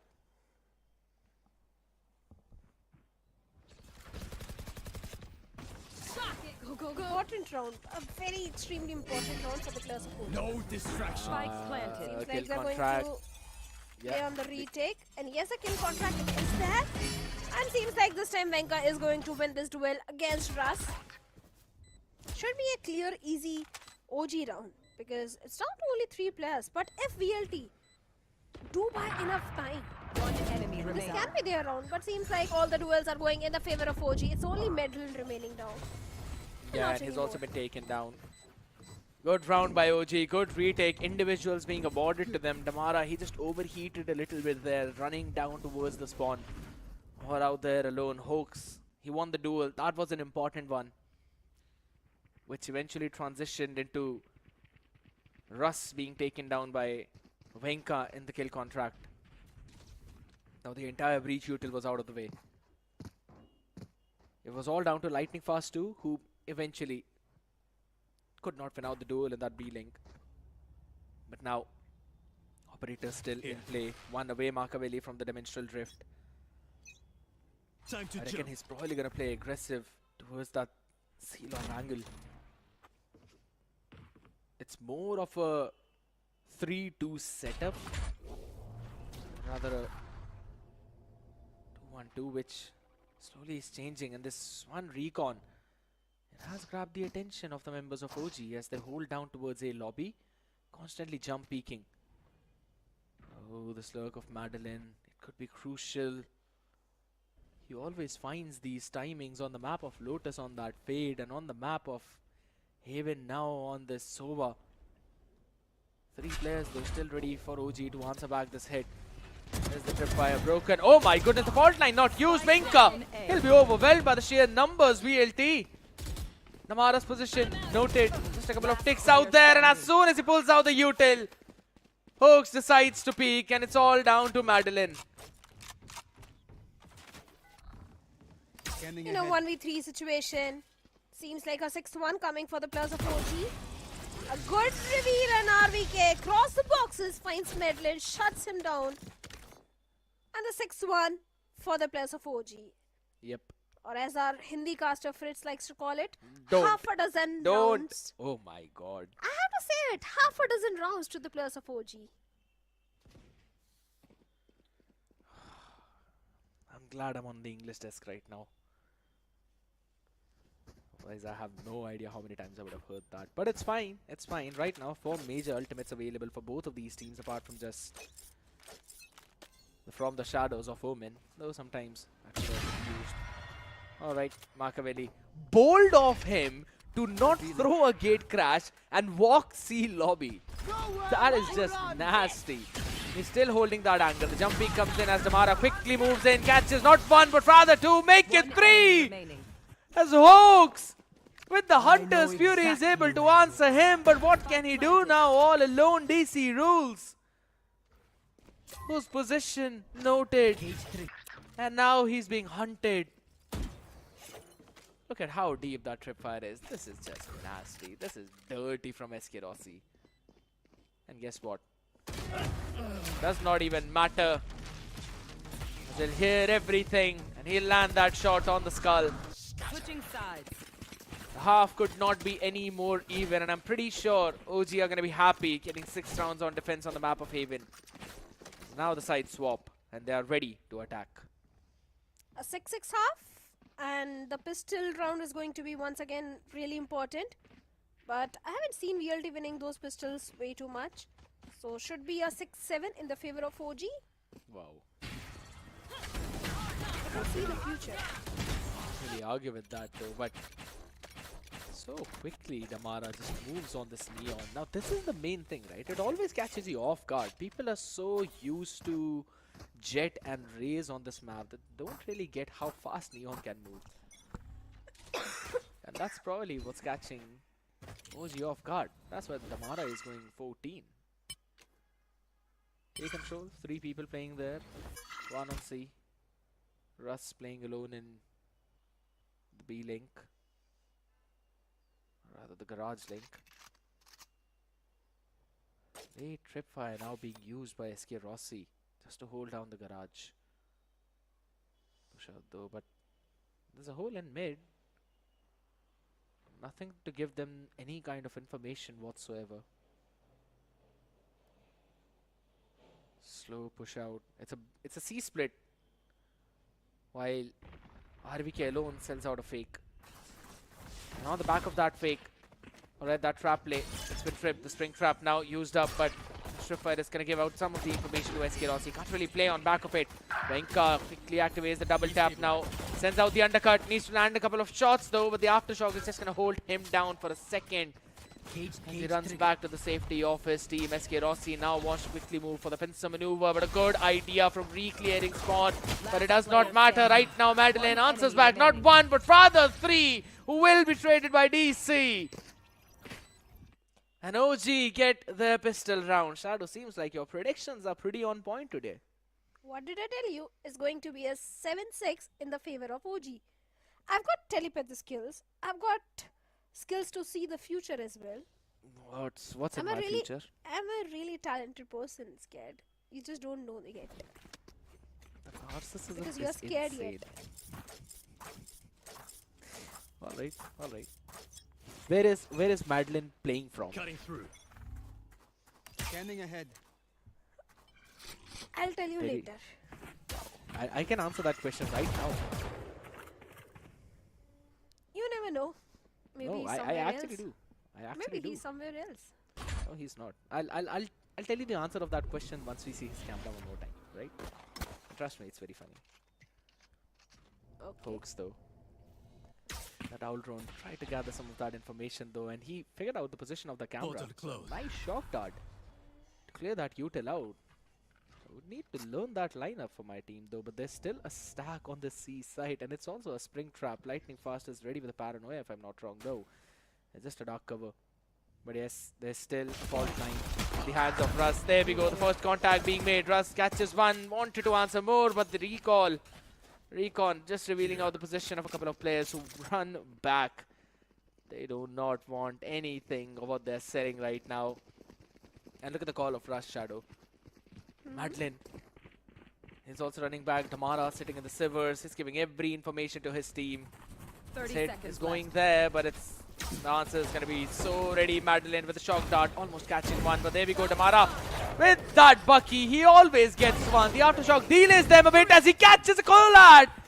And it's insane conversion for VLT. How do they always manage to do this in anti-eco rounds, and that when they're saving? Pistol has been a weakness,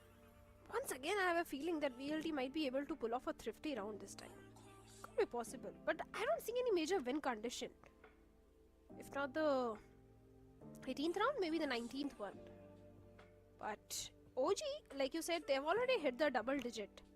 You know, Shadow, I told you that I know where Medlin is playing from. You see his camera is upside down, so it answers the question. And that too pretty simply. Please elaborate that for me. Nothing, he's playing from Australia. Okay.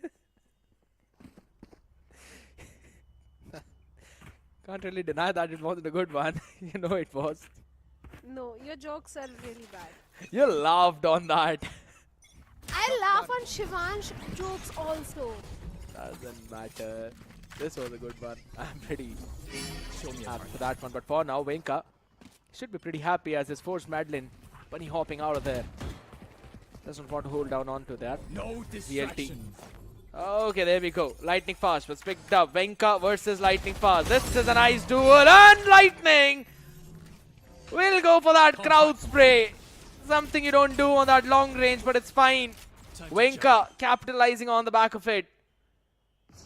Holds down the angle though. Damara's position noted. Madeline on the back of it will catch one, and Madeline not just one but rather two. As Damara quickly jumps in. Damage being dealt for the Bucky in his hand is no less than a judge.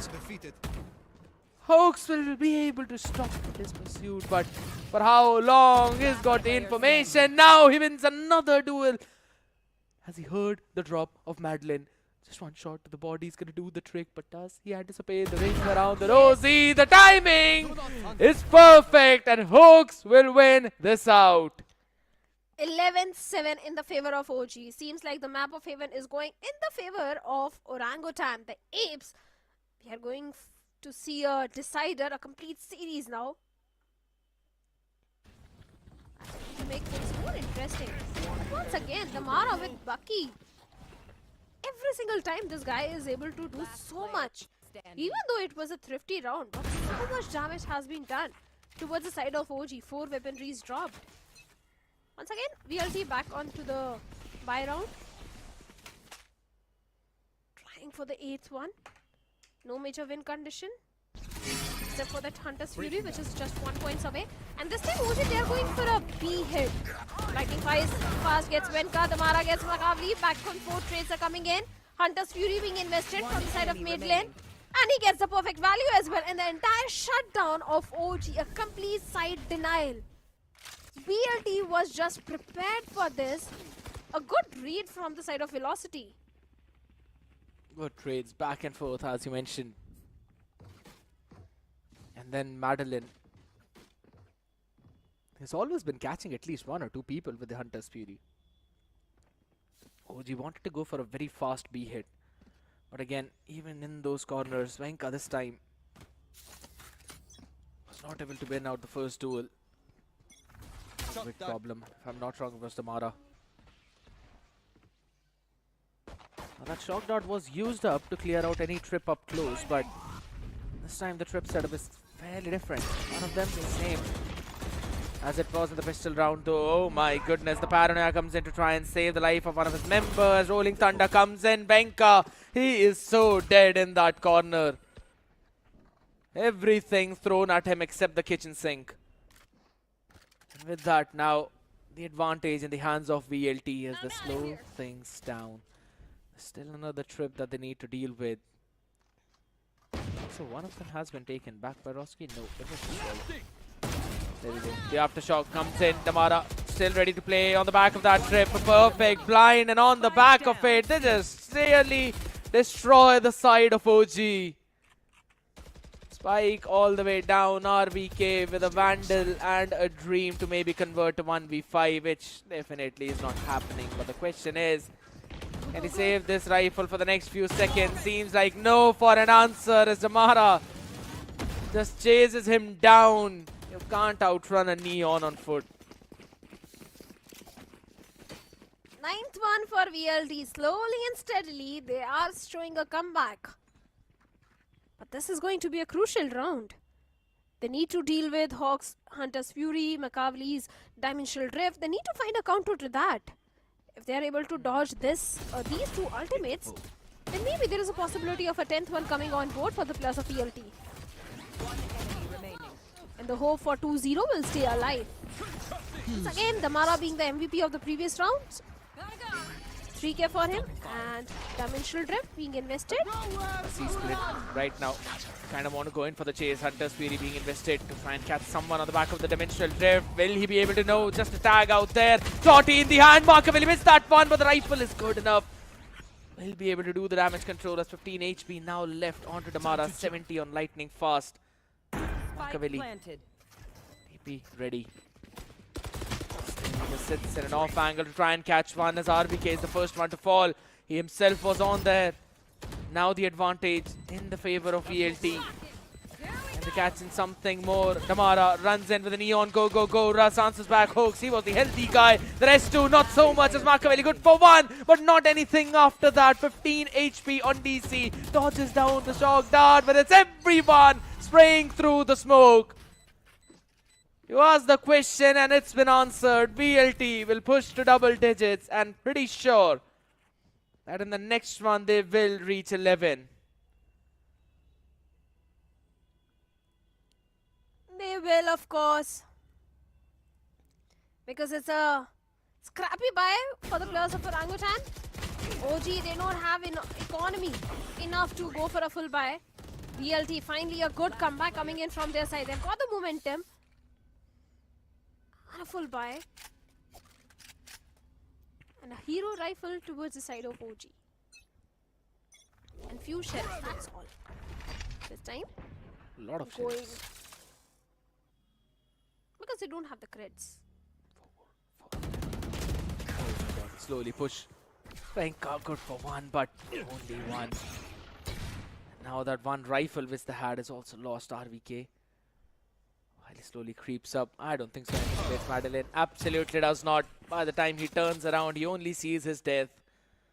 Put it right in the middle of the skull. They've still picked up a couple of rifles though. Maybe doable if they're awarded individuals. Russ constantly going for the jiggle peak. Sees the first one. Bombs will be there. Call for OG to rotate over towards the C side. SK Rossi. I like what he's doing. Taking the space in C main. But oh my god. Hold on. Hooks. Hello there. Sees a couple of players. Now decides quickly to move back. And SK Rossi just gives up that space. That is brilliant from this man. He'll now activate once his team is ready to take the pick. There we go. Markavelli can't do anything. Hold on a second. The man was concussed and still lands a headshot on a jumping Damara. Recon reveals info. Does not matter. He'll ball bang him out of there. Russ will shut him. And now Hoax has got an individual, but not for long, as SK Rossi comes out of the sea long. As I said, the moment his team gets activated in spawn, he will move forward. Lovely coordination from VLT. Equalizer has been established by the players of ELT, and that is certainly putting a lot of pressure onto the players of OG, because the previous map of Lotus already went in the favor of ELT. And OG, they really need to do one win on the map of Haven. Seems like we are heading for a 2-0. The next round. Really important once again for both these teams. Both having a full buy. Kill contract, neural theft towards the side of Orangutan. I'm out of here. Aiming control has been established pretty easily by the players of OG at this point. Double stacked up side is where they're heading. Focusing. No distractions. Down. Oh my god, lightning fast. He's always been in these weird off angles. Can't really catch a break as Amarana moves forward. Madeline along with him in unison. They slowly and steadily pick apart OG one after the other as Hoax the IGL remains. How much more can this man do? How much can he survive? They're just trolling him at this point. Amara. Yeah, ready. Everything in unison. Madeline shuts down the Hunter counterpart. Match point. And VLT move to 12. Not just the map point, but rather the series point. Just one more round is what VLT needs at this point. Just one single round. Rolling Thunder of Ras is also just 1 point away. If he gets one orb or one kill, Rolling Thunder will be there. But look at the stats of Damara scared ones. 30 in 18. He stopped fragging the entire server at this point. Yeah, almost by double. Just a couple of Exactly. Just a few picks away out there. Venka barely manages to escape his death though, but with the Guardian not for long as SK Rossi not one but obliterates 3 with the wall bang as well. Make it maybe 4 as he moves forward. No, it's lightning fast to answer and it's again down to Hogs. Comparatively easy task, but it's still a 1v3 with 47 HP. My man does not even have a rifle. Down to 7 through the wall. Gets one, dodges the shock dart. But how much more can he do? Snaps onto one, but not for two as the Soulman comes from the shadows to deny that win. No overtime for the Apes as it's VLT's time to run away. All 4 players playing from boot camp while Madeline from Australia enjoys his time out there. What a game from the side of VLT. By the way, for all the people out there again, Madeline is not actually from Australia. This is just the meme because his camera is upside down. I know not a lot of people know about this, but the ones who know, they're gonna enjoy that. I'm sure no one is enjoying your jokes. A lot of people Trust are, me. trust me. I'm sure the chat will tell if they are really appreciating your jokes at this point. Who's reading that either ways? By the way, do you have an orange pen this time? I've got a pencil. Why an orange pen? What's the reference for that? You know it, which was one of your jokes when you were supporting the players Oh of my Orangutan God. because you had an orange pen in your hand. That's how crazy your jokes are. But Holy never mind. smokes. Never mind. But let's have a look at what really happened on the map of Haven. VLT versus OG. They both started on a very dominating note, especially OG. The way the entire first few rounds, back-to-back rounds, went in their favor. But after that, velocity, all they needed was just one single time. It indeed was. Nice play from OG though. Good resilience that they showed throughout the series. They had a lead of 11 and 7. To be very honest, when the half ended at 6-6, I really thought that maybe OG are just going to take this one home. On the map of Haven, getting 6 rounds of defense. Really solid. Plus, controlling Damara when he just gets so snappy on these attacking rounds. Just because of how good the utility is from Russ and Madeline to set him up. Those were some problems I was wondering if OG could solve, and they did it really well. And then over towards the later stages as well, when it came down to those important rounds, going for the buys and everything, OG were doing a very solid job. But then again, this is why VLT is always so good. They know how to play behind each other's utility. They know how to play together. Those double peaks, those timings, everything was just on point. Of course, it was not at all a shabby performance from the side of Orangutan that we need to complain about. It's just that the entire team, I won't say entire team of Velocity, but Damara was just way too ahead of the players of OG.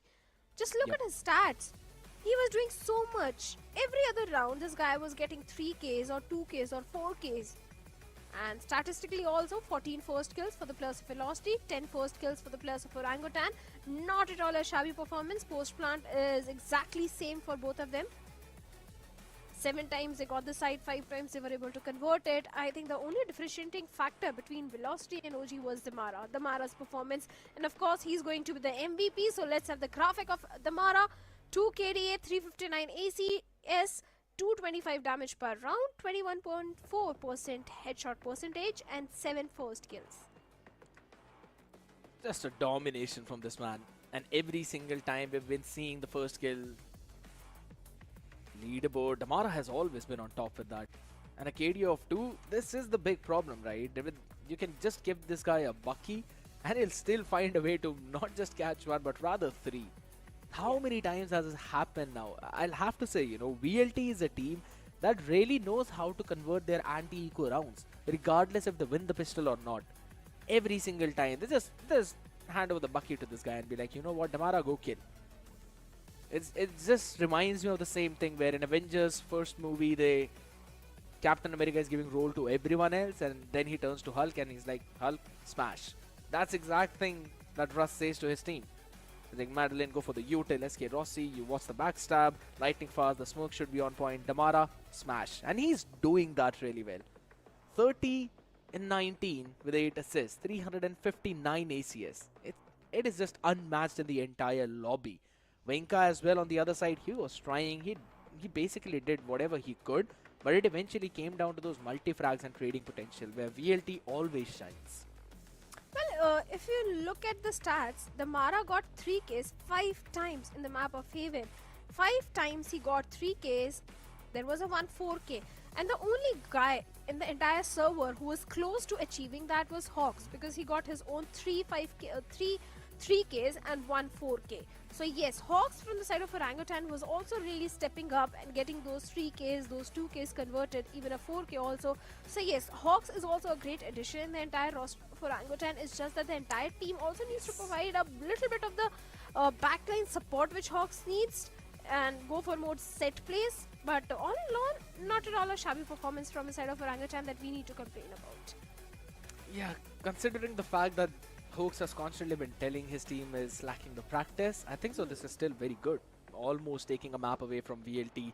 Now there are some other teams as well who OG have been dominating against. I believe their first game was against Aura, and it was a 13-1 on this map itself. So of course there are many chances for OG in the future itself, but with more matches that they lose, it becomes more difficult for them to move in that top 4. I'm pretty sure that we'll be seeing the leaderboard soon too, where we will again see VLT maybe moving up ahead of every other team, Revenant Esports as well.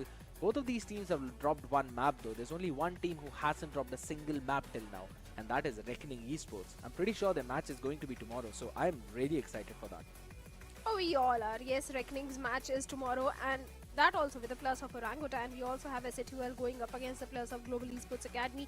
So tomorrow's schedule is also going to be really interesting. But we'll talk more about tomorrow's schedule after this discussion, like you were having about the plus of OG, Hawks and SK Rossi. But I think SK Rossi is getting shadowed by the Mara, because the Mara is stepping up so much that SK Rossi, who is also doing wonderful for the team, and so is Medlin, I think their performance is getting shadowed by the performance of the Mara. I can't even deny that, because or rather, you know what, I would not say that they're being outshadowed. It's more like there's not a lot left for them to do when Damara is constantly going in for the 2Ks, 3Ks. All they're supposed to do is just, you know what, alright, now peek, trade him, eventually the round is over. That's why they're constantly on the ahead. You see those paranoias, you see those late round utilities as well. Many a times, it's just a couple of utilities paired up with Damara's snappy attitude that they get the side, or they at least force the defense to play for a full retake. And most of the times, we have seen almost every other team stop there. What VLT does is that they push forward. They try to take more space away from their opponents. Now, the opponents would have to burn a lot more utility to try and take that space away, right? And that's when they eventually move back. But for now, we're going to move to a very short interview. For the game, बढ़िया खेला team ने, but मेरा एक थोड़ा सा ना लंबा सवाल है. डमारा डिफेंस पे लोटस बहुत अच्छा खेला, बहुत कंसिस्टेंट लग रही थी टीम, बट फिर एकदम से डमारा को शट किया. सडनली कमबैक हो रहा है शायद ओजी का. हेवन पे भी सेम चीज़ हो रही है. डमारा ऐसे राउंड्स निकाल के बना के दे रहा है. ऐसा नहीं लग रहा कि वेलोसिटी बहुत ज़्यादा डमारा के अराउंड रिवॉल्व कर रही है? I mean, सबकी अपनी अपनी स्ट्रैटेजी होती है, और डमारा is a duelist, right? So you have to enable your duelist anyway. And regarding that's true, us getting shut down and all, ऐसा कुछ भी नहीं था. We lost all 4 pistols if you see. उसके हिसाब से अगर स्कोर लाइन देखो तो थोड़ा वैसा भी माना जाएगा. और रही बात लेट्स से लोटस के सेकंड हाफ की, after losing the pistols and everything, बहुत क्लोज जा रहे थे rounds, and it was like a momentary एक चीज थी जो जहां पे they were better on in that round, you know, somehow. And kudos to them, they managed to string together 4-5 rounds, okay, and that is well done by them. But हमें we had the confidence कि हम अपना close out कर लेंगे. It's only a matter of a few rounds because हमें दिख रहा था कि गलतियां नहीं हो रही हैं. It's just it's down to the last few moments हमेशा, है ना? तो उसका चिलता. और फिर रही बात हेवन की. हेवन का क्या था कि वी अगेन एक कॉम्प जिसको हम फेस कर रहे थे उसमें वो लोग फ्लड बहुत कर रहे थे तो थोड़ा हमें एक बार के लिए एडजस्ट करने में दिक्कत हुई. बाकी वी हैंडल्ड इट उसके बाद. ऑलराइट, मतलब you are comfortable with this way of Valorant जहाँ पर मतलब इनिशियल जो आप लोग फेज दिखा रहे हो, इनिशियल जो आप गेम खेल रहे हो उसमें डमारा को एनेबल करना, that is the game plan that you are working with right now. हाँ, we are comfortable but we are only going to get better. That's for sure. That's for sure. All right, Phoenix, any questions? Right off the bat, first of all, congratulations, Godspeed for the victory. मैं ये पूछना चाहता हूँ कि just like अभी हम देख रहे हैं कई सारी टीमें, they are bringing the double duelist, more aggression to the team, especially attack के ऊपर. दोनों ही मैप्स के ऊपर दोनों टीमों ने डिफेंस में बहुत अच्छा खेला है, लेकिन वो अटैकिंग स्ट्रक्चर और कॉम्पोजिशन के अंदर क्या फ्यूचर में वेलोसिटी भी कुछ ऐसा करेगी, लाइक बहुत अग्रेसिव कॉम्प लेके आ रही है, फिर अभी जो चल रहा है मेटा के अकॉर्डिंग वही खेलना चाहेगी? क्या ही इस बारे में क्या ही बात कर सकते हैं. मेटा चेंजेस होंगे और आगे जाके वेले आएगा. once वेले comes, if people want to play वेले, you have to play sort of in a double duelist role and रही बात हमारी, the beautiful part is we can play any number of duelists. हमारे टीम में duelists भर्ती पड़े हैं. तो वो छुपा सवाल वही था एक्चुअली कि क्या रॉसी वो जेट पे वापस आ रहे हैं. बट चलिए ठीक है, वे वेले पे वापस आ जाए. हमें तो डुएलिस्ट अगर रॉसी दिख जाते हैं उस पे तो वेल एंड गुड है. चलिए, thank you so much Godspeed, अच्छा लगा आपसे बात करके. Will see you back once we have another Velocity game. Congratulations. Thank you. Well. Clearly shows you the confidence the coach has in his players, and eventually they're standing up to that confidence too. But I like that hidden question, Shadow. Are we gonna see probably Rossi back on the duelist? Maybe Lightning Fast back on the duelist? It kind of always surprises me and excites me specifically. So I'm kind of waiting for that. Fingers crossed. Well, Rossi as a Jet was once upon a time everyone's favorite, so maybe we can see him back on a duelist. But I disagree with what Fritz said, because it's not only Damara on whom the team is entirely relying. Because if you notice the first kills of Lotus, after Damara, SK Rossi was also having too many first kills. In fact, 5 first kills. Yeah, but right now, since we're talking about first kills, right, we're seeing the photo of Aziz, the man who's always on top in terms of those first kills. Closely chased by Damara though, who's on 32, just 3 behind him. And that is when Global Esports have not played as many games as the rest of the players here. So it's absolutely fine. In terms of KDA, Monair, yet again, the sentinel player of Reckoning Esports being on top, followed by Russ, then BGG 2.2 again from Reckoning. I really like how Reckoning as well have always creeped up. Headshot percentage, it's going to be Robo, then Simple, then Lightning Fast. So I like this as well. Robo, Simple from Aura and Asterisk, 2 teams that are really struggling. They still have a couple of players who are very crispy on that aim. Now this is really good signal for both of these teams, because knowing that you guys are able to land in those headshots means that's basically some freebies for you, which eventually can translate or rather lead you into some good rounds, some good snowball effects as well. I'm again hopeful for both of these teams to slowly and steadily creep up. I really want to see some good Valorant from these underdog teams as well, young guns out there. But since we're talking on that topic itself, right, you know, we now have to focus down on the overall standings, because the disparity is increasing slowly and steadily. Velocity, they won all the 3 games, just lost 1 map, 32 with a round difference. Revenant XSpark falling in the exact same foot. 1 map loss, but still 4, rather 6 being won. So map difference of 5 at 26 round difference. And Reckoning on the 3rd with 26 total round difference points. They lost 2 maps, but no overall loss. No. Up until now, Global Esports, they won 1 match, they lost 1 match, sitting on the 4th, but OG, SA12, Aura, Asterisk, they really need to step up, especially Asterisk. They have played 3 games and lost all 3. So Asterisk, they really need to figure out what's really happening wrong, because their upcoming matches are also not the easy ones at all. I agree. It's not at all easy for them for their next few matches. After all, they face 2 of the toughest opponents, right? And it just feels bad for them at the same time, because this team is just lacking confidence. But if you really think about it, they've got Paradox as the coach for them, who also made it pretty clear that he's not really changing a lot of things, but he's just trying to guide them. And since we're on the topic itself, or I'm gonna have a break tomorrow, let's have a look at tomorrow's schedule itself. S8UL up against Global Esports, Reckoning up against OG. Now this is going to be a pretty interesting matchup. Even S8UL has shown some good signs, some good life there. The only team to steal a map away from VLT, and that too in a phenomenal fashion.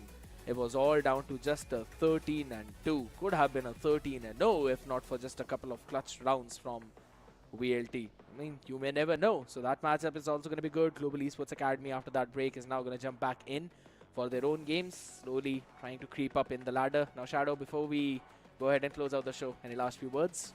I just want to know your predictions for tomorrow. I'm not saying that. You have to. I'm also giving my predictions. This is a ritual we have to do before the show ends. S8UL 2-1, Reckoning 2-1. I kind of agree with you. Yes, S8UL is going to win, and Reckoning maybe 2-0. Interesting. You know, it would depend on the map Veto itself. Maybe if it's Haven, we might see Orangutan slowly creep up. But ladies and gentlemen, that's about it for today's evening. Thank you so much for tuning in. There were some 2 amazing matches, VLT, and then again it was against OG, VLT winning that out. It was me, Skadiate, on the casting desk. Alongside me, it was Shadow, and also Aladdin, who will be saying bye, who's already said bye to us. We'll be catching you guys tomorrow. Make sure to tune into the stream. Good night.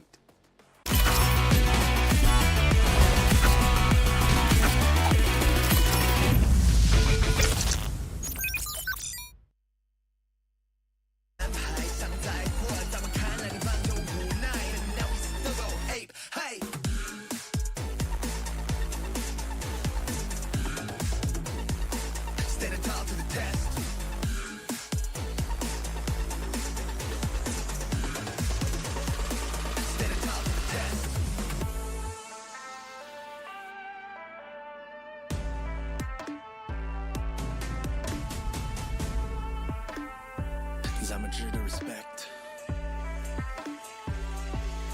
Standing tall through the test.